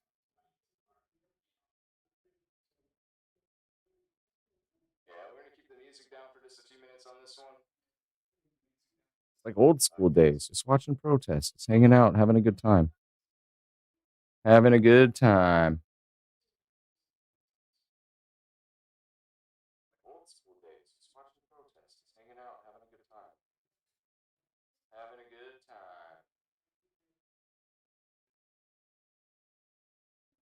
time. One of the streamers in Louisville got arrested when they were doing their thing.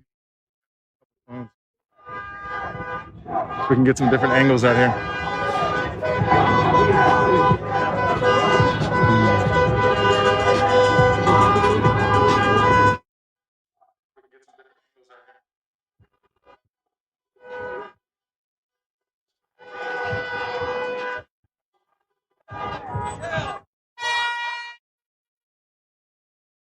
Today.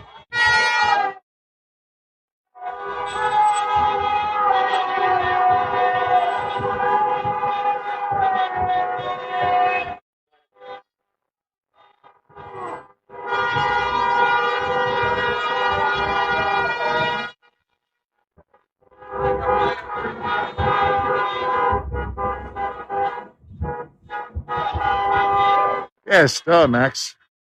Yeah, Frank Nitti. I don't know why I couldn't think of that. See, turd. Alright. You know how I was running. Oh, Cortez Rice. Pedestrian. It's like I was just like watching Maxwell Speed, and I was like sick. If you want to say hi to him, I'm a white car. He's not one of us. He's like, I was just watching Maxwell. What is happening down here?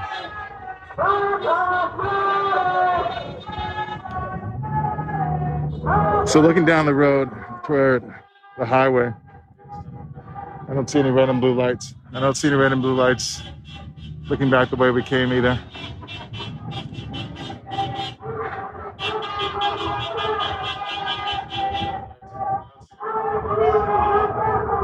Perhaps there was some sort of a quota that LMPD had tonight. They just had to get someone.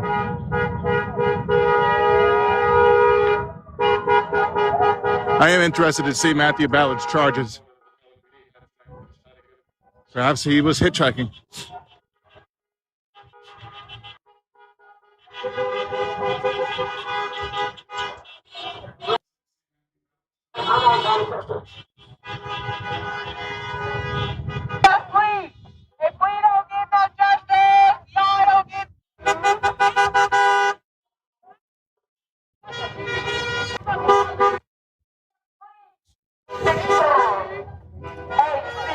So they're marching through residential areas, going, if we don't get no justice, y'all don't get no sleep. We don't, and just honking horns up and down the street. Never mind if you have kids. Never mind if you have a family. Never mind if you're working from home right now.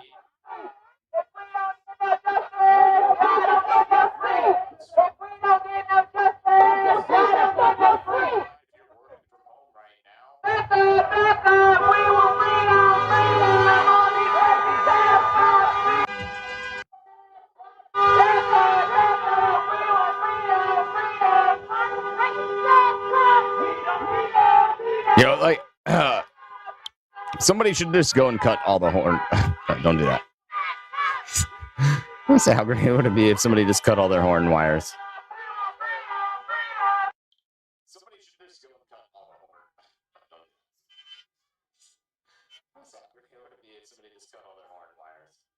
It's really weird.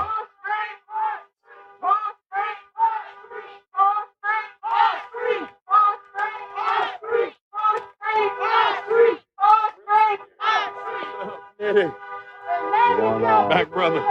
Hell yeah, you feeling?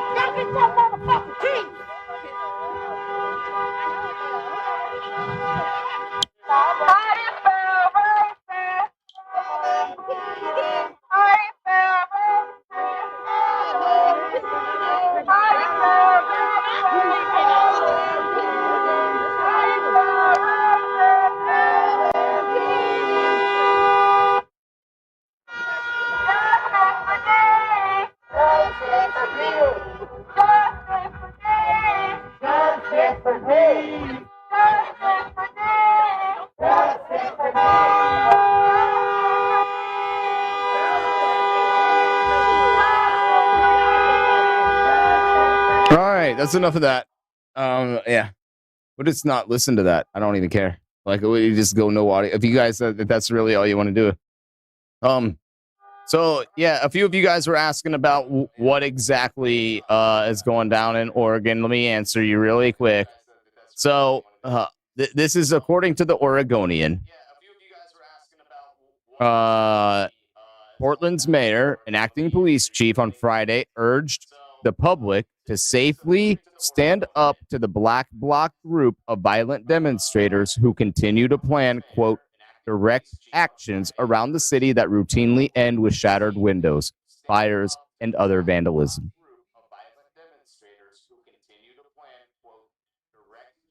They believe residents are fed up watching the threats and destruction by a small group of, quote, self-described anarchists, unquote.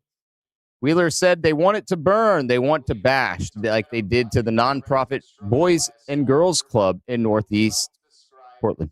Really, they want to intimidate. They want to assault. Yeah, Ted, we've all known that for a long time, buddy. And that. So for those of you guys that don't know, it was at Monday. They attacked Tuesday. They attacked the Boys and Girls Club in Northeast Portland, shattering the windows and causing destruction again. That's the second time they've attacked that same Boys and Girls Club. Second time. It's wild. Anyway, Wheeler asked residents to note the license plates of people who drive to the events in various neighborhoods and then don all black clothing and grab shields or weapons from their cars.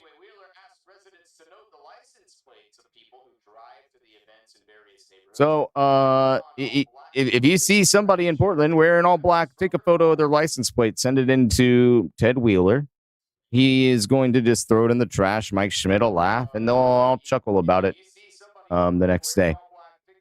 Monday night, a group of 80 people gathered in Northeast Portland to smash windows at the Blazers Boys and Girls Club. That caused $20,000 in damage to the nonprofit.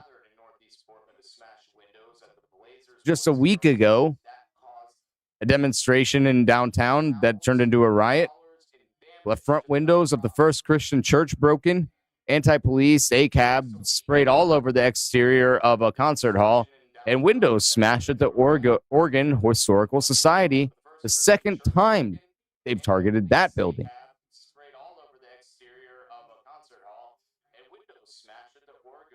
I don't know, guys.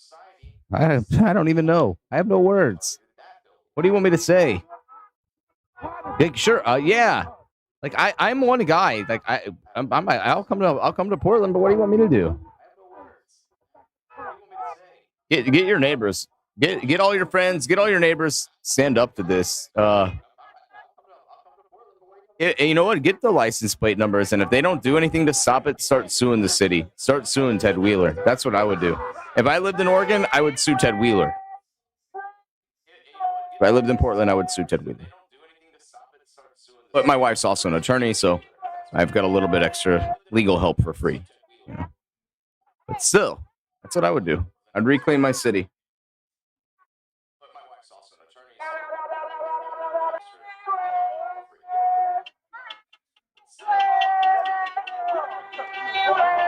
I would love to go in the first 5 pick with C-Taz just for the inspiration alone.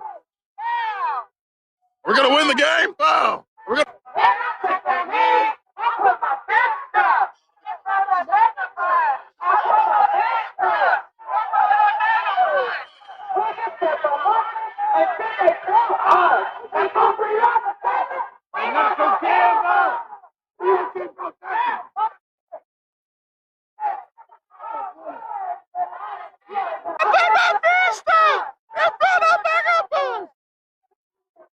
That dance, though. Dang. What the heck is going on here, dude?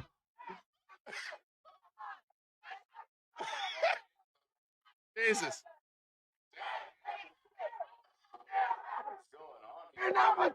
Okay. Yes. All right. All right.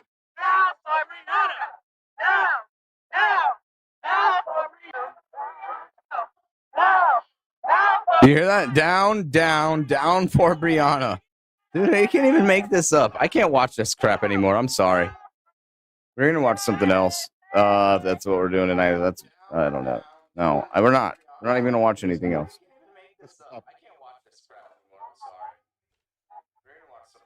Yeah. Two bitches out there.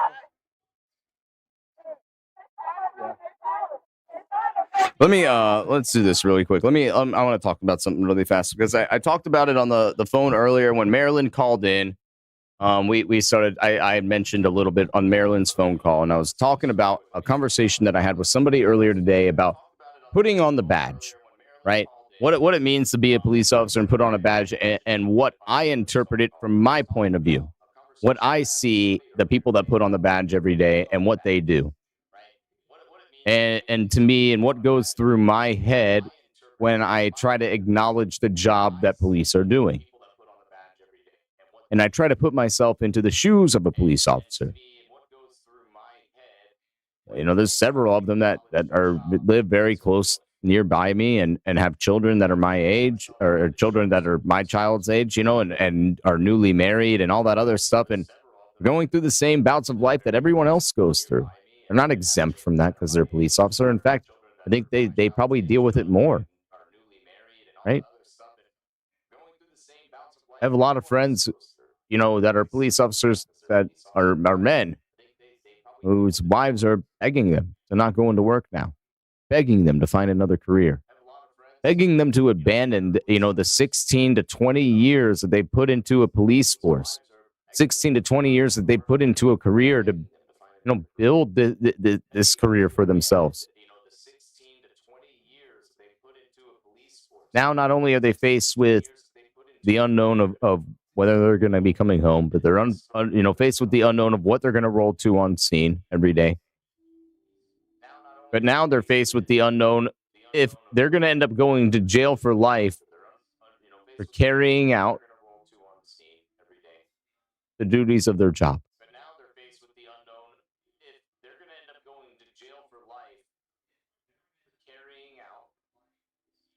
Think about that for a second.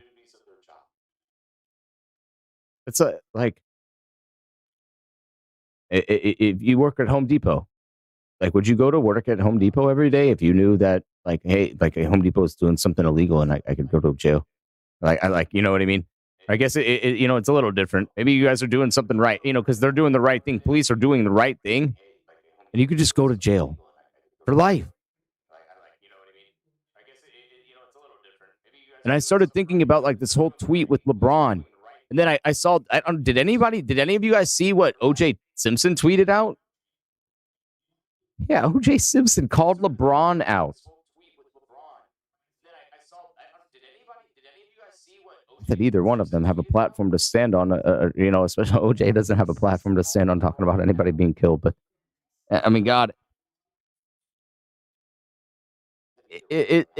there's a generational disconnect. That's what it is. And maybe I'm born in the wrong area. Maybe I'm too smart for my generation. Maybe I'm living in the wrong generation. Maybe I was born in the wrong generation. But I'm trying to dissect how is there this major, huge disconnect between the earnest to know facts and the earnest to be the next trending topic on Twitter. Do you see what I'm saying here? It's just all fucked. And you couldn't pay me enough money to be a police officer. Not enough money in the world. I would just never do it. And I feel bad even saying this. Like I don't think anybody should be a police officer. Like, if you're a police officer and you're a good guy, go find another job, man. And I'm sorry to say that, but or call out for the next week. People want to defund the police. Show them what it's like to not have any police around. The anti-police narrative in this country, anti-military, anti-government, it's becoming overwhelming. And I think the Oregonian and the way they describe Antifa, or, the way they quote Ted Wheeler describing to Antifa is even kind of very accurate. Especially in Portland. Like, it's a small group of 30 people dressed in black bloc, or 80 people dressed in black bloc. They're just there for destruction. They don't even have megaphones, guys. That's what the latest the latest flyer says. No megaphones, no streamers. So it's just destruction. Come here and destroy shit. How is that not terrorism? Well, it is. But they'll never call it that.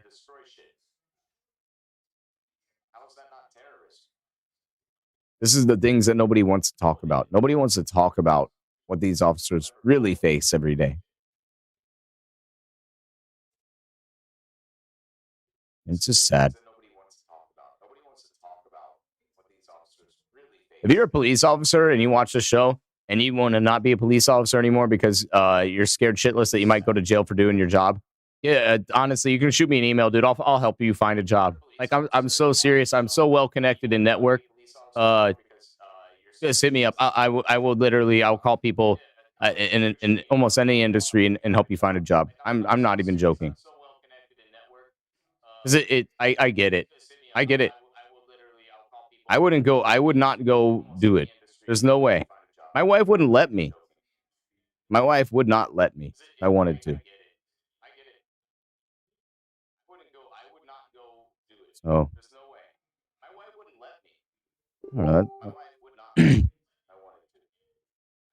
It takes a different type of soul. It takes a different type of individual to be that brave, to swallow that pill of reality every morning or every evening when they wake up to go on that shift, to go to that next call.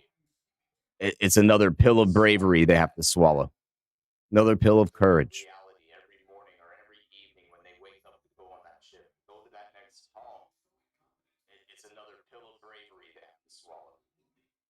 Talked about it last night. 13-year-old girl was killed in Cincinnati, Ohio by another 13-year-old girl who stabbed her to death.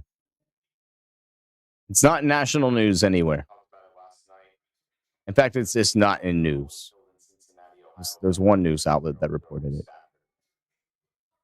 You don't see LeBron tweeting about that. I talked about that last night. When's he going to tweet about her? He won't. You don't see marches for her. Nobody's paying for her funeral. Nobody's giving a scholarship to her, other relatives. Nobody bought her family a new house or new cars. Nobody turned an innocent girl into what she is, an innocent girl who was killed. But instead, we're okay with turning criminals into heroes. It literally it blows my mind. Turning heroes into criminals. Anyway. Y'all ready? Y'all ready?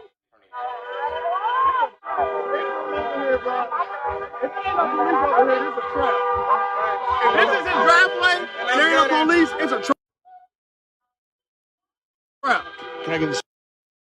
Oh, the feed's cutting out a little bit. Let's see.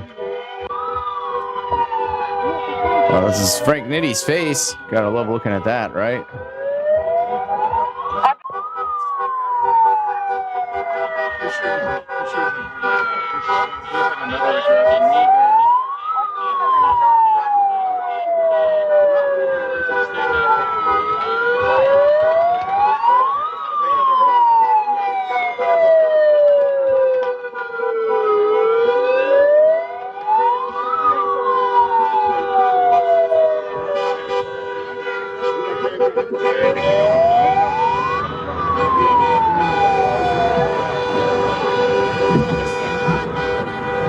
Definitely stand.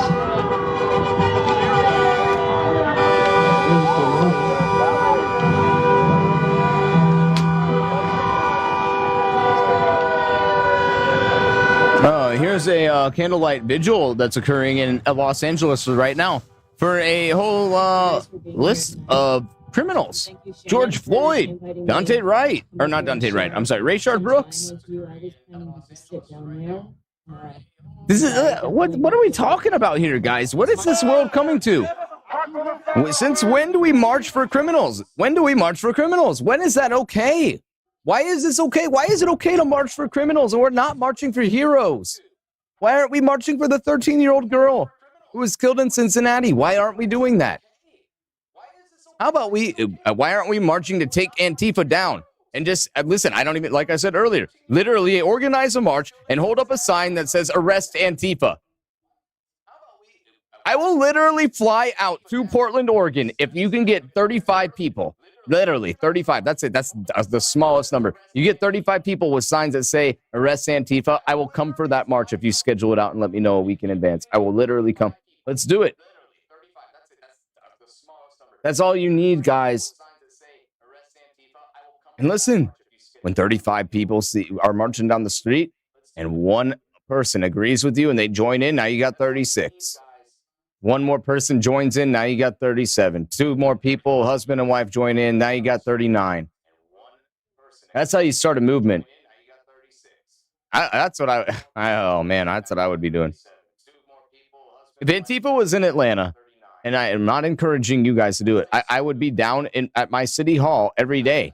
If Antifa was in Atlanta destroying shit, I'd be down there every day talking to the chief of police saying, arrest them. I would be sitting outside, camped out, waiting for the chief of police to show up to work to say, hey, let me ask you a question. Why haven't you arrested them yet? I would be emailing the governor asking for a meeting, asking why they haven't interjected yet. There's so many things we can do to let our voices be heard.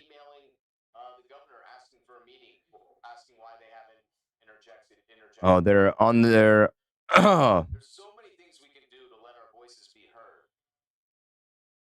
So they are... I just got a text from somebody in Louisville saying they're on their way to the mayor's home.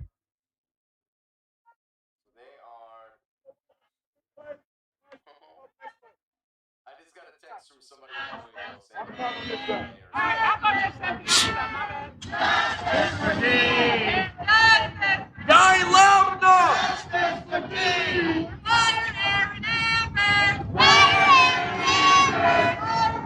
Watch out, please. Fire never.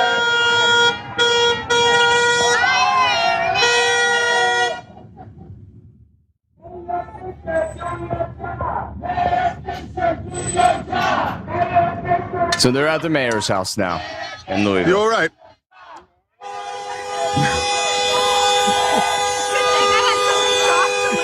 Yeah, no, I'm glad the grass is right there. You're back. Freeway.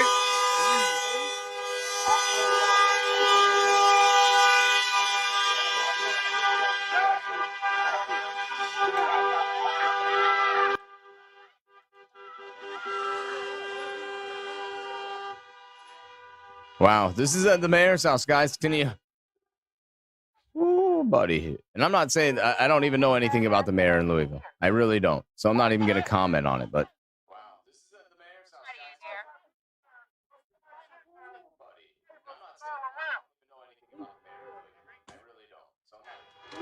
Oh shit, now they're gonna feel for their life. Water bottle flu. You know, it actually is an interesting question as it relates to, I don't know. You know, because most of the comments here are, I'm referring to the question, Max, why even you got arrested yet, but a lot of the comments are referring to the act of being chased.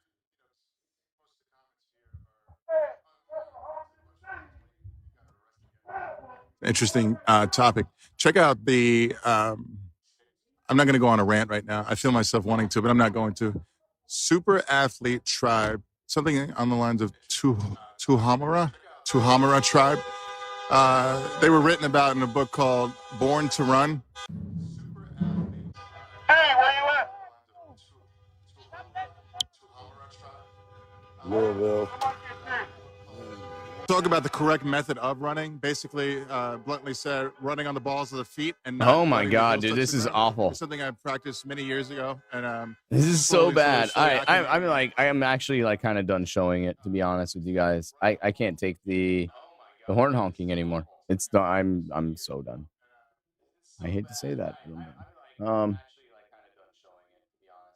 Anyway, I know we didn't really talk about much in the show tonight because you guys all just wanted to watch protests, but tomorrow night we'll be all live. Myself, Scott, and Steve, live right here on PT News Network. Make sure you guys tune in for that.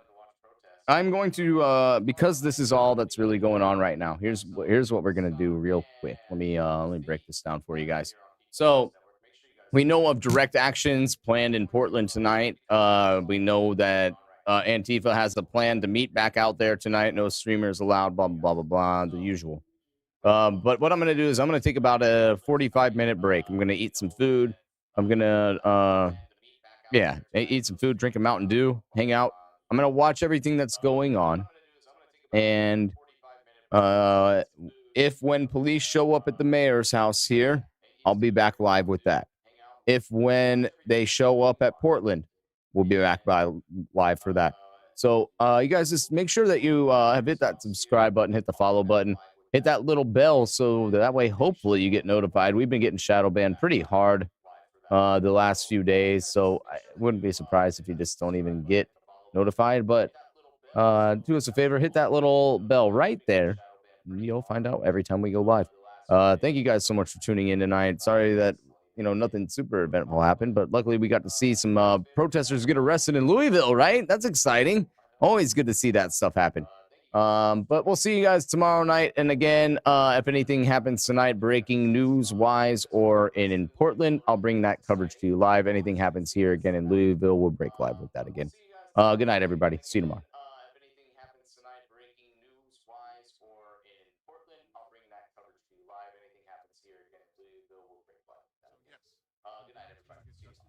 Yes.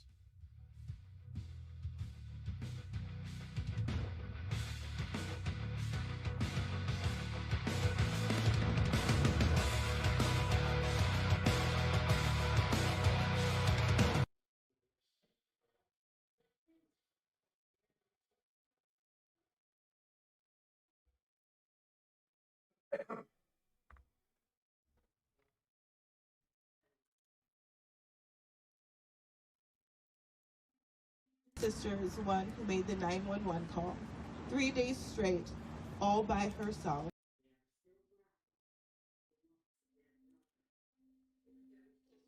I want to. Hey, Will. I want to thank you for all of that you've been doing. I've been following you for a very long time. I've been in education for 27 years, and I'm really sorry to say that I'm getting out of education. I think that we're in the middle of a color revolution, and it's been going on for a long time. A pre-K student showed up this week, darling, Down syndrome, beautiful child, with a shirt on that said BLM. And the other teachers were like, hey, oh my gosh, the shirt. And they were putting up the fist. And I literally just thought there's no more that I can do this anymore, because I can't hide who I am anymore. And you shouldn't have to. And you should not have to. It's disgusting. And how many years you say? 27 years. 27 years. Yes, and I will tell you, private school only. I never went public school because I didn't believe in the bureaucracy, and I never wanted to be a part of the teachers union. So I went private school only. And but it's creeping into the private school. Oh yeah, this is all of them, and I'm out. So you know what's Holly? I'm sad to hear that, but I'm pretty sure that you and many others are not surprised by it because of all of the cancel culture and what they're doing. So, well, do me a favor, Holly. Please call me back, okay? I will. Thank you, and thank you to all of the fellow patriots out there. I love you all. Absolutely. Let's stick together. Thank you. Absolutely. Bye. Take care. All right, we got one more here. 0116. Hello, caller. What's your name? Where you calling from? My name is Rachel, and I'm calling from a small town in Texas called Kirbyville, Texas. What you got for me, Rachel? Thank you for calling me. You're welcome. I just want to say I've been watching you for a long time, since you started, and I'm so happy that you're a true patriot, and I wish more people would stand up and speak out and speak the truth. But real quick, what I wanted to say is, as a white mother of a mixed child, and on her birth certificate, she is labeled black, I do not fear that my 21-year-old black child is going to get gunned down by a police officer. And the reason I say that is because I taught my child from a very young age, when cops pull you over or you have a confrontation with an officer, you do what they ask you to do with your mouth shut, and you'll have your day in court. That's where you battle it out at, is in court. You know what? That's the same thing I heard. You have your day in court. If you didn't do anything wrong, you have your day in court. But you can't have your day in court if you're fighting with them. Exactly. And I've taught her that. And one more point I want to make on that, the racism stuff. I get so tired of it. It's race baiting. It's trying to turn people against each other for no reason. I have 3 other kids that are white. Okay? Not one time in their lives has my white kids asked me, Mama, why is my sister black? And now that she's 21 out of the house, they don't say, Mama, when's my black sister coming over? My daughter Kiana's never asked me, Mama, why is my brother and sister white? Because it's all in how you raise your kids. Yeah. And what you instill in them. Yep. Racism is taught. Hate is taught. We're not born with it. And I just want to encourage you to keep doing what you're doing, and God bless you. And just remember, I want everybody to understand this. God sits high, and he looks low, and he sees what's going on, and he's going to take care of it in the end. Yep, you're absolutely and I hope you right. Thank you so much. You're welcome. Take care. Bye-bye. Awesome. Thank you so much. Hey, I see you, Derek, Dragon of War. Thank you so much. Okay. And let me say thank you to Neva on Cash App. Thank you so much. And Cecilia, thank you so much on Cash App. Thank you so much for the blessing. Okay, everybody. Thank you for tuning in. Thank you so much. I may or may not go live this weekend. I don't know. I'm kind of thinking about it, kind of thinking that I want to. If something pops off, I most definitely will. But I think I'm going to spend a little time with the fam and just kind of chill and trying to recruit from all the traveling and all the stuff that I was doing in the past couple of days. But other than that, please be safe. Get on your knees and pray for this nation. Pray, pray, pray. And if you find it in your heart to help me get out more and go to California and go to different places and fight and try to bring the information that the mainstream and the rest of them are not bringing to us, please, UniteAmericaFirst.com and support me as much as possible. Because I need your help because they're trying to shut it down. Good night, everybody. God bless. There is power in one name that is above all names. On this one name, all things can be done. No other name has brought so much joy and so much comfort to the world. Only one name has power over the heavens and the earth. You can call on this one name, and all of the angels will hear you. Every knee will be on the ground for the one with this name. The one with this name paid the ultimate price for us all. The one with this name is the Alpha and the Omega. He is the King of Kings. The one with this name, Jesus.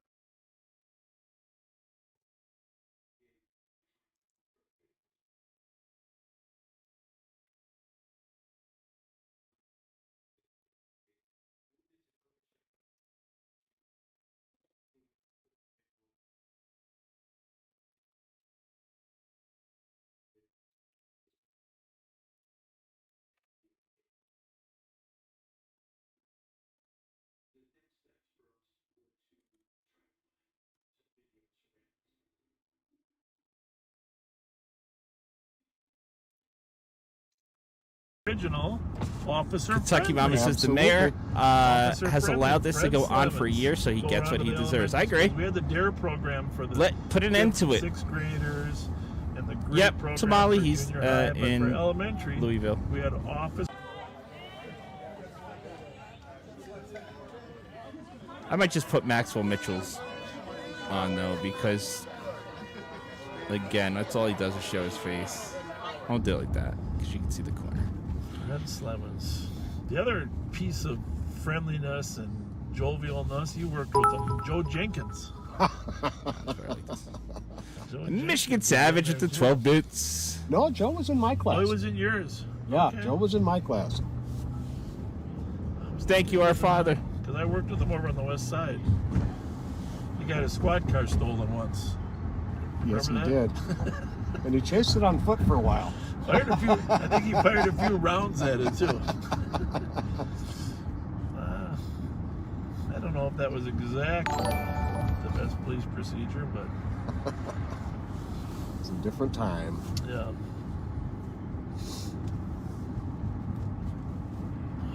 That's embarrassing, getting your squad car stolen.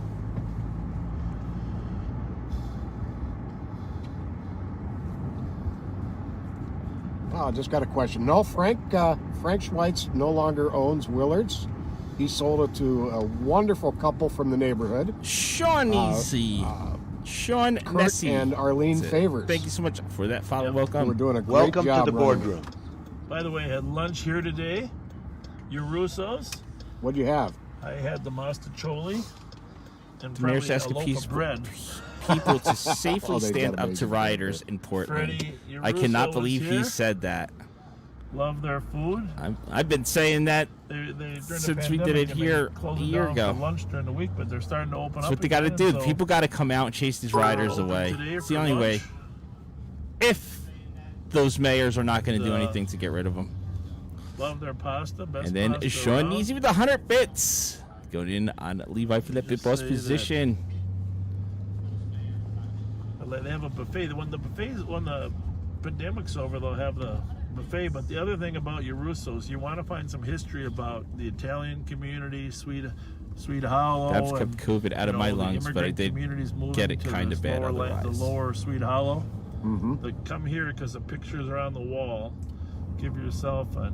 This is, I don't want to be a downer here, Joey Kirsten said, but in 2 to 5 years, if you're still doing this, you're not going to be able to escape talking about the evil C word. New connections found with shingles and some experts. Italian restaurant on the east side of the bar, east side of Payne Avenue. Right here. Right? This was it. Gino's. Pretty sure it was Gino's. I like that spot too. Parents used to bring me here. Well, Gino's. I don't know what it was when we were, but there was one right cheesesteak. there. When I was little, my parents used to take us down there. Oh, that's food. Right. Lisa 1215 is right. Drink up. I'm not hearing a lot of calls out here, Pat. No, it has been a refreshingly quiet night. Oh, I don't know. I gotta see if.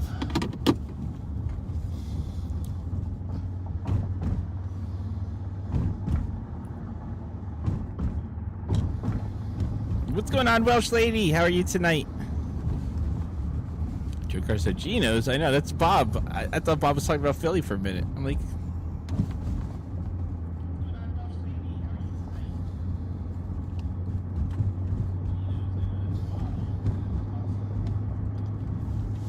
$10 here. Oh, I guess Maxwell's done. Yep.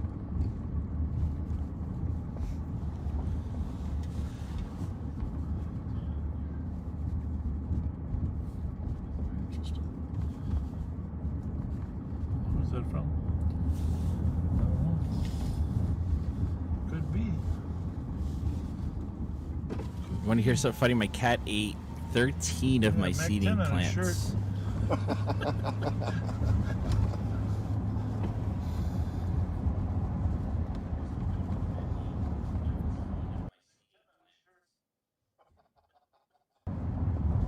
But the whole city of Louisville, they could only get 10 outside the mayor's house, and some of them are not from Louisville. What a joke, the tech said.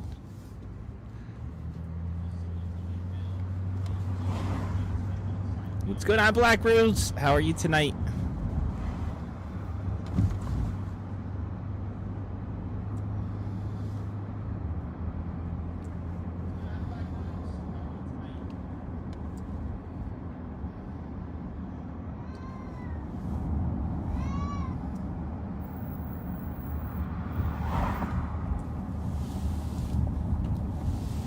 I think I'm going to do some birthday shout-outs if that's good with you. Bryn said, one of my employees, her husband had the shot 2 months ago, got shingles, and then COVID. Oh, Jesus. Hold off on those for a little bit. Just died yesterday after being on a ventilator for 2 You won't weeks. see some stolen car drive by us. Let's just see if we can find. Because if it's slow now, it could really get slow later. Seriously, hey, kitty. No, I don't grow. I have no idea how to do it. I don't have the patience for it. Could be the... I would forget. I wouldn't water it.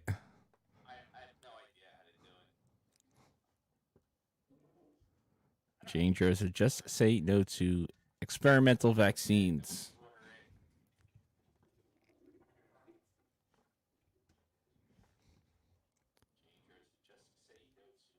They both froze. Calm before How's the it going storm. tonight? Bob. She had a big. I know. She had a big house like that. No, she had a little house. I thought you were in the rich people party. This is the rich people part. That's right, Darren. Get those 2 shots in.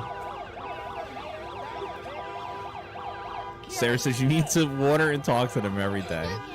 My brother grows those are his babies. See, Joey told you it's so sad. And I'm sorry to hear. I know. Levi, what's up? Did I miss you last time I was here? Huh? No, you was. Oh, Her. yeah. Oh.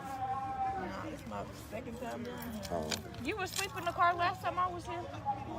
when I was that Breeway? Yeah, I fell asleep a lot up there.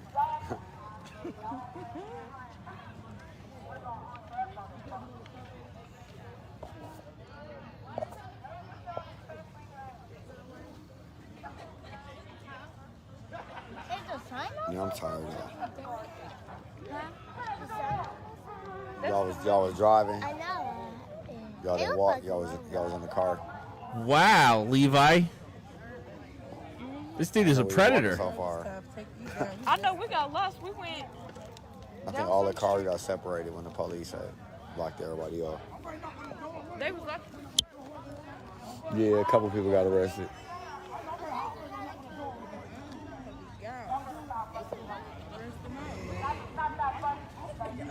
And it's weekend. You ain't getting out till Monday. Who made this though? It doesn't have that many followers or anything. If you want to post that in Discord, you can.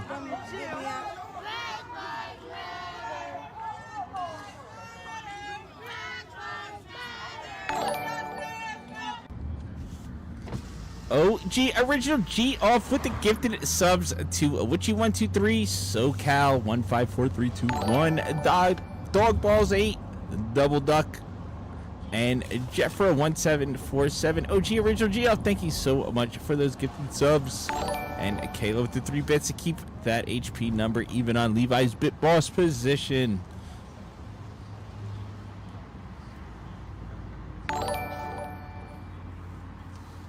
A little bit of a crowd at those spots. Where'd the phone go? Oh, it's down here. Is that mine or yours? I'm sorry to hear 999. My uncle died and buried today. Got shot 2 months. There's not a ton of people out tonight, though. U-turn. No, there's not. I'm a little surprised. We got a 3rd U-turn. About to have a 4th U-turn. We're down here on Earl. This is where we run into an issue. Cheers, the former. I guess we're just. Do we do 2 in a row or do we just double shot it? It's called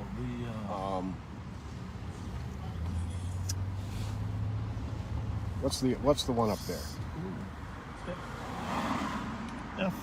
FHX226. It's gonna be 4 now, right? Hotel X-ray 226. We're up to 4, but we got to do 2 in a row. So let's do this. I told you when if he starts off slow, if we don't see him do any U-turns that first hour, then he becomes like a madman, and that's all he does is U-turns the rest of the night. Yes. And that was the Mounds Park. Mounds Park Inn. Not on file. FHX. All right, let's go to our U-turn cam. Yep. Oh, now it's coming. Cinemax. All right, guys, you ready? Oh, see, this is exactly what I'm talking about, man. He comes in when we're talking about stupid shit. We got 2. He just did 2 in a row, so we got to do 2 different ones. So here's number 1. Cheers. Are we doing it again? Okay. No, we weren't just talking about porn. 2 in a row. I figured you guys were paid attention. No, we were totally talking about porn.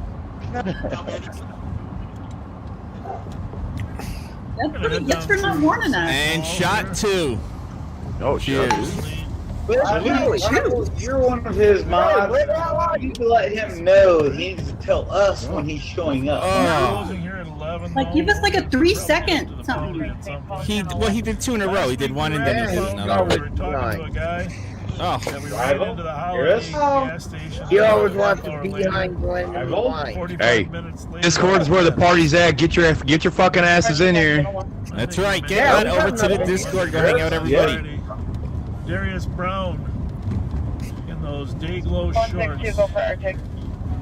Ended up. Can you check the intersection for a vehicle hitting this gentleman at Lexington, Anthony, please?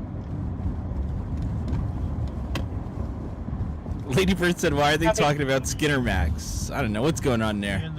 Conversation is getting out of hand in there. If you want to check out what they're saying, feel free to go on over to Discord. If you need the link, just let me know and I can post it in the chat. It doesn't cost a dime.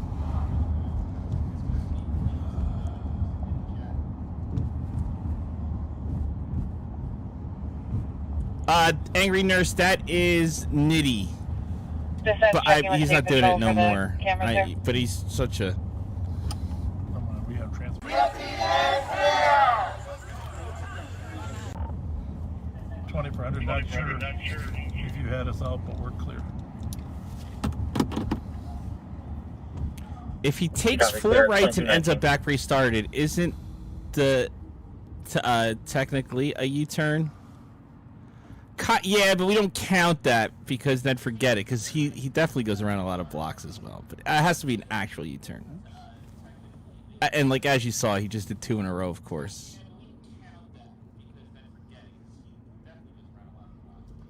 Janet said Nitty has shovel taking the camera off. So our himself. text number, folks, once again is 651. Discord link got you guys. Hold on 1 second. Let me get you the 1871. 651 252 1871. All right, I'm posting the Discord link in the chat if you're not familiar with Discord. All you gotta do is click that link. And the email does not cost any money. It's a place where you could post articles, videos, whatever goes down that we can't show online. It's where the conversation keeps going 24/7. You make a lot of new friends in there. And every Friday night we have a little webcam room, the U-turn room, to bring you guys onto the stream so that we can all take shots together.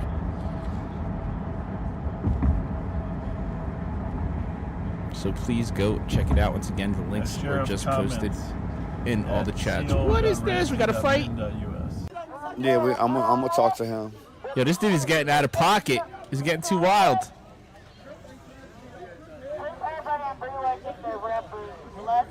Yeah, that was crazy. They arrested him.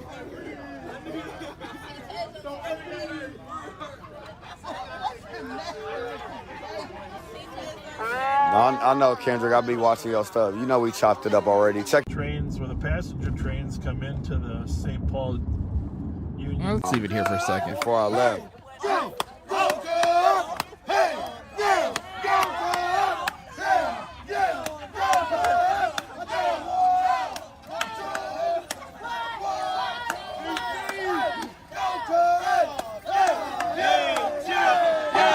And back to Pat and Bob. Because you see him last night, you see him ask those people how they felt about the Oscars. Of course, the Oscars haven't occurred, and they know nothing about the Oscars, but they all pretend like they do. Because Do I have a live link in Albany? No, nothing in Albany. I see. Giving credit to Satan for her success. Just this. Well, you know. Los Angeles, there's some anyhow, chick I did hear in the news that who's been talking for like an hour. In L.A. I've been to Chicago's and New York's. Whatever this is, let's see what she's saying. We have another one here. We Every just time I passed look over, St. I see her Paul talking, Union Station. reading something from her phone. But I would like to see. We have to stop settling for excuses. She had a knife. She shouldn't have been resisting arrest. He should have complied. There was a warrant. This is all. Yes. This is bullshit. Is They that didn't bullshit? need to die. No. All right, I can't stay there because I'm drinking and I'll just no, absolutely not. Eyes, please. He's never got you in your eyes. No, never. Oh. We got to stop listening to the facts, right? Facts shouldn't matter because it goes against our narrative. That's what she's saying. Excuses equals facts. So let's pretend like none of that shit is true, and we'll just keep playing make believe in our mind that all of that shit is okay. That's him. There he is. He's up there. He's up there. Let's keep these pieces of shit on the street for our narrative so that they can go stab more people.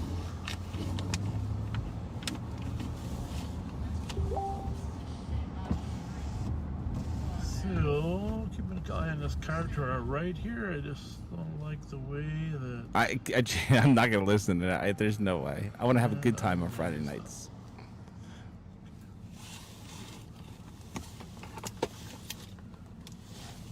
It's probably fine. Yeah.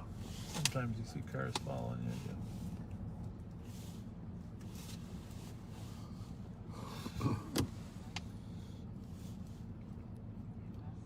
Let's pretend the facts don't matter. We got to stop saying exactly what's right. On YouTube this last week. Holy smokes. Sometime tonight we'll go over the 3 million hours on YouTube. That's unbelievable. So backseaters, thank you, backseaters. That's right, Johnny Chabot. 13-year-old just stabbed killed another 13-year-old. I don't see those names on the board.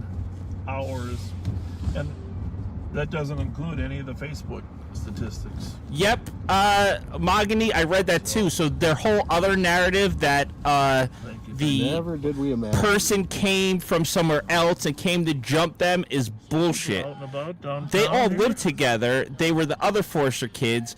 The girl was told that she needed to wash the dishes. I guess she didn't want to fucking do the dishes or whatever the case may be. They got into a big fight inside the house, came outside the house. Somebody called the cops. And the girl the whole time was the aggressor because she didn't want to wash the dishes and still tried to stab it. So every single day, more and more of their bullshit story goes out the window, and we get the actual facts of what happened. It's the original one. We probably saw it years ago, but there's a scene in there where he's breaking out her. I don't know, but it looks like he's done now too, unless his camera froze. I'm not sure. Gonna go back around the block, and hopefully it was something got thrown out of that. Yeah, imagine stabbing your sibling over dishes. But there's a scene in there where boyfriend Warner's breaking up with her, and she wants to walk home. And he says, "Come on, Pooh Bear, let me give you a ride. Come on, no." Oh, this is the best show, Lady Bird. She's all dressed We up. went down the because she thought he rabbit was hole gonna from propose Practical to her. Jokers. It's in the beginning. Who's your favorite, Lady Bird? Be smarter than him anyhow. But finally, he's driving alongside of her, trying to convince her to let him give him a ride, and he says, "You're going to ruin your shoes." So she gets in. And she had the same. They said that it was the foster parent. I think is what I read.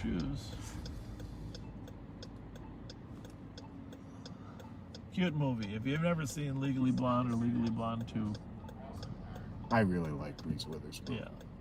He should, Sherry. Sherry said he'll never get credit for saving the one girl's life. I think everybody should start going to his pages and be like, "Yo, you're a hero. You did a good job. Everybody is behind you. light rail Remember, station down here at 5th and Minnesota. just because you hear a bunch of loudmouths on the news and a bunch of Metro Transit politicians trying to push a does a great job narrative, of keeping don't think that the majority of us under know control. what you did Usually they're parked right here on the side. was the right thing."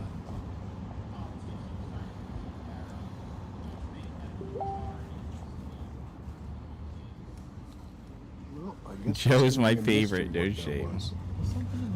It always changes for me. The Lady Bird. Something got thrown out, I think. Have you seen new season's hilarious? Look up Q Drive Oh, there it is. Drive Punishment. It's hilarious. glass or I ice? will after the stream tonight. I think they ran over it. Oh, okay. That sounds like what that was.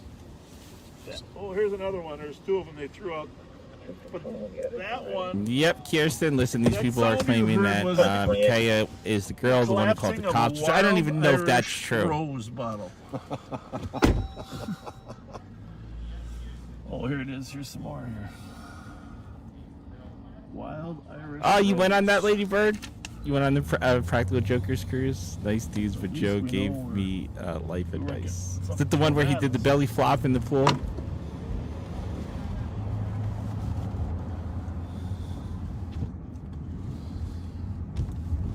By the way, interesting little tidbit. My uncle threw a fork at my dad. I'm hoping tonight it isn't At my true, dad when we were kids, and it but, stuck in my dad's forehead right above his right eye. I still has a scar from it.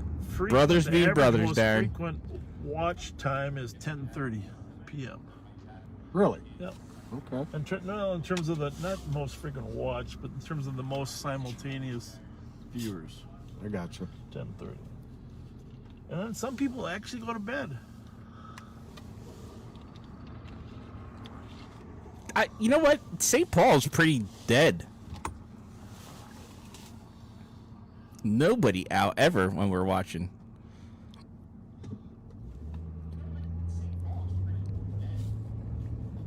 Just the alt-juror.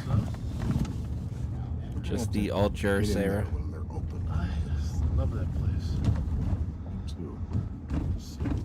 Now I'm so tempted to hear what else this fucking girl is saying. The landmark in front of us there.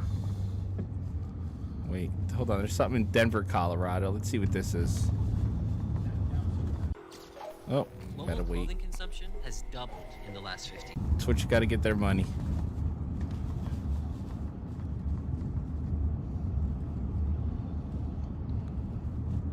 Our 7th Street spots are today. It's been quiet just about everywhere we. Thank you guys again for being here on a Friday night. It is Friday night. Oh, I can't wait to hear this song. I don't know what day it is anymore. It's This song just is gonna be so much great. happening, and we gotta keep living. And I know probably everyone here is doing amazing things in their lives. You know, just because we care about people, Kill and the white people. we're horrified and we're sad, doesn't mean we don't also do other things. And We're I gonna think make people them need to hurt. understand that you shouldn't Kill the limit white people. anyone. But buy my record first. This last song that I'm gonna sing, both of these songs aren't new either, because like you guys have been saying, this just keeps happening, and hopefully we can write happier poetry and spoken word, happier songs someday. But I just want to say that I can't speak for all the other Asian people, but I'm here. Shannon, I said this last time and I meant it. Like, whenever you need me, I'm here. So please go home and talk to your friends about tonight and everything that's happened, and let them know the next time that they need to show up. That's all we can really do. We have to change Happened to Tony from every single individual.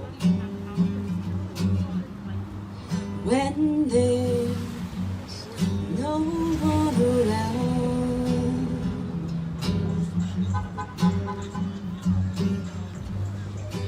let your tears run out.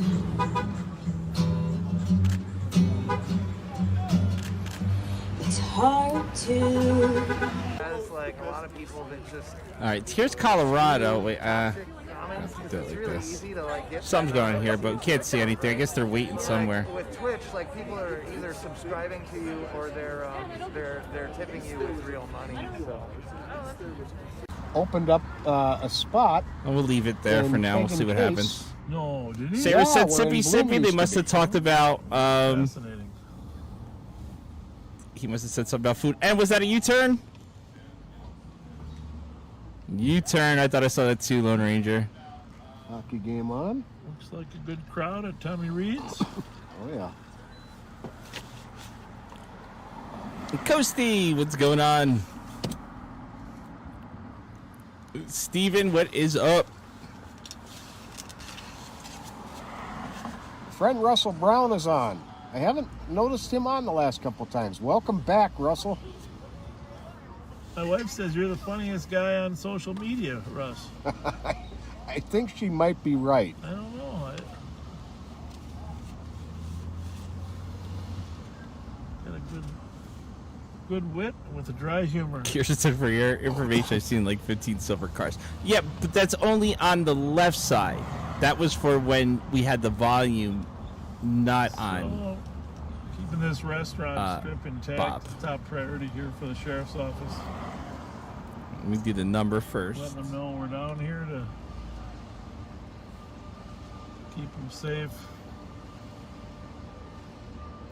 Then we're gonna go to the Discord. Looks like the garage doors are closed. You're in Alaska? Discord. Discord. It is time. Oh, we are here. Cheers, everybody.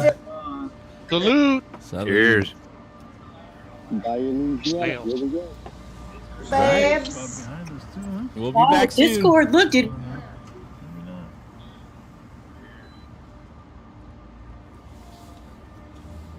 All right, let's go into your crime update there, Master Pat.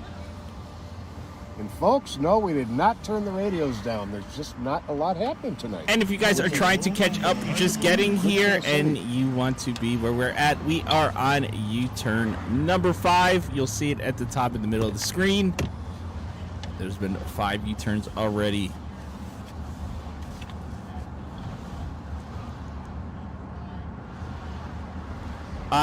Joanne, they don't have a curfew anymore.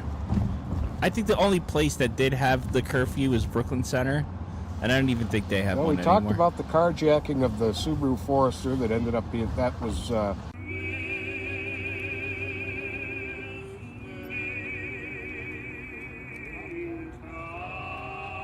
What the fuck is going on over here?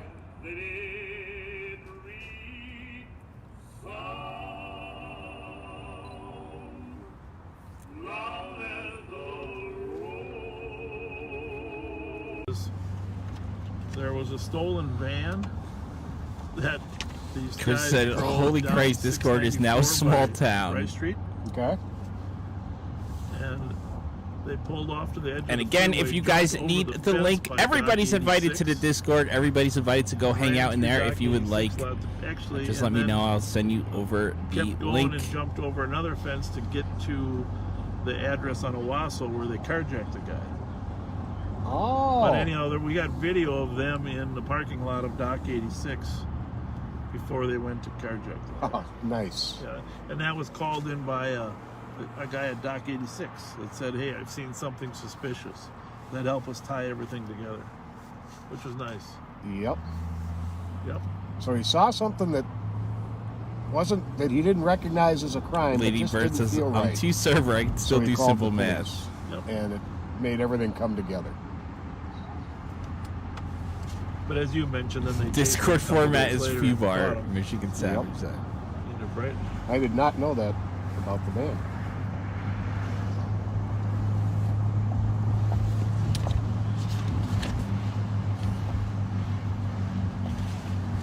Pat and I don't get to rehearse our content, you know. It's not like there's a practice session. I'm punch drunk. Does that count? True that. True that. Who's punching you, Smelly Mace Finger? Utah Council.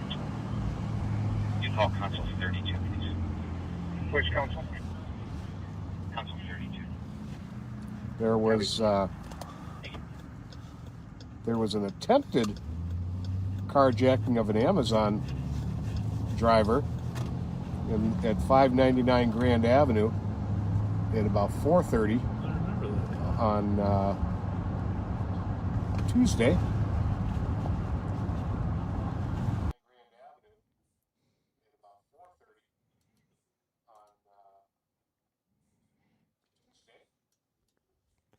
Even get to graduate. Come on, Bob. The fact that we have to sacrifice teenage things, it's weird. Attempted Twinkie robbery. People telling us that we're so strong and we're so brave, that we're so courageous for doing this, one of a kind and remarkable when we're not. We're just a bunch of teenagers doing It means what I'm we tired. do, what our peers Sure it does, Smelly Mace. died, enough is enough, until they actually listen. And we'll let them know that we're not scared of them. No matter what they do to us, we're not scared of them at all. Enough is enough. No, I don't think that this is what they're doing on the left, Kirsten. This sounds like...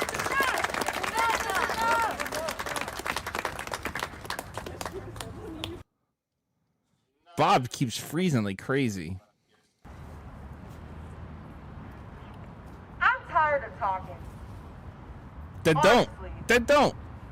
Then just shut the fuck up. It was very simple. If you're tired of talking, watch Netflix. Amazon Prime. Really to the point where I don't even know what to say right now. We came Don't together say anything. because You don't have to. we have You're planned only on gonna make getting the yourself community sound back stupid. together just to acknowledge Black lives again. We didn't even get time to process the death of Dante Wright, let alone we heard about the death of Ma'Khia Bryant. How sick is that? Yeah, it's very fucking sick that she would decide to take a knife and try to stab somebody. I agree with you there. I agree with this girl. It was very sick of Ma'Khia, and it's probably not her fault because she was so young and she should have been taught differently.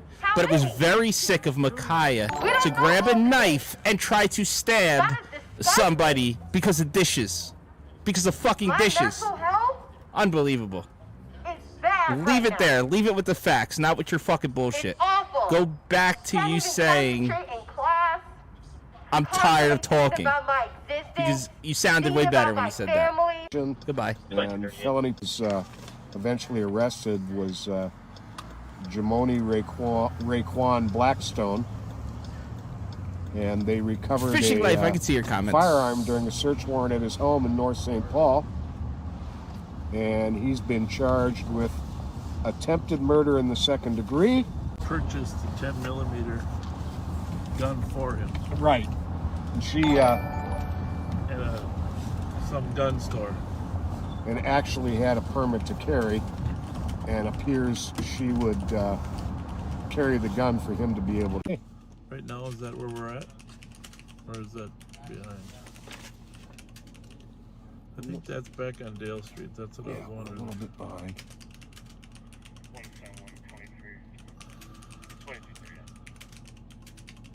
From the bar here. I don't know if it's open, but the parking lot. Oh, there we go. Just a couple people talking loud. Dixie's is closing down. No way. Yep. Forever? One of my favorite spots. Yep, forever. Well, this isn't Dixie's. This is Sagia. Sagia, but Dixie's is the front of the building. That's what I thought. So they're in there, right? Are they both closing? I believe just Dixie's, but I'm not certain. Okay. I love Dixie's. That as a cop because they wanted to see the girl in the pink dye. It's the only thing that makes sense. You know, and why I love it's permanently. Oh no, one shot. Thank you so much for that follow. Welcome, Welcome Brian. to the board. 444-555. Thank you so much for that follow. Welcome. Welcome to the boardroom. The real Sir Snails. I'm sorry if I didn't say this earlier. Thank you so much for those 4 bits. And Curse one of 3 me. Thank you so much for that follow. Welcome. Welcome to the boardroom. Have a good night. Thank you.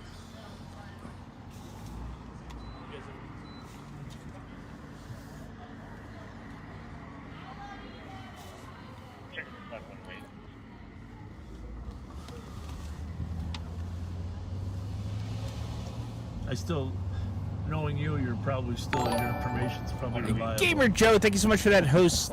Really do appreciate it. Guys, make sure you share this out to your friends, family, your groups, your Patriot groups, of course, and whoever else you think would be interested in watching and seeing what's really going on, or that are just home bored and want to drink with some people on a Friday night. We try to do this. Saying we're having buffering issues. I'm gonna check. Sucks that I can't say. I used to be able to be like, oh, we do this every night, but unfortunately, 315. Well, there's different neighborhoods. After COVID, life has brought me back to life a little bit. 74 Nevada. More to take up some of my time, but we do get on at least 4 or 5 nights a week. So make sure you click that follow button. Chase the person off. Suspect dropped their cell phone. Suspect will be a black male in his 20s, 5'9", and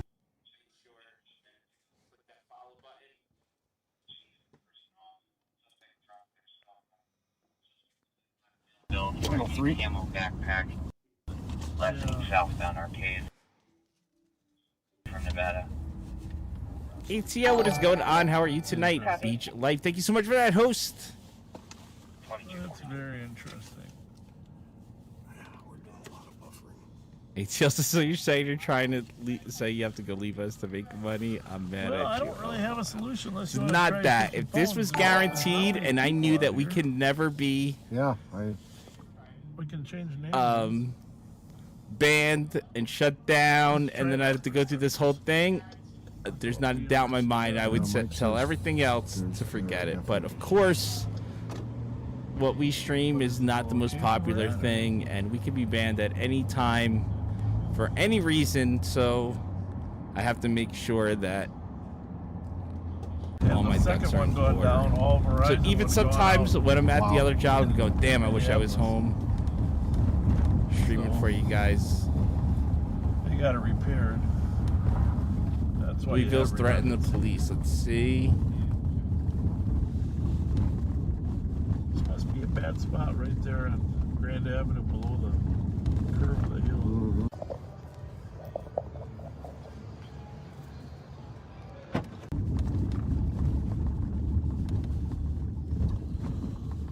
How do you know that? Where do you see?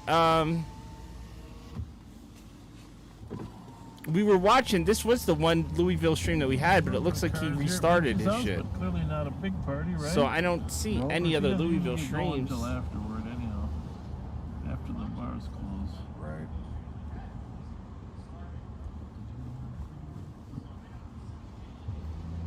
Oh, I know what you guys are doing. You're watching other streamers that are showing everything. Make sure you read the bottom. It says BLM March earlier. That was earlier. We actually watched it already. It's exactly what we were watching earlier. If it's our transmission, though, because I can always, sometimes the delay. That's how I catch you guys. See, I see everything. I see it all, even when I'm drunk. And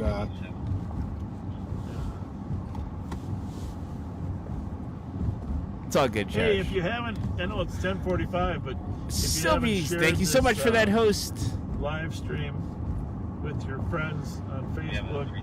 Now would be a great time to do that. Bar closing coming up at 11.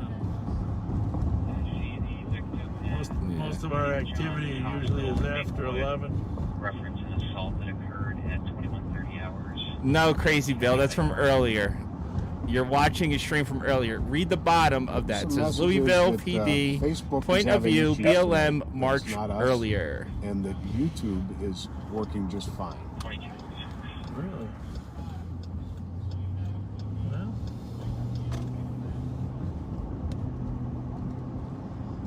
No, I know. I do appreciate it, Mom. Trust me, I do.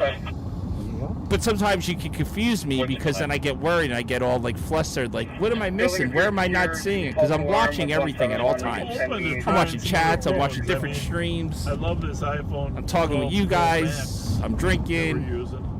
I'm yelling at people. That's a great picture. So then I start to panic. Like, where am I looking? What am I missing? As well.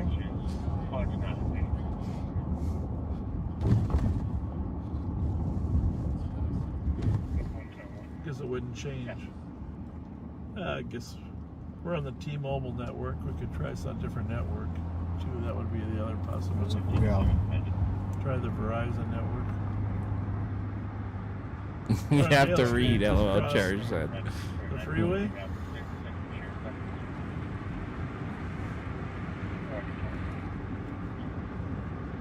Callifield's on though, Janice said. I can pull Calliefield up. We'll wait for Bob to go on break, then we'll go to Calliefield. I wish Calliefield would have stayed on Twitch. Is he on Twitch? No, right? He's on YouTube and Facebook. It looks good, and Mike says we're doing well. Today, Kayla, today he wants to prosecute Antifa. Tomorrow he'll apologize to them and say what he always does. How many times have we heard Wheeler say, we're going to put an end to this, and then come back a day later and be like, I was being insensitive.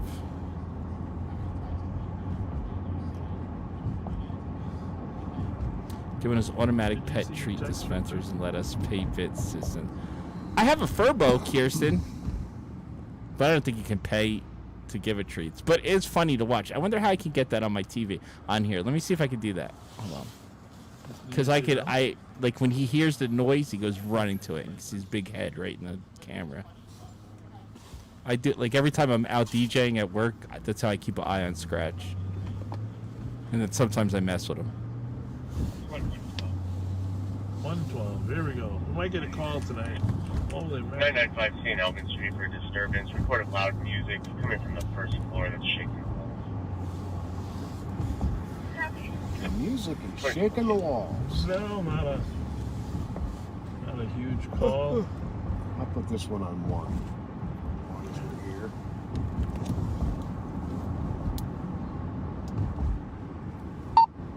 Oh, we'll see what they do, Wises. TW's on too. So we got them all on tonight for Friday night. That's good. Wasn't there 2 people shot or killed in Minneapolis yesterday again? I don't know if I can because it doesn't look like you can watch from a browser. You have to. It's got to be on your phone. And a lot of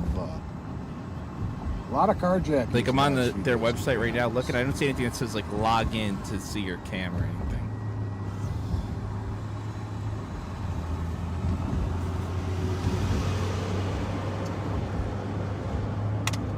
Yeah, I've been working with John Choi and Todd Axtell, Chief Todd Axtell, to develop.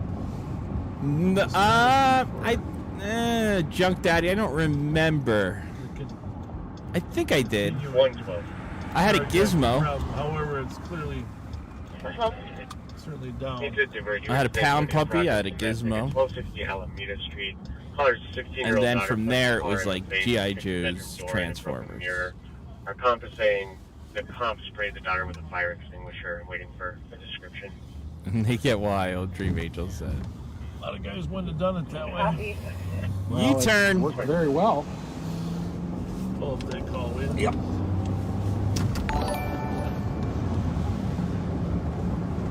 Chiragan had killed Patel. Thank you so much for that follow. Welcome. Welcome to the boardroom.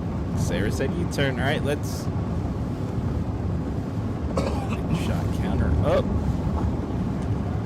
16-year-old foster daughter punched the caller in the face, kicked the caller's bedroom door And then in, let's go see our broke the Discord. mirror. Can Crooked Fingers get one ready? Got it with a fire extinguisher. Hello. Okay. Oh, Discord shit, dude. We apparently we gotta do a shot now. Get those shots pulled. Right on.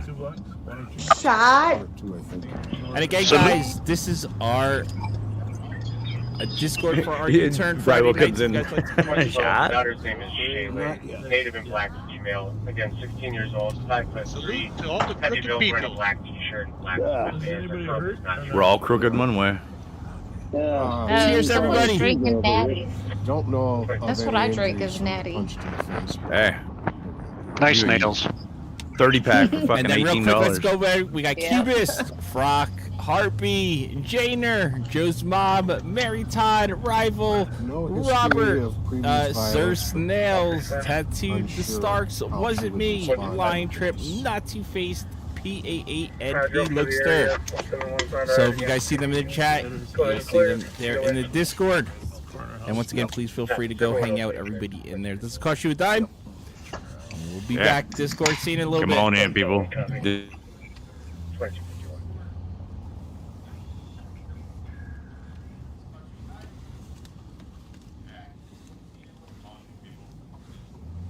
Fucking Bob. Bravo 805. Bravo 805. Can you put me in a DOC? I can advise.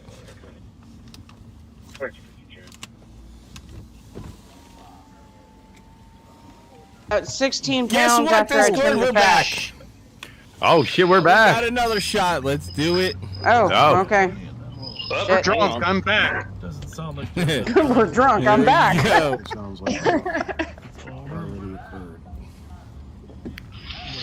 Hey, in about 30 minutes, we're gonna get that Joey rant. 30 minutes. You've already been getting it. Oh no, we shit. The good one's gonna come after a couple more shots. Oh yeah. All right. Cheers, everybody. Cheers. How old is the daughter? 16. And I got to update the number for anybody else that wants to join or know what we're up to. 363.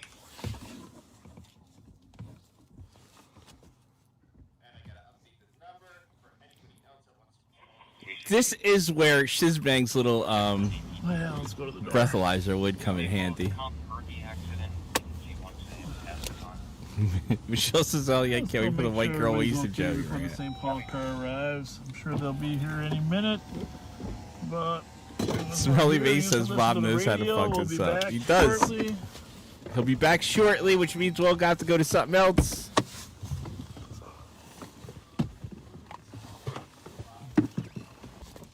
I'm going to text Shizbang right now and tell him to get into our Discord cam. In the meantime, let me see what else is going on. Well, I don't know what Bob's doing.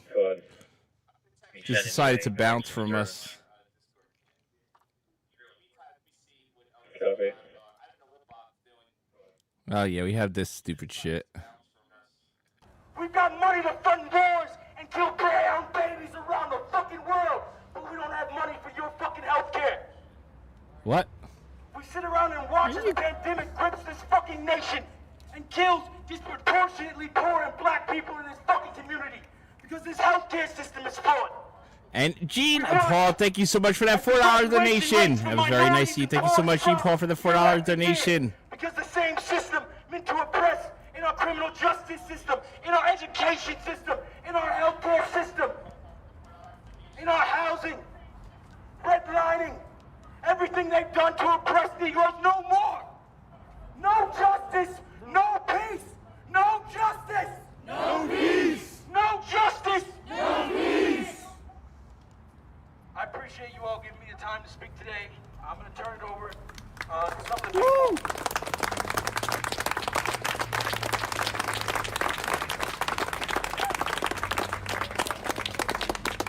I'm going to turn it over to some of the people. I just hit Chiz up. Say, get in that Discord and come drink with us.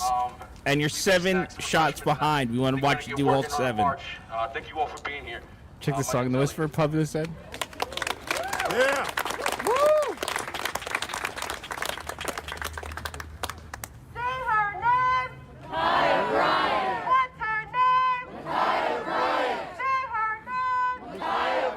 Are you fucking kidding me? Denver, Colorado. Relax.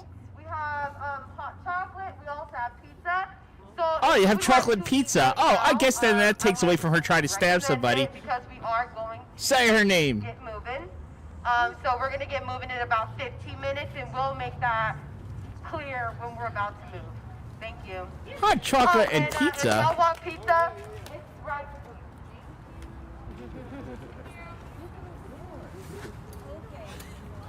So I'm gonna serve the Exactly, Betty Banana Bread. Like, it sucks that she's 15 because I'm not trying to get on her. I'm not. It's a very, very sad situation for what happened, but stop the fucking narrative bullshit. What did you want the cop to do? Have 2 dead girls there? Because guess what? If she would have stabbed her, he would have shot it regardless. And she was on her way to stabbing the other girl. So dumb. We also have Dicky water. Doos. Before that, we're gonna have Lynn Eaglefeather, Paul Castellani. That's right, Barbara. Ashley Babbitt, say her name. David Dorn, say his name. Ashley Babbitt, say her name. Get the fucking cop who shot Ashley Babbitt for a made-up insurrection from the left who said they were armed, and come to find out there was 0 weapons on anybody. Who came to find out they said, oh, they killed the cop there. Wrong, it was a stroke. But you want to hide that. Say her name, Ashley Babbitt. Charge the fucking cop in the Capitol for killing Ashley Babbitt. Those are facts. Your bullshit is false. When I heard this, I cried because it hit me in 2 ways. She was a foster child, and so was I. I lost my son. She lost her life. And when George Floyd asked for his mother, we went to Minnesota to go march I was just for about to do him. something, I forgot. And I met many other justice mothers from across the United States. We're going to have a march in August and in July for my son. But this has got to stop. We need to change the laws, the policies.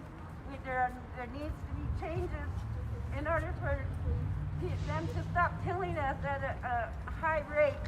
The Native Americans, the black people. I saw the they're best killed at a very T-shirt I high think I'm gonna rate wear at the for game being if we wind up playing the Lakers in the and finals. That shouldn't matter. 'Cause you know we're going to the finals.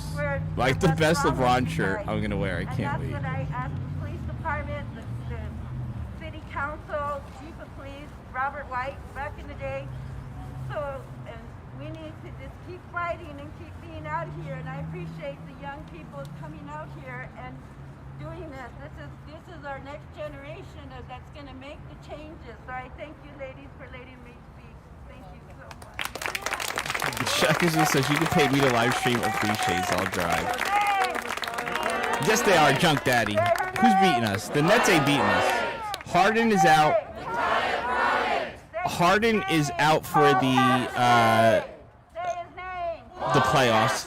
Even if he comes back, they've only had 7 games so far that they've played together with each other. We don't know how they're going to act in the playoffs. I really do think that we can beat the Nets. And that's really the only team I'm worried about.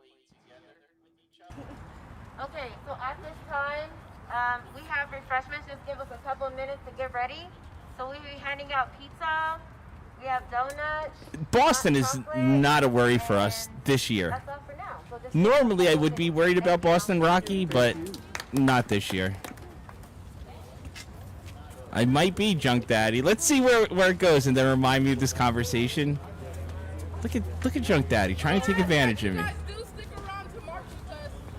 But listen, remind me when the playoff time comes. Because I want to see who we're playing first round.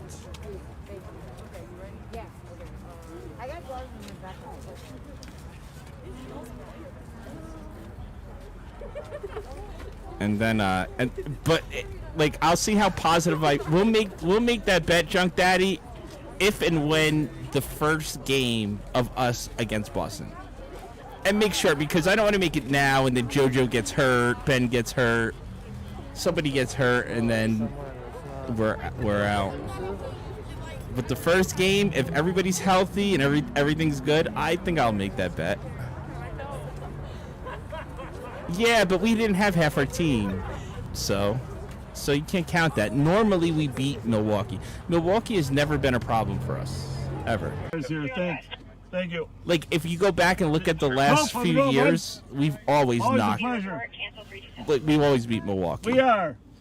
Boston, we always have a problem. Like, we always have trouble with Boston. For some reason, Boston goes on fire when they play us. Job out here. Really hard worker. Good guy. Hard and thorough. You know, he just I've been with him on some traffic stops. He's a guy. He doesn't miss much. That's a good thing. And he's always, we backed him up a few times. Well, Brady with another ring. I don't know. The Eagles, we got some work to do with the Eagles. So I can't put anything on the Eagles. 174, can put me on 589. Tail 3 north. We'll go back and see if the walls are burgeoning on St. Albans. Just kidding, Mom said, I'm so excited. I'm home, gonna hang out with U-Turn Friday. We're clear of Alameda. Sarah said, U-Turn. This one on 3, I think. There we go, number 8. I got a new strategy. Whatever the 2 will be at left, you'll always be the higher number. I'll always be the higher number, okay. 115, it's still ringing out voicemail. Call 9. We're brilliant. What he's not doing is he's not talking about food. I noticed that. He's only talked at one time about the Genos. See, my original plan is whatever direction we're facing, if you're on that side of the car and I'm on that side. But there's a lot of variables to that bet. So I'll be the opposite channel. So if we're on 3, I'll be on 1. If we're on 2, I'll be on 3. Let's go to You Discord. always be the highest number left. Change. All right, Discord, you guys ready? We're on 2 here. Yes, we're ready. Yeah. Yeah, ready, buddy. Here we are. Cheers. We got the good The highest boy. number left over. Cheers. I'm going to forget all of Cheers. them. You're the highest number. You're the count. Crooked Nose Media rules. Sesame Street. Thank you. I just wanted to We say love you, one Joey. thing. And We do. I'm from South Alabama, right here, like 10 minutes from the Florida line. And we had a cop kill a black guy It was So we like go to the 5 days domestic, make sure ago. nobody's hurting each Because other. he pulled him over Just for a traffic stabilize him a stop, little bit. and when he pulled him over, there was a gun in his car.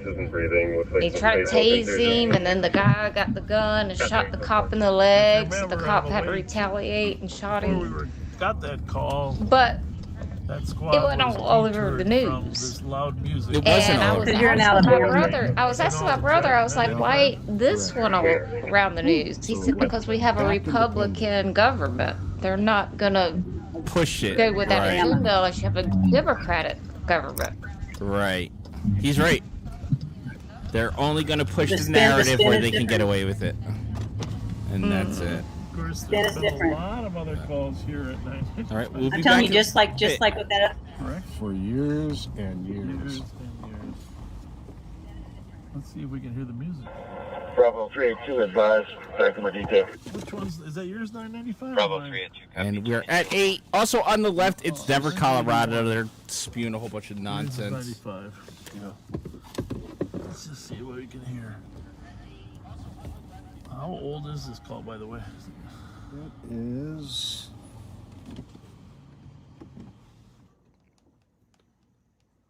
What time is it? It is about 20 minutes old. I don't hear anything. No. Security mom said, okay, I haven't drank in a while. That burned. What's that 111's call?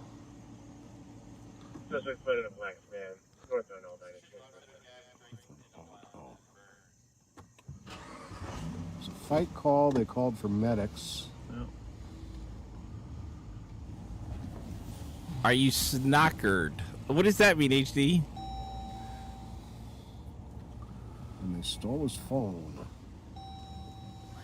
So they turned it into a robbery. Only vehicle description is black sedan. Well, let's just see if we can get in that door. We don't even know if we can get in here, but we're gonna run in there and see if we can.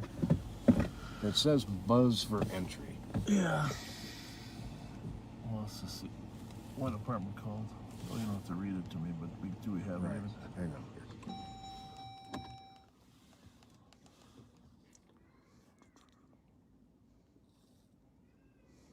Yeah, this actually, the funny part about you see where it says caller there? Oh, there we go. I've had difficulty opening those windows. Oh, you got it. And it's anonymous. Let me just check to see if that door is open. You know how many times these things don't close properly? Right. Let me just check.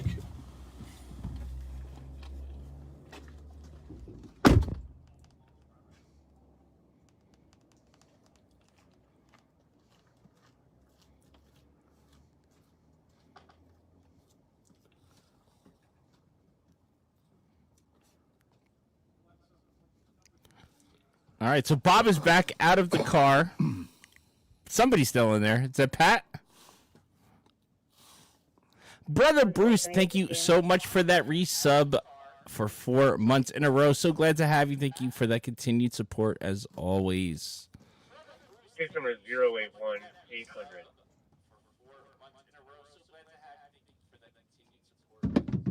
Oh, it means drunk, wasted, Kirsten said. Yeah, we don't use that word. Schnockered? Schnockered? I didn't really hear I've you. never heard that in my life. Although, Shakazula, yeah, are you from there? Are you familiar with them? here.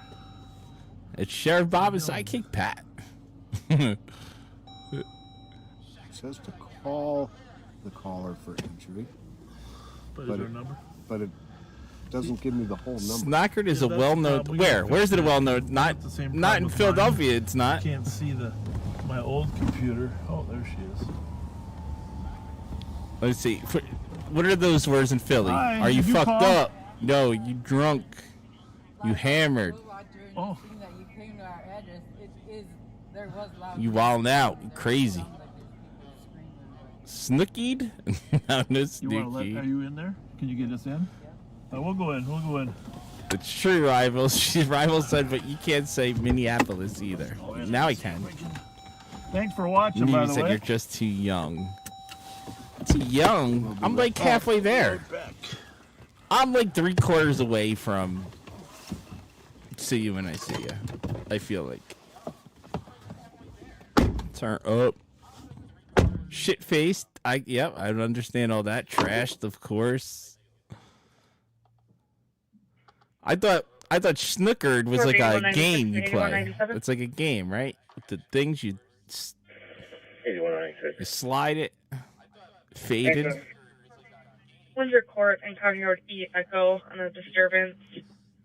Several juveniles in the area being loud and possibly breaking glass. No description. That's it, Nivi. Snickers a billiards game. That's where I knew that from. The original beer pong. 2309. Your mom said it's an older saying. All right, Bob is on a call.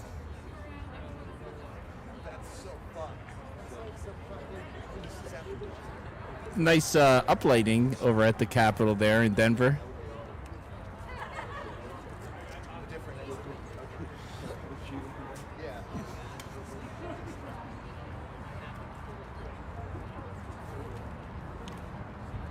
Old Rod Builder said, I thought it was a titty bar. The Boom Boom Room. We forgot about Bob going to the Boom Boom Room.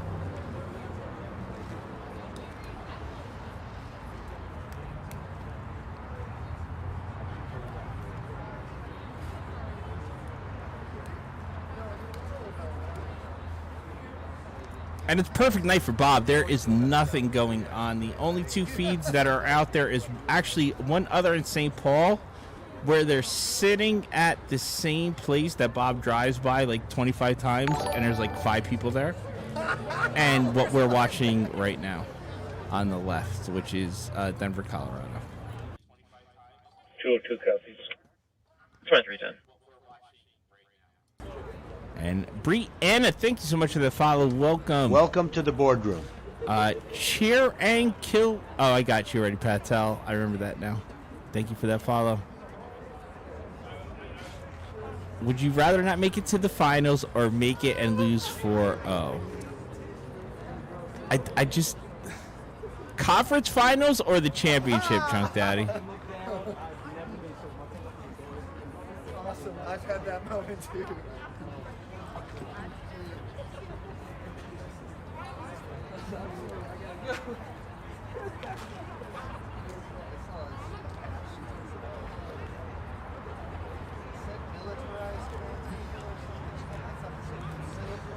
Does the team that beats us in the conference lose 4-0 in this made-up scenario?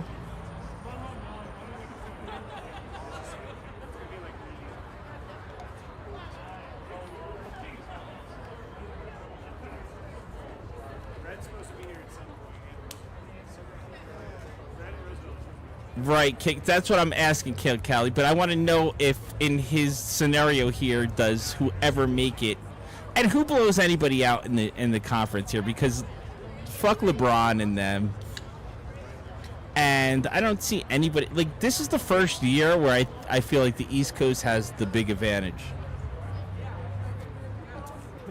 A lot happened this year to. Met a woman that was actually watching us when we came by. The Hawks are gonna win. Thanks for greeting us. Sure, ATL. She wasn't actually What am I thinking? We did go in though, and Have y'all working on plates, so holding the 10-1? B said Denver sucks. It's not the same. Central. Okay. So the music was down. We did knock several times, but they didn't answer. But there was no loud music from the apartment that supposedly had the music. So disposition of the call is service is not The required. Wizards, Super Bowl. The Wizards are not going to do anything. Not this year. If we would have talked to somebody and told them to turn it down, we would have said. Trust me, is advised. ATL. There ain't no other team choke like Philadelphia does, but Nets would be a hell of a team if they could be healthy and they play together. Because again, they've only played so Kyrie, Harden, and KD have only played 7 games total together so far.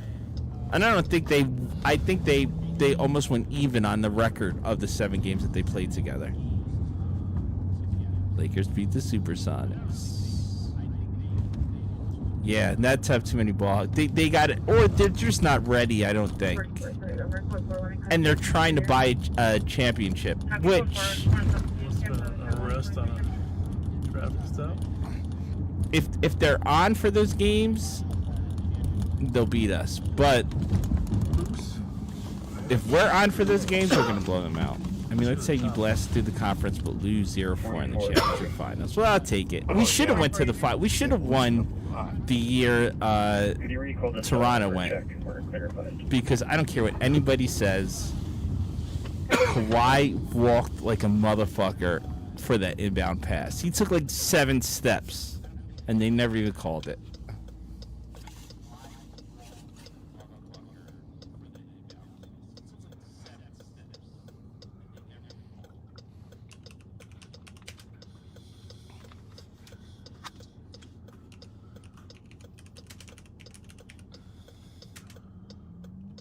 Quieter than normal. Yes, most definitely.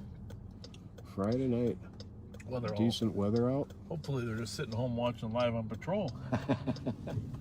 About 9813.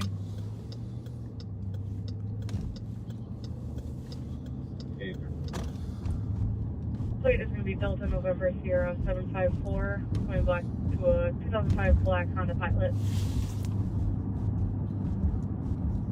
No, Crunchy, actually, I grew up in North Jersey in my younger years, and I was a Knicks fan, so I hated the Bulls in the 90s.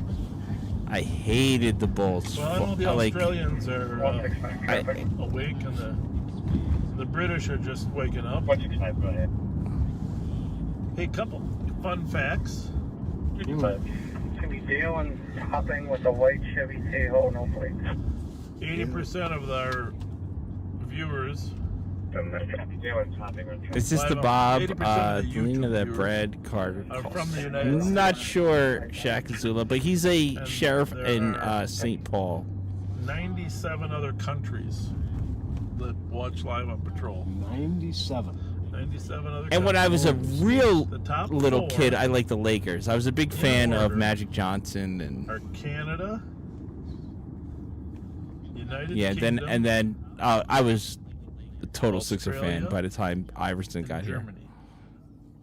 Those are the top 4 besides United States. Yep, Canada, Ewing, Mark Jackson, United Kingdom, Doc Rivers, which is now our coach, Anthony Mason. Anthony Mason broke my nose in New York Knicks camp. I give you the whole team at that time. You Englanders, you Aussies. I guess Brits. Thank you to the Brits, right? That's the right term, Brits. Dominique Wilkins, ATL. Dominique was the man. He used to jump over everybody and dunk. I'm a Bulls fan from the 90s. We owned... Wait, hold on. Where did I miss it? We owned your... Oh, Jesus. Something just dispatched here. You ain't kidded, one shot. I used to go nuts. I think I broke like 2 TVs in my house because I get so... I would throw the controller at the TV. I was like 12. And I would still get so frustrated. Oh, there we are. Yeah, this is the largest. You guys got that one shot. We did beat you one year, and then we wound up well, still losing. Let's roll through. Did you hear the Milwaukee Bucks are changing the name to the Men? No, I didn't hear that. Lots of folks. Bar closing at 11. Is this the guy smoking a marijuana they're worried about? One shot. I also remember Starks dunking on Jordan and Horace Grant like it was nothing. They got some serious music going on. They got some serious music going on tonight. Yes, they do. Get out there in front. Show us the dance. Yo, the best games ever, one shot. You can be on Facebook Live for I was actually complaining about that at the game the other night. I'm like, every fucking call that these refs make are such bullshit. Like, stop. Let them play. They want to call technicals and flagrants on the stupidest things. A couple weeks ago, we were here. There was a stolen drove through. Maybe I wasn't here. Where were you saw that? That's a hard one. Over by Willards. Willards, yeah, that's right. Grotto. Looks like a Philly gas station on a Friday time. Around Spring Garden, fishing like. This is the unofficial spot to hang out, right? Yeah, definitely. You're trying to trick me, Kristen. Wait, hold on. It's actually pulling up the walk. Mostly I want to be able to grab some plates if necessary. I think that's why I got loose. I think the bottom popped out of that secret spot.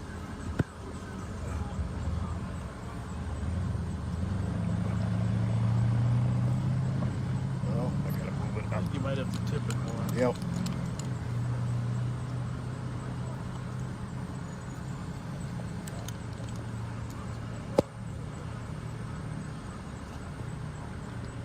Version 2, we're going to get it better.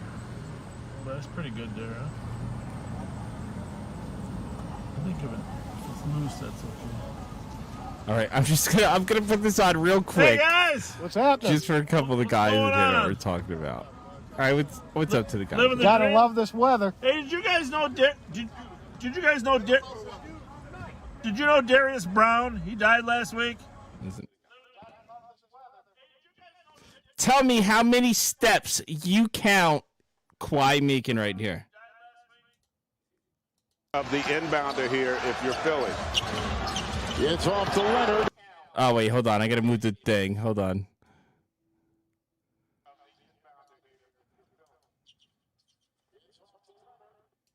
Wait a minute. Wait a minute. Let me move this up.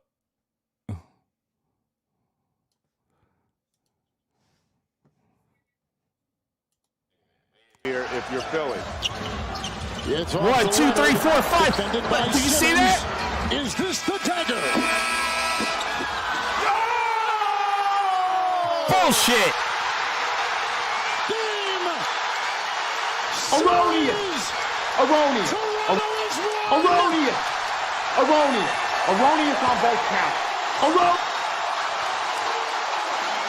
Erroneous. Erroneous. Erroneous on both counts. Erroneous on both counts. The fuck out of here with this bullshit. 15 fourth quarter points by Kawhi Leonard. And the game winner. 41 points. Such nonsense. That should have been our year, because then we could have easily won. We would have did a better job then. Actually, what's it called? It was impending right before that last call, and now it got just right after that last call. And I counted 4 bouncers before our beat started crying. Listen, they made for great memes, so the best memes came from that game. Number 081. It was a huge travel. It was like 8 steps that he took. Like, come on. And Kayla with the bit to make sure to keep that number even on the HP. He bounced it once in between, and you can see it, but then I counted at least 4 steps. Yeah, exactly, Kirsten. That was like the Jordan push-off to beat the Cavs in the 90s. Yeah, it's Indiana, though. Golf, they let things go, except fouls. Serge Harden takes like 5 steps every time he touches the ball. That's all they do now. How's everything? I was in labor, headed to the How are you hospital. guys? What, when that game was on? Shaq You and got the Zula? young ones out tonight, or they just look young? I said that you guys look. What's so going on, young. Sidewalk View? No, I'm 19. Yeah. Yes, we're taking shots. Sidewalk View. You need to catch up. If you're 8 with an shots. adult, we're not gonna give you any We're up grief. I was to- just wondering. And Jack Are you said, putting "Yeah, I remember makeup seeing on or that what? baby cry. Is Shit there was an sad. It was sad." You look great. Is there an after party at Michi's house, or what's the deal? Supermo said Portland is out, no The streamers boom like boom always. room. We'll see. I And so if the wonder, cops is there come one to at Portland, any then parties they'll tonight or start not? streaming, and then we'll go to them. I haven't heard of any. I think it's kind of. But right now, it's just I Denver. think that's why everybody's here. But I come outside.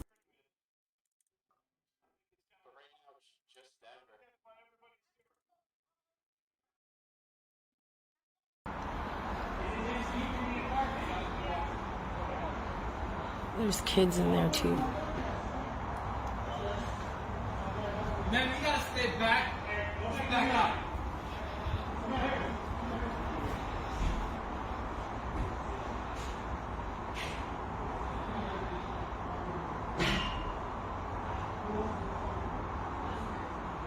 Fuck, I want to see what the fuck they're doing up there. These motherfuckers.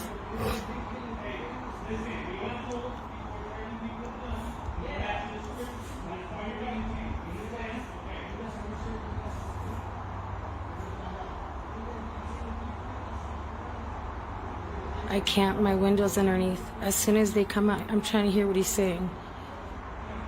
I know. This piece of shit. I have every right to fucking record. I can't fucking see what they're doing.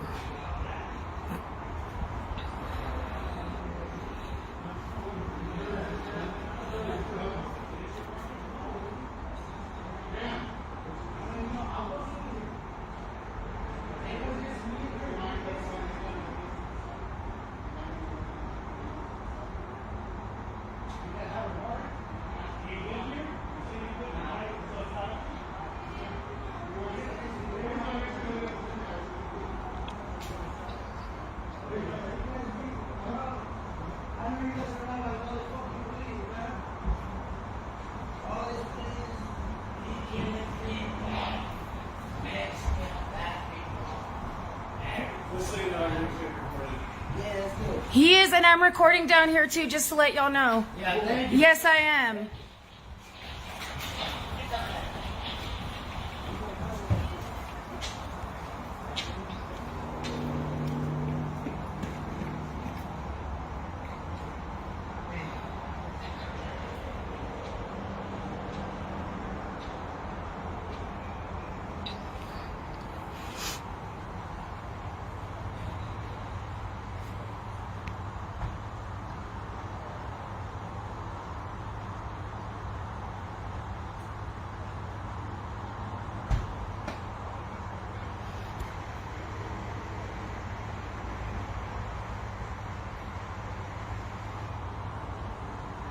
I think it's that actually.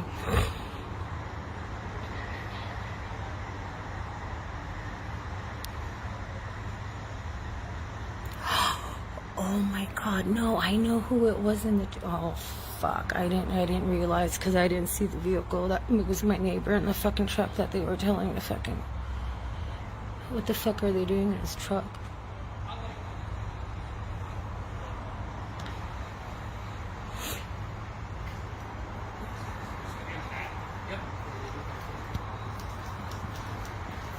Excuse me. What, man? It was my neighbor who was in the truck. Yeah, they should the fuck didn't read him his rights. If he's under arrest, they didn't read him shit.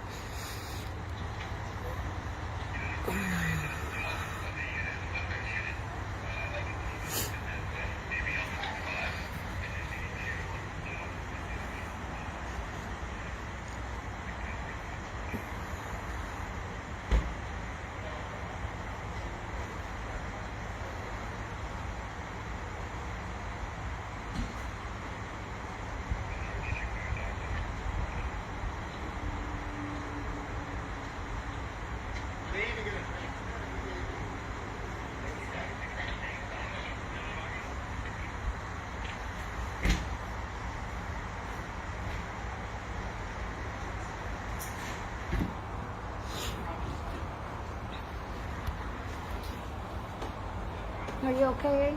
Yeah, thank you. Yeah.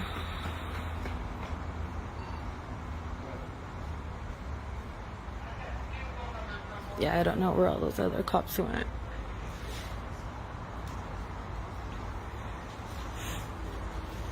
How was their delivery outside?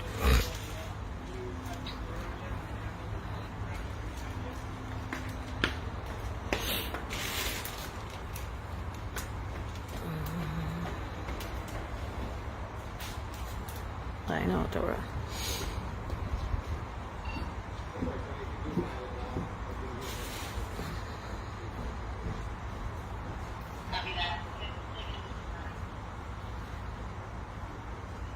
Sorry, I'm shaking. For some reason, I feel cold.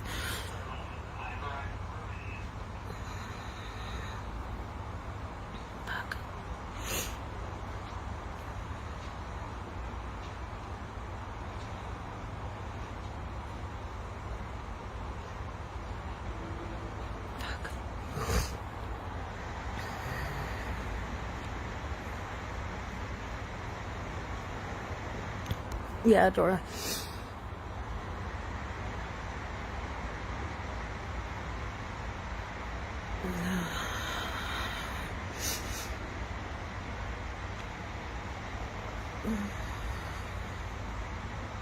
Fuck, sorry guys.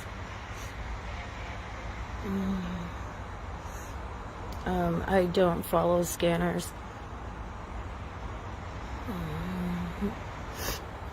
And there's still a bunch of cops somewhere around here. I don't know what the fuck they're doing, but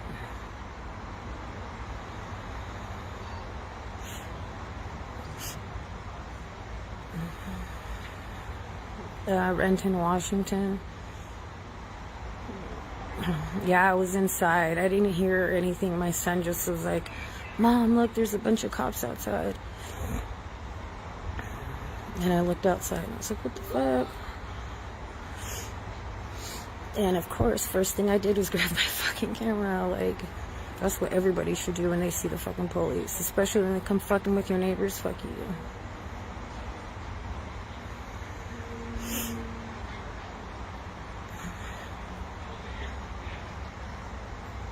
Trying to keep the camera still.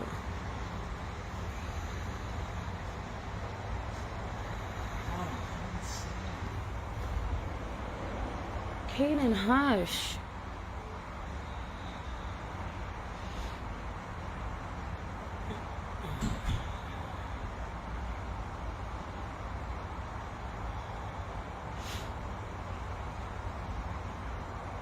This is in Renton, Washington. It's about like 20 minutes from Seattle, my house. I just looked outside and all these fucking pigs are out here.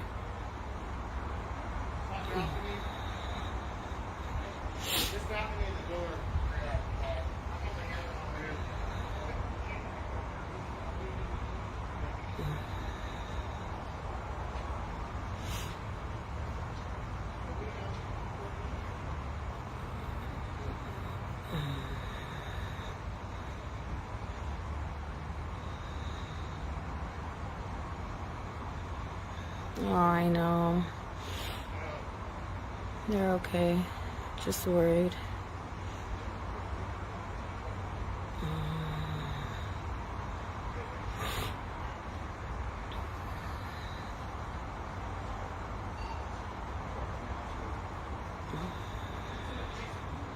Huh?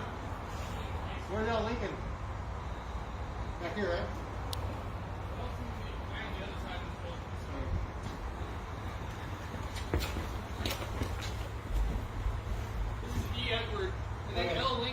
So we don't have Jorge in custody, right? That's who's outstanding? He's one of the ones detained, yeah. He is? Yeah, I think the one Casey has. Casey said that's somebody else. Can you double check?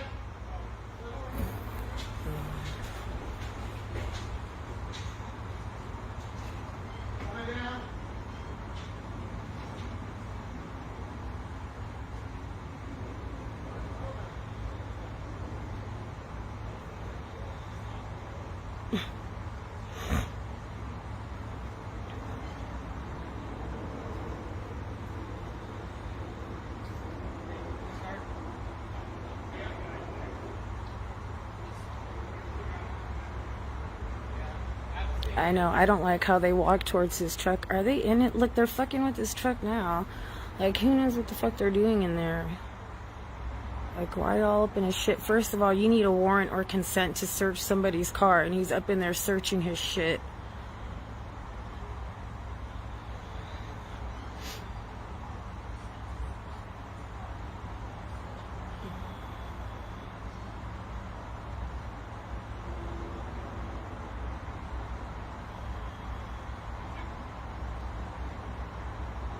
Look at him. You better back the fuck up off his shit.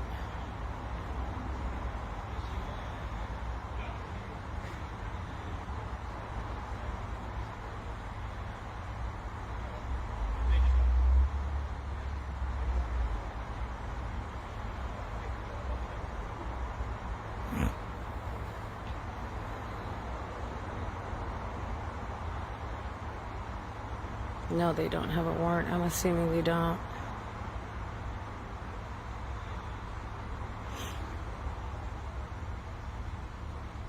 This is in Renton, Washington, my house.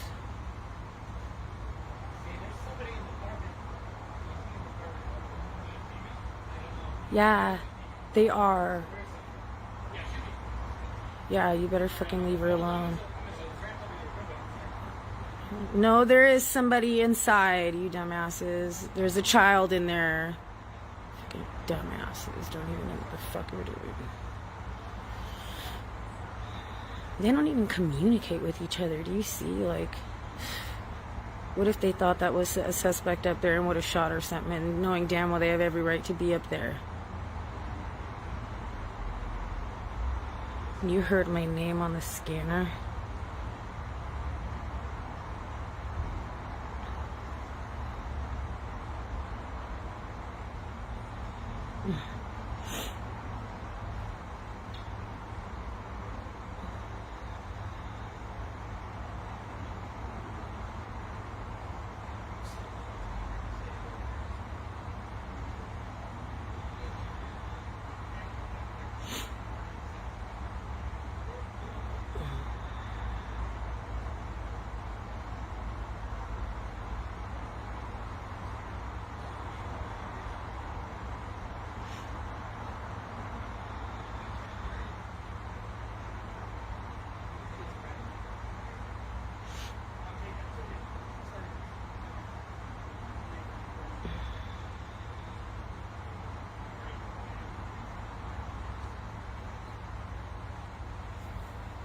My neighbor's like, what the fuck is going on?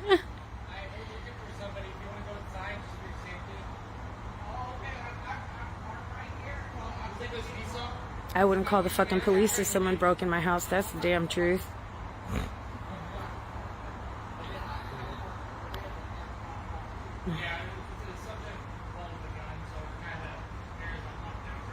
Oh, bullshit. I don't even fucking know that. The fucker.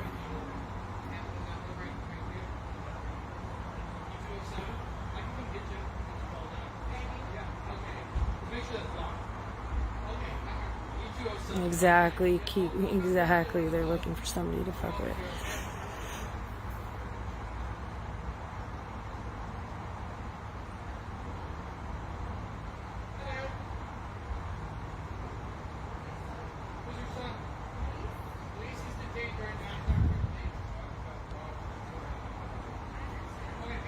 Oh, there's his mom.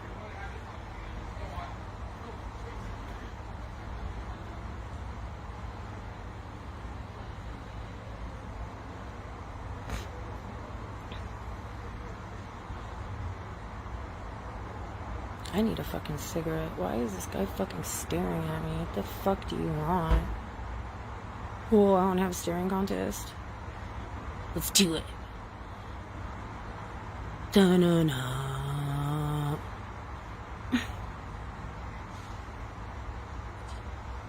You see him fucking staring at me.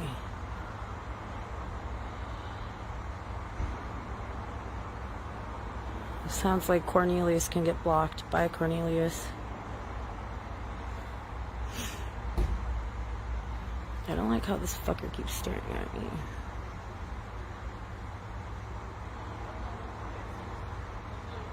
Really, I just noticed. What a fucking weirdo.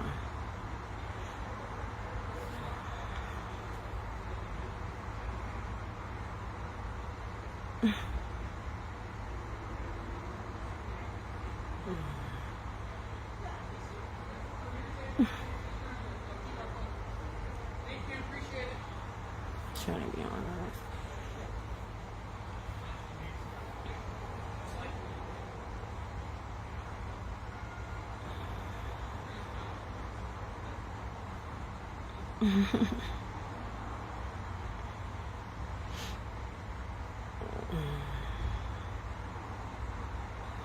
Mike Taylor, and you're gonna get blocked, motherfucker. Bye.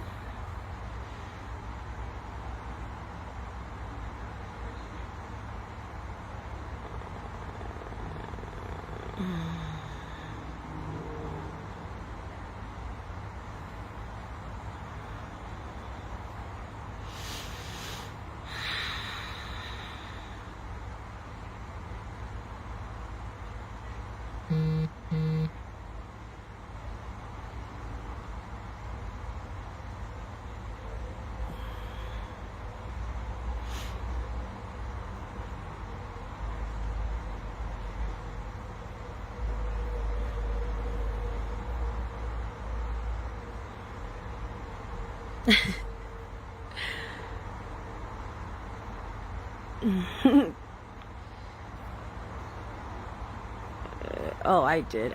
For real. Did she film me a truck? They were actually like in there earlier, but I wasn't, you know, they weren't allowing me to step up on the sidewalk.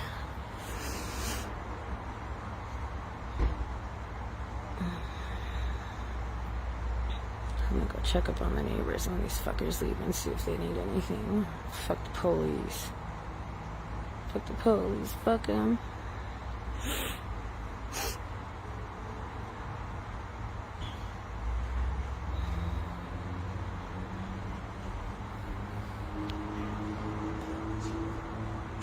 Hold on.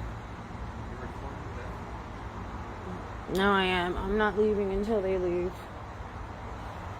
Bring me my pack of cigarettes. They're in my purse. Go bring them. Why is this guy fucking dead ass staring at me the entire fucking time?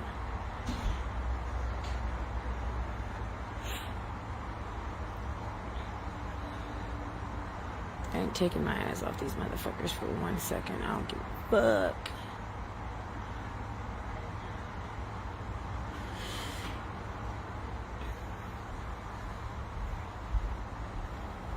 I need my lighter too.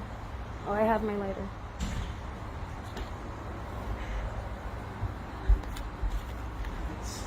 Yeah, Kaden, I will.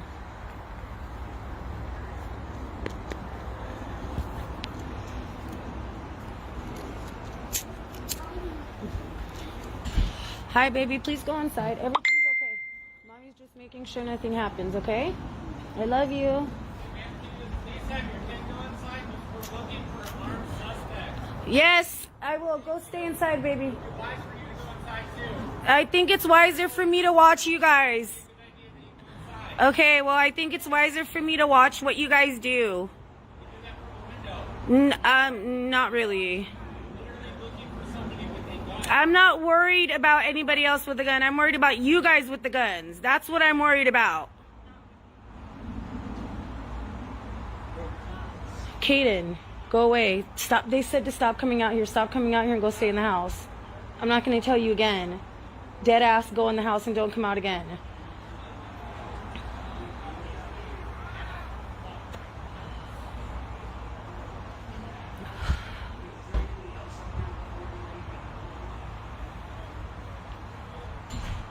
They're getting a drone. And I have my bulletproof vest on, so fuck y'all. Try to tell me to go inside. They said let's hang on to him, but he's not the guy with the gun. Ah, that's fucking stupid. And he keeps fucking staring at me. Yeah, you scare me.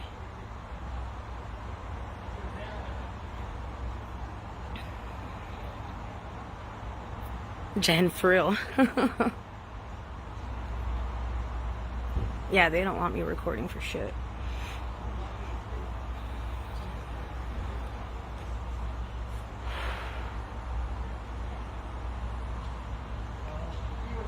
I know they are. I know they are, but they also have to understand that this is really important.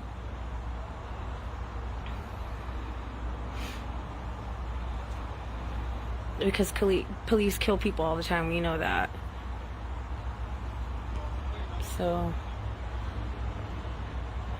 yeah, we're looking for an armed suspect. You all are the armed suspects.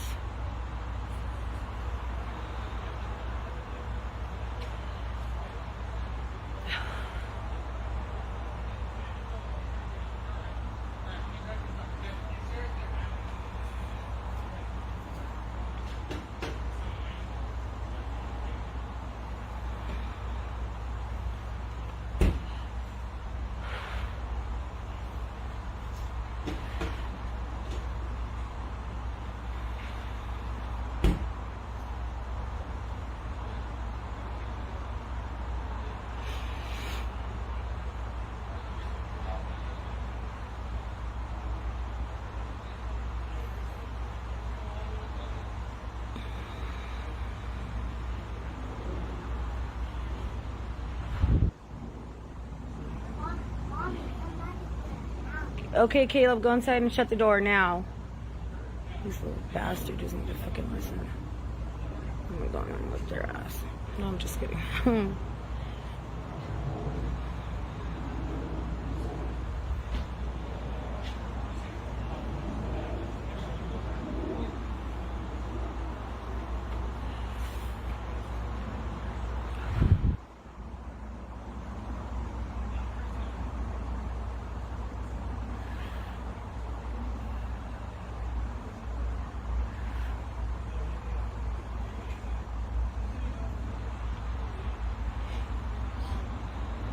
I swear to God, you're really starting to piss me off. Go fucking inside. I'm not playing with you.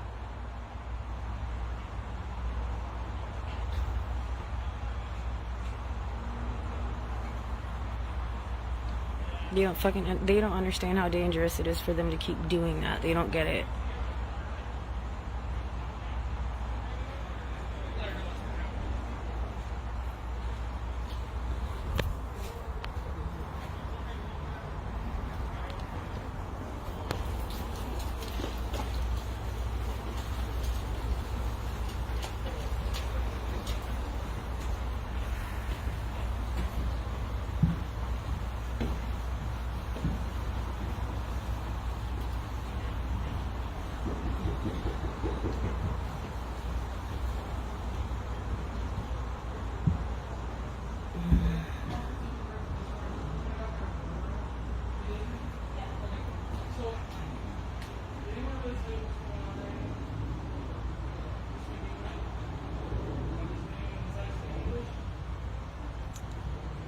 Anyone inside speak English? I know you guys.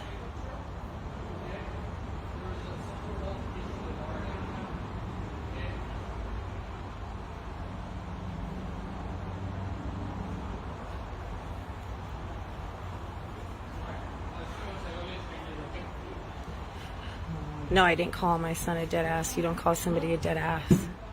Dumbasses.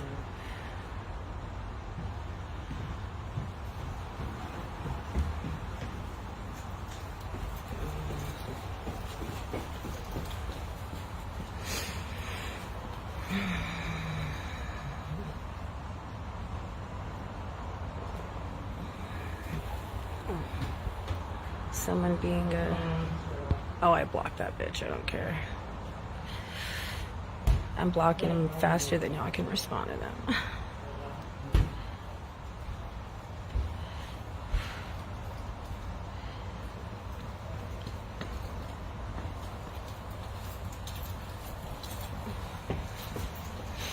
Thank you, Julie. I appreciate that. That fucking cop told me that they need to stop coming out here because they're looking for a suspect. They just don't understand how dangerous it is. I don't know.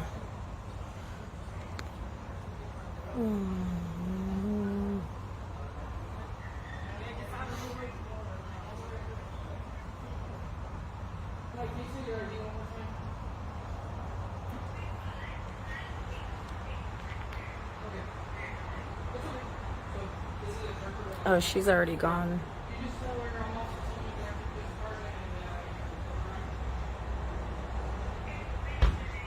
I'm the only mod. I don't have any mods at the moment. It's just me.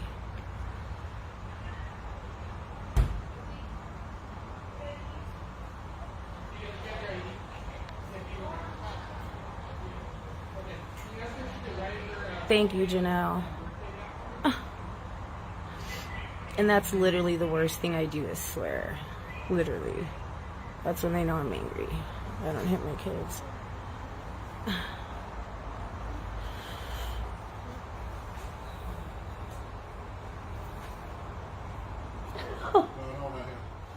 Looking for somebody. Looking for somebody.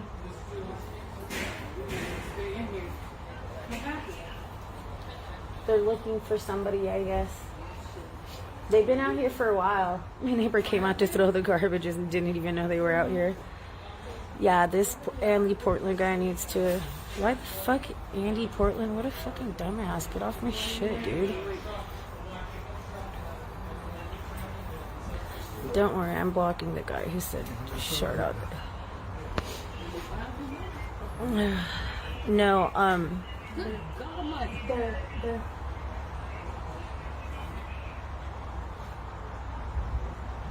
they've been out here for a while. I've been recording them for a while. But you didn't know they were out here because you couldn't hear the sirens, huh? I didn't know they were out here either. They're being sneaky. I didn't know they were out here either.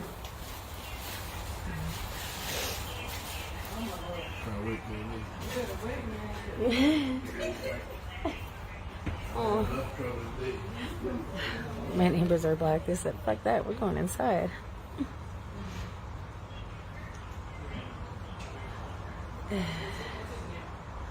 Thank you, Jeanette.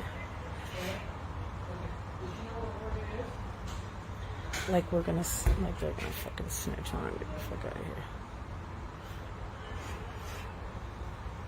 Don't talk to the police!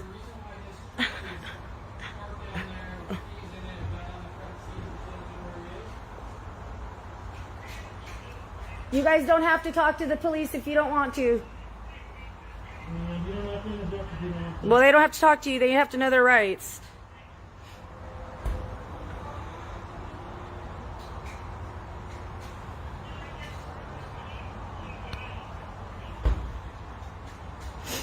Young kids up there trying to get him to talk.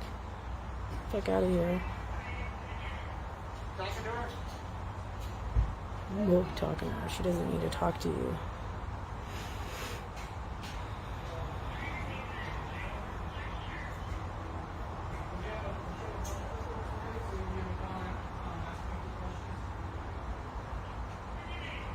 They shouldn't be talking to the cops without an attorney present.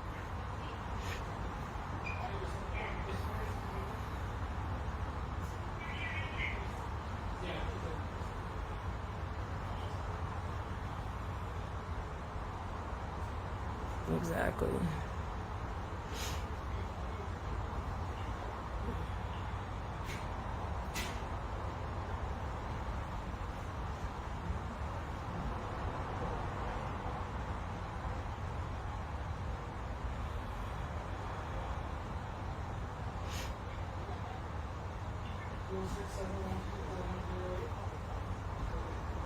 Yeah, they did roll up deep for one person.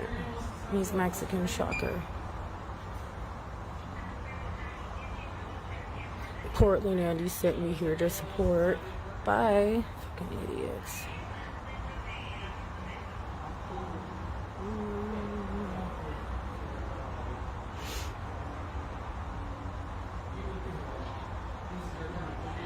Exactly, Cameron. Enough that you want to illegally search my shit. I'm trying to focus on what they're talking on up there. Fucking ask me the questions. Bye, Felicia. For real.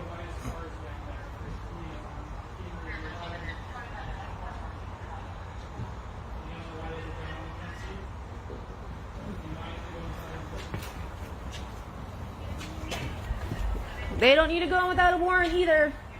They can't search your house. They're trying to search the house now. They don't have a right to do that.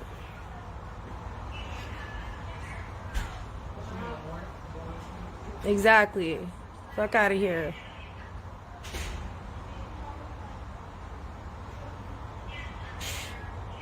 Trying to take advantage of young kids that don't know their rights.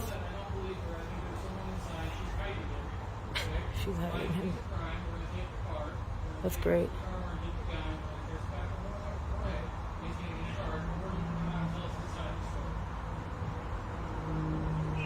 Don't let him scare you. Don't talk to him. Don't talk to him.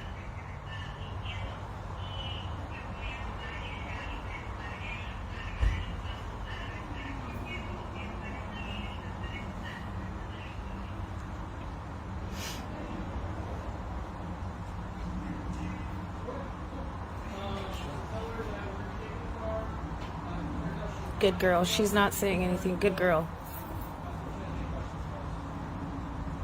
Good girl. Good girl. Don't trust the police.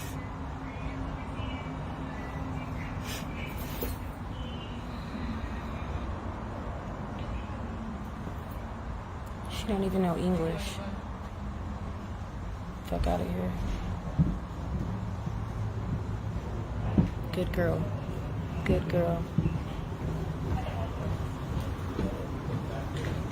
Yeah, I think there's a phone on the center console. So I think that might be the one. Right next to the. Let's go. I'm gonna watch what they do with this truck the whole time too. I ain't fucking around with this truck either.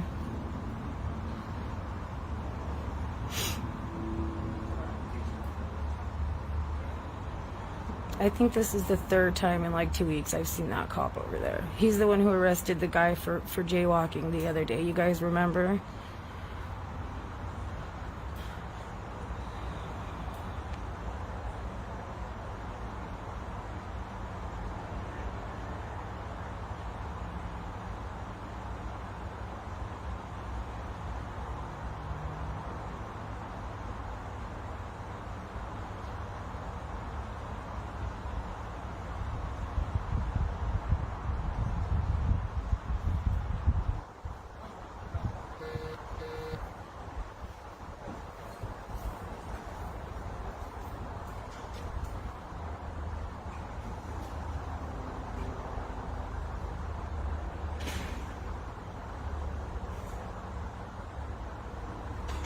Carson, you're a fucking idiot.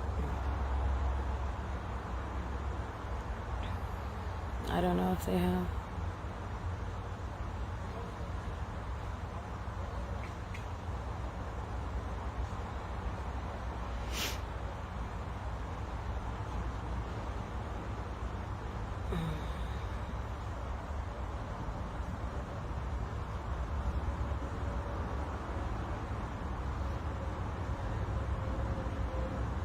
Yeah, Carla, exactly.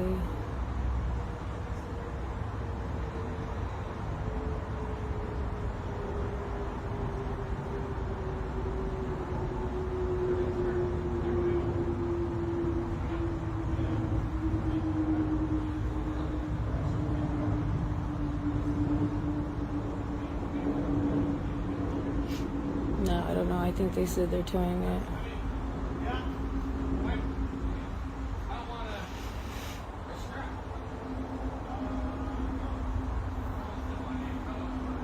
Yeah, I know.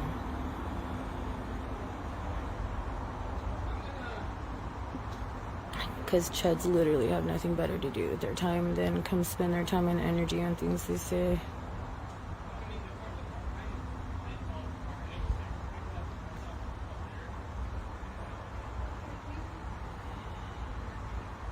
No, he's restreaming my shit.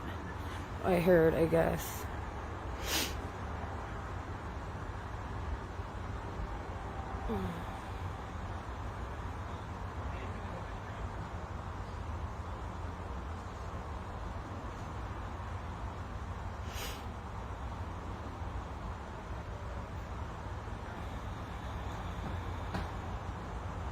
Oh, there they go. They're opening the truck.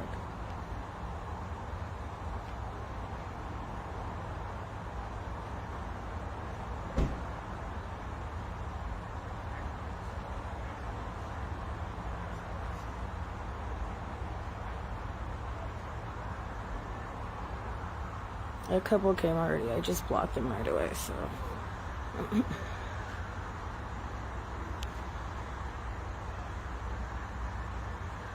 There you go, Pamela.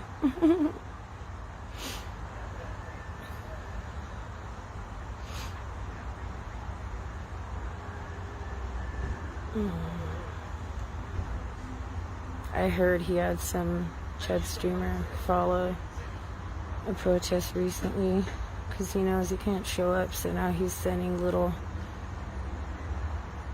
Chuds to do his work. This guy's loving staring at me. It's really weird. Portland Annie's a Chud.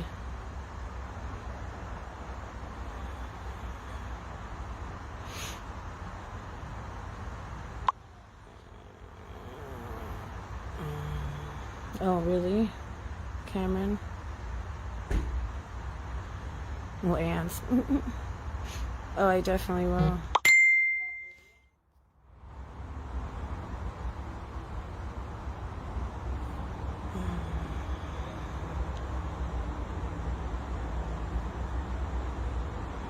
Exactly, Susie.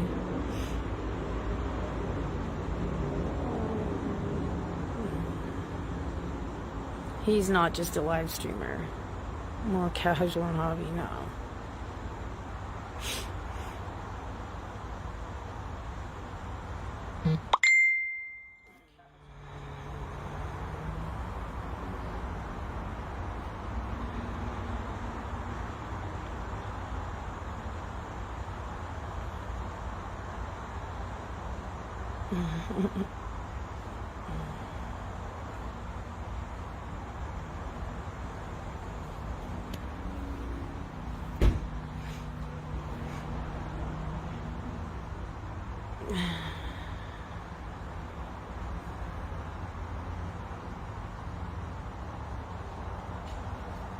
Shit, I'm gonna have to go in and grab my charger in a second.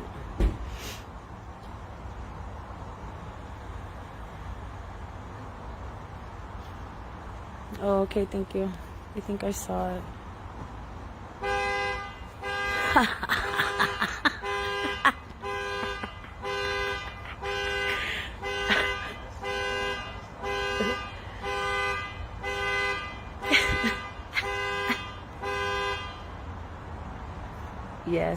Yes, that's who it is. I'm pretty sure, Elon.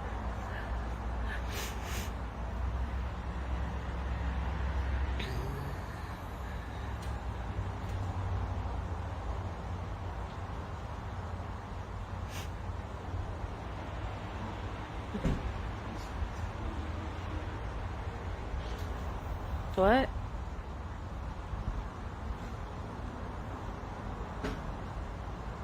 Oh, okay, they're different. There we go.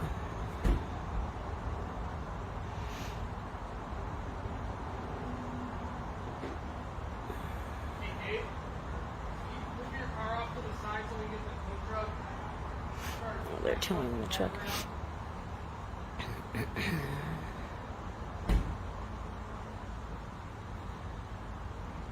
I'm gonna make sure they don't do anything with the truck. Yeah, hella times, right, Rosemary? One too many.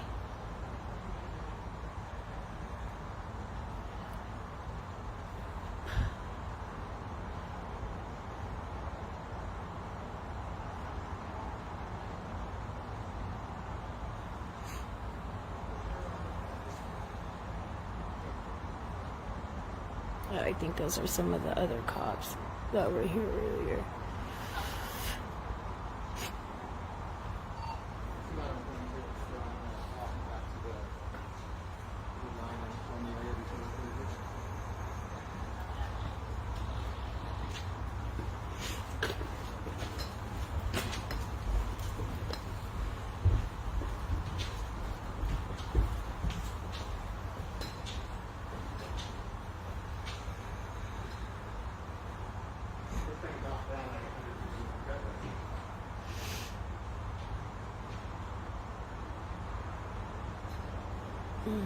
From what I understand, he's a chud.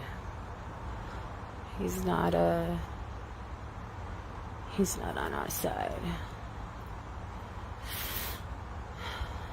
is what I understand. So I don't need to go looking up information. That's all I need to know that you're a fuckhead.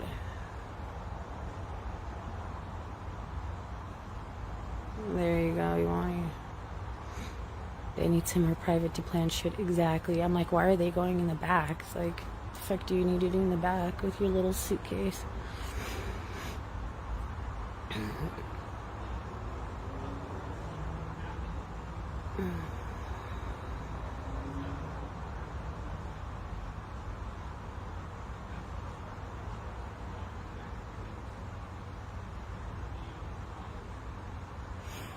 I think they're waiting to tow the truck, and I think they're still looking for a quote-unquote suspect.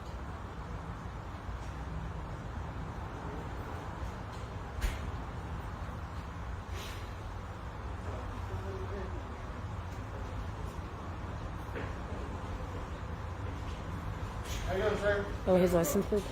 Beautiful Friday night. Oh, yeah. Like a jacket. Let's go.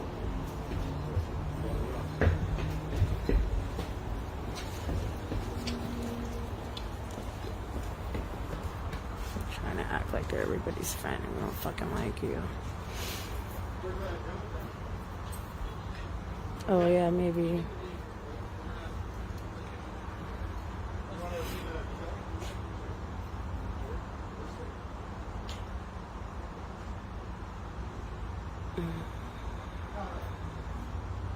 Like how they have the...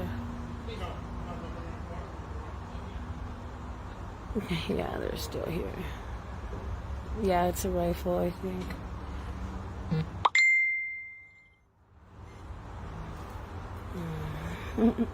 They know better than to talk to me. Sorry, I didn't have a chance to turn off my notifications and people are messaging me a bunch right now.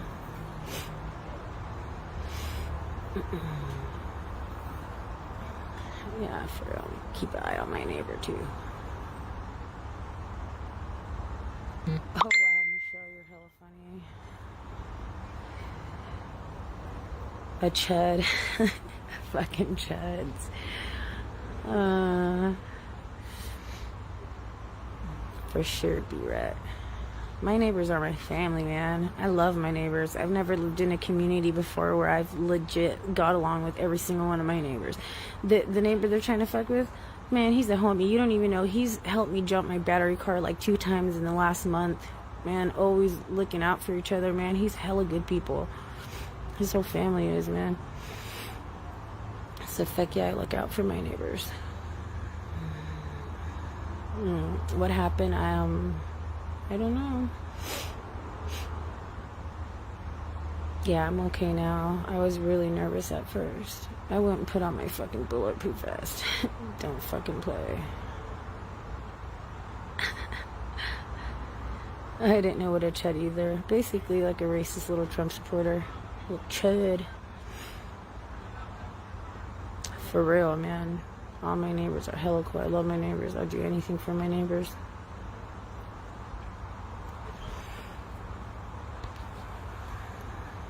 I know if I needed anything or if I was in any danger or anything, my neighbors would help me out. No questions asked.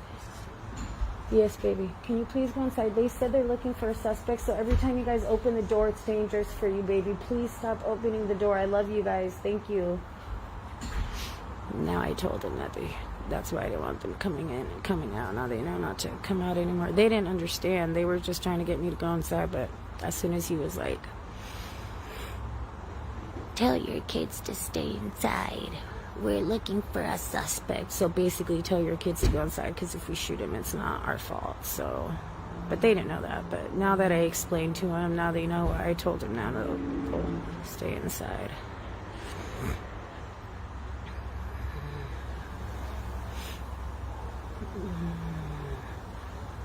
Fuck yeah, I went, put my vest on. I wanted to put my helmet on too. Oh, they got the drone out. Oh my god, Cameron, you're fine, honey. I just didn't have time to turn off my...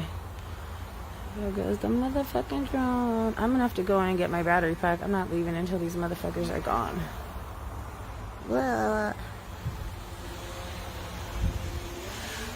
that shit's gone. Oh no, it's not. It's over us. You're so cute, Cameron. It's okay, honey. I can't look at him right now because I'm not ending my stream for shit. You're fine, Yvonne. That's hella funny.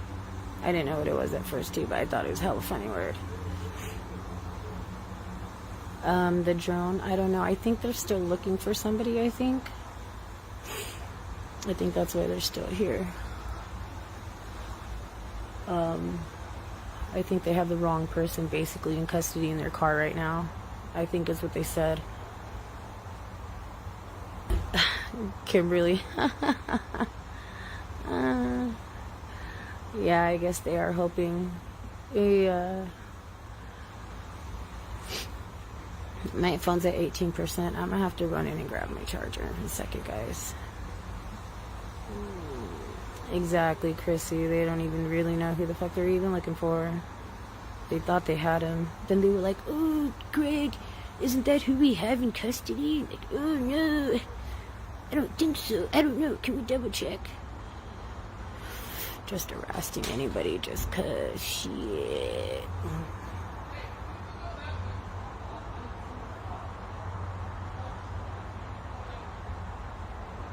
they told him to.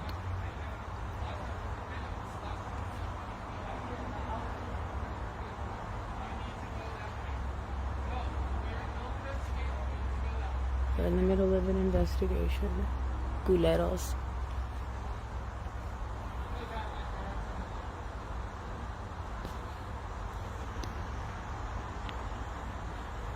I'm gonna be here for a minute. I'm gonna go grab my fucking charger because my phone's about to die. And I'm not just about to let them be in front of my house pulling some bullshit about having eyes on them at all times. Oh, good. Now we get better view of the police. Thank you for moving your vehicle. I'm about to go get my pen too. Like that. I'm gonna be out here for a minute. Damn, there's 1, 2, 3, 4, 5, 6, 7, 6 squad cars that I can count right now, and I think there's 1 or 2 around the back too.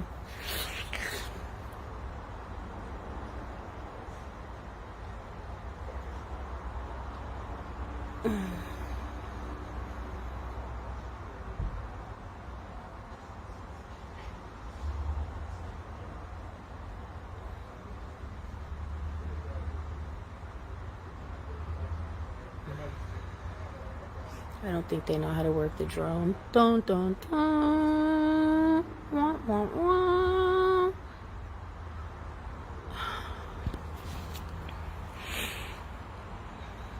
Damn it, my kid just came out here and asked me for my credit card number, and I gave it to him just to make him go inside. I wonder what these kids fucking just ordered.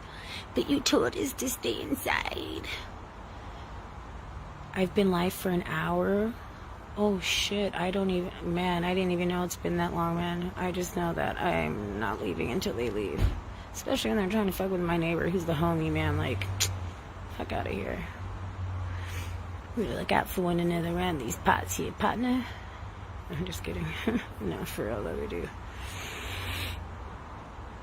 I know, like, do they really fucking think somebody's still here? Because I know my ass would be nowhere near here if I was them.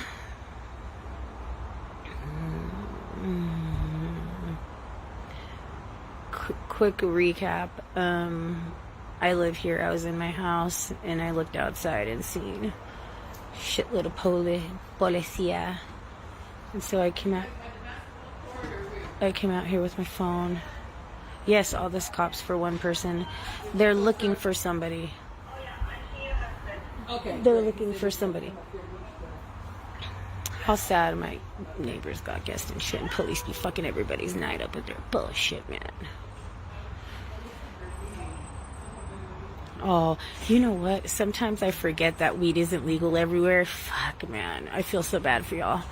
You don't even know how nice it is being able to go to dispensaries whenever you need weed all the time. I could literally sit here and hit my pen in front of him, and any of these motherfuckers would do shit. Oh no, they got a drone. They ain't going nowhere for a while. Yeah, they're gonna be here for a while. Yeah. You got a plumber coming in. He's like, how fucked up a plumber's trying to get to my. Somebody tried to deliver some food too. Everybody's like, "Where's the delivery guy?" Joe went up to meet him and hopefully don't walk down. Oh, that's messed up. My neighbor's got a plumber coming in. Man, the police be fucking up everybody's day. You see this? Man, oh, bastards be coming up in here. Yeah, good. I'm about to call my daughter and tell her we might be on the roof. Don't panic. Okay. I love my neighbors. They're taking his truck. They're taking his truck. They sure are. And they've opened it, went in there a few times too, and I know they ain't got no warrant. That's why I'm recording them. Huh? They were in his truck. Yeah. That's why I'm recording them. They try to tell me not to. Like, you must be tripping if you think we're going to trust you. Like, no. You're out here. I'm recording every goddamn thing you do. Why do they do that? Because they're the police. They the motherfucking police on their bullshit.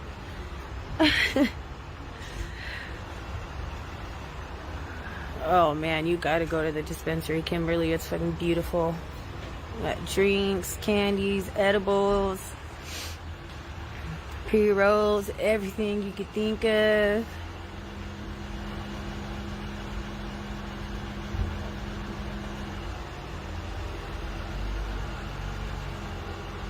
I wonder what,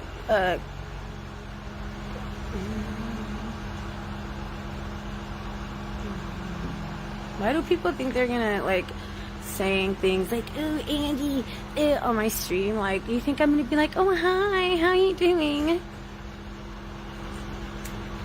Like, I don't see the point in that. I don't know why people come on here and do that shit.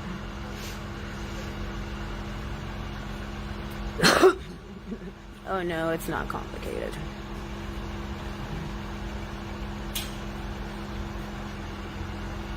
Nice.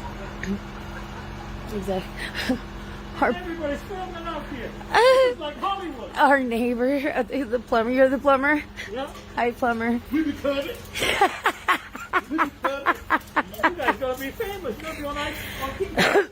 I love my neighbors.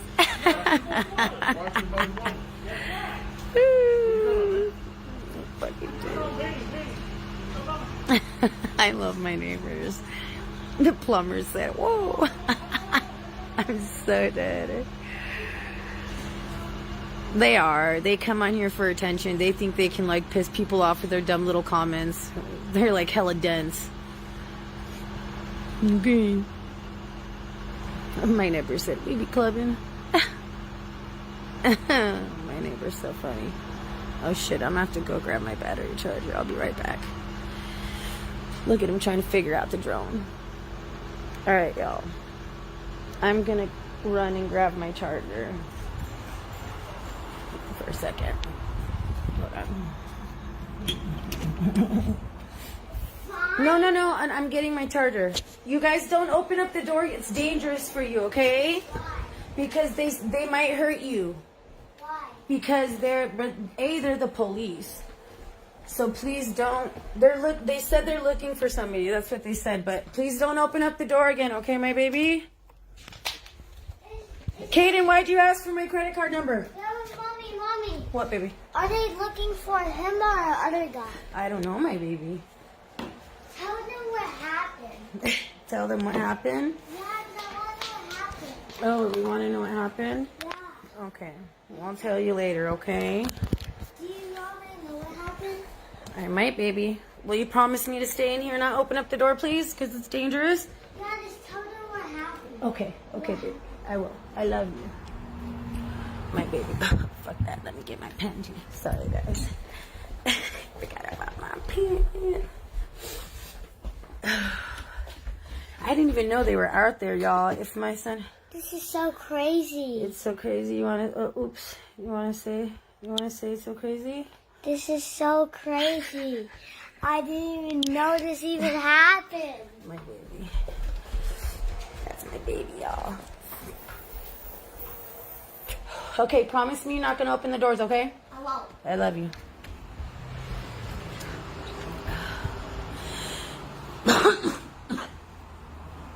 Oh shit, they're taking it away now. Tell them what happened. I want to know what happened.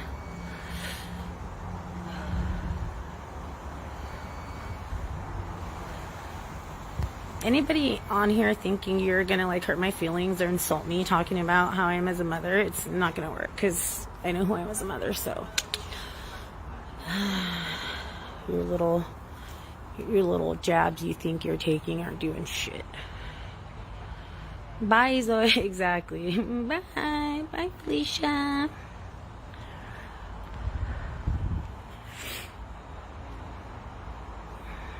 Oh, Chrissy, that's what's up. Oh, there goes my other neighbors. I know she does. It's okay. It doesn't bother me. Exactly. They think they're going to upset me, and it's really not going to work because I know who I am as a mother, and we're going to move the drone. I can hear it in back of me now. Oh, I think he has one in his... Oh, that's probably the plumber. Bye, Yvonne. Have a good night.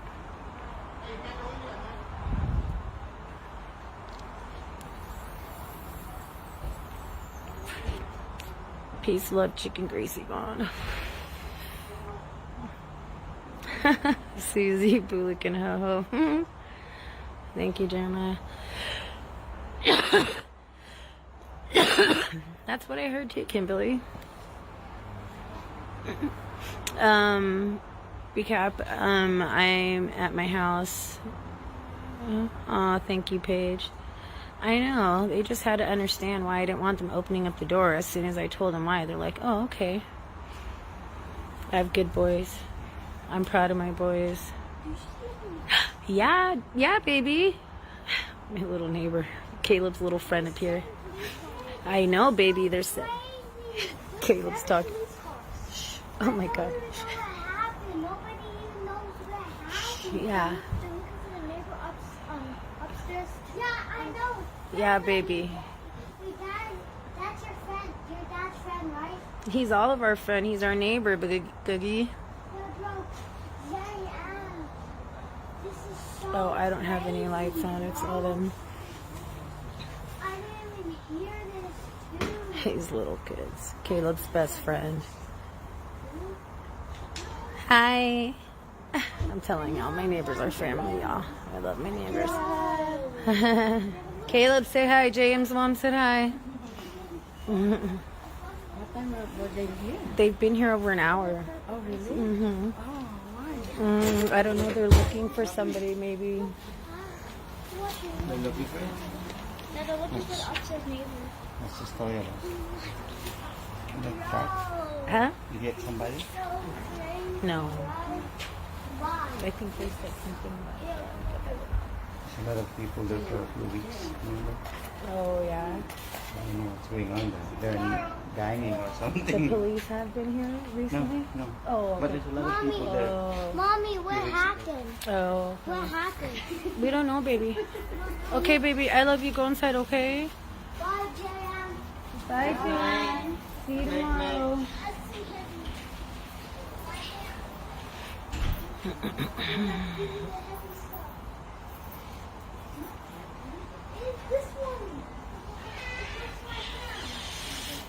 Oh my god, Awani, that is so funny. You're not programming use of the same channel. Oh, Susie, bless your soul. I got two both.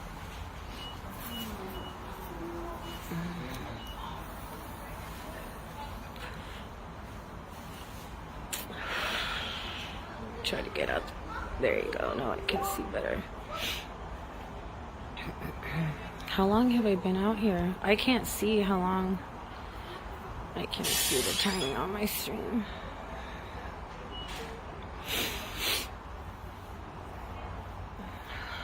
I don't think I was cold earlier, you guys. I think I was just fucking nervous. 'Cause I'm fine now. My baby, please go inside, baby. No, my baby, it's not safe, please.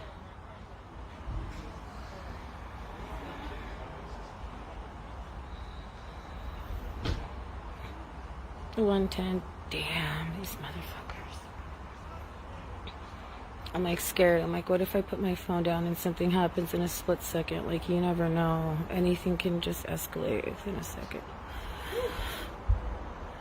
No, who's this guy? Huh? Who's this person? Oh, somebody else who lives here. Trying to get home. Trying to get home. Everybody's like, what? As I told Joe, I said, the neighbors out, he sees a few people looking. Yeah. Oh, Lord. I feel so bad. I know. I don't know why they think anybody is still here. I don't know. Like I said, there's still a lot of cops that went back there that I haven't seen yet. So, yeah, I'm like, they're on some solo dolo mission somewhere.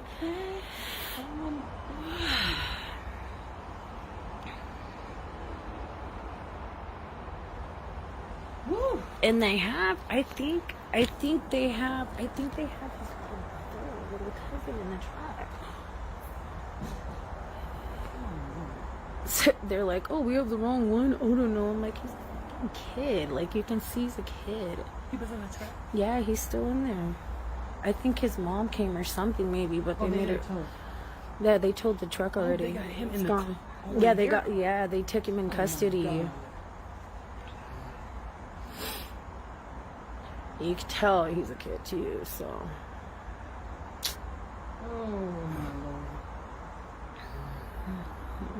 I know, I do too. I keep saying I'm gonna call my daughter. I haven't called her yet. I didn't even know they were out here. Caden opened the blinds. He's like, Mom, because there was no sirens or anything. And I open up and see, you know, all of these. And I was like, oh, hell no. I'm going to grab my phone and go see what is going on.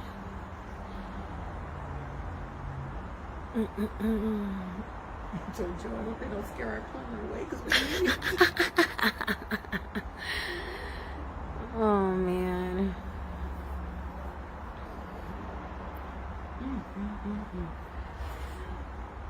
I think the drone is still behind me too.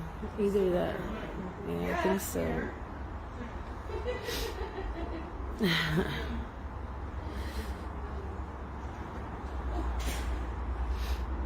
I want to make sure, like, what are they doing? You can't, I don't know, man. I guess you can't detain somebody, but you have to have legal groundings because he's still in one of those cars, I'm pretty sure. So I don't know, they're either going to have to arrest him or let him go.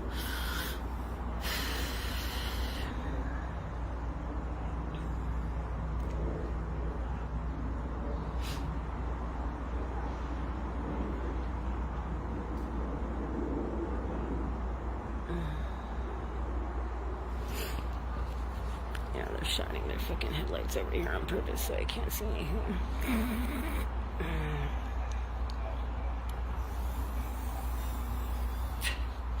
I'm hella proud of my neighbors upstairs though. You try to go in their house without a warrant, fuck out of here.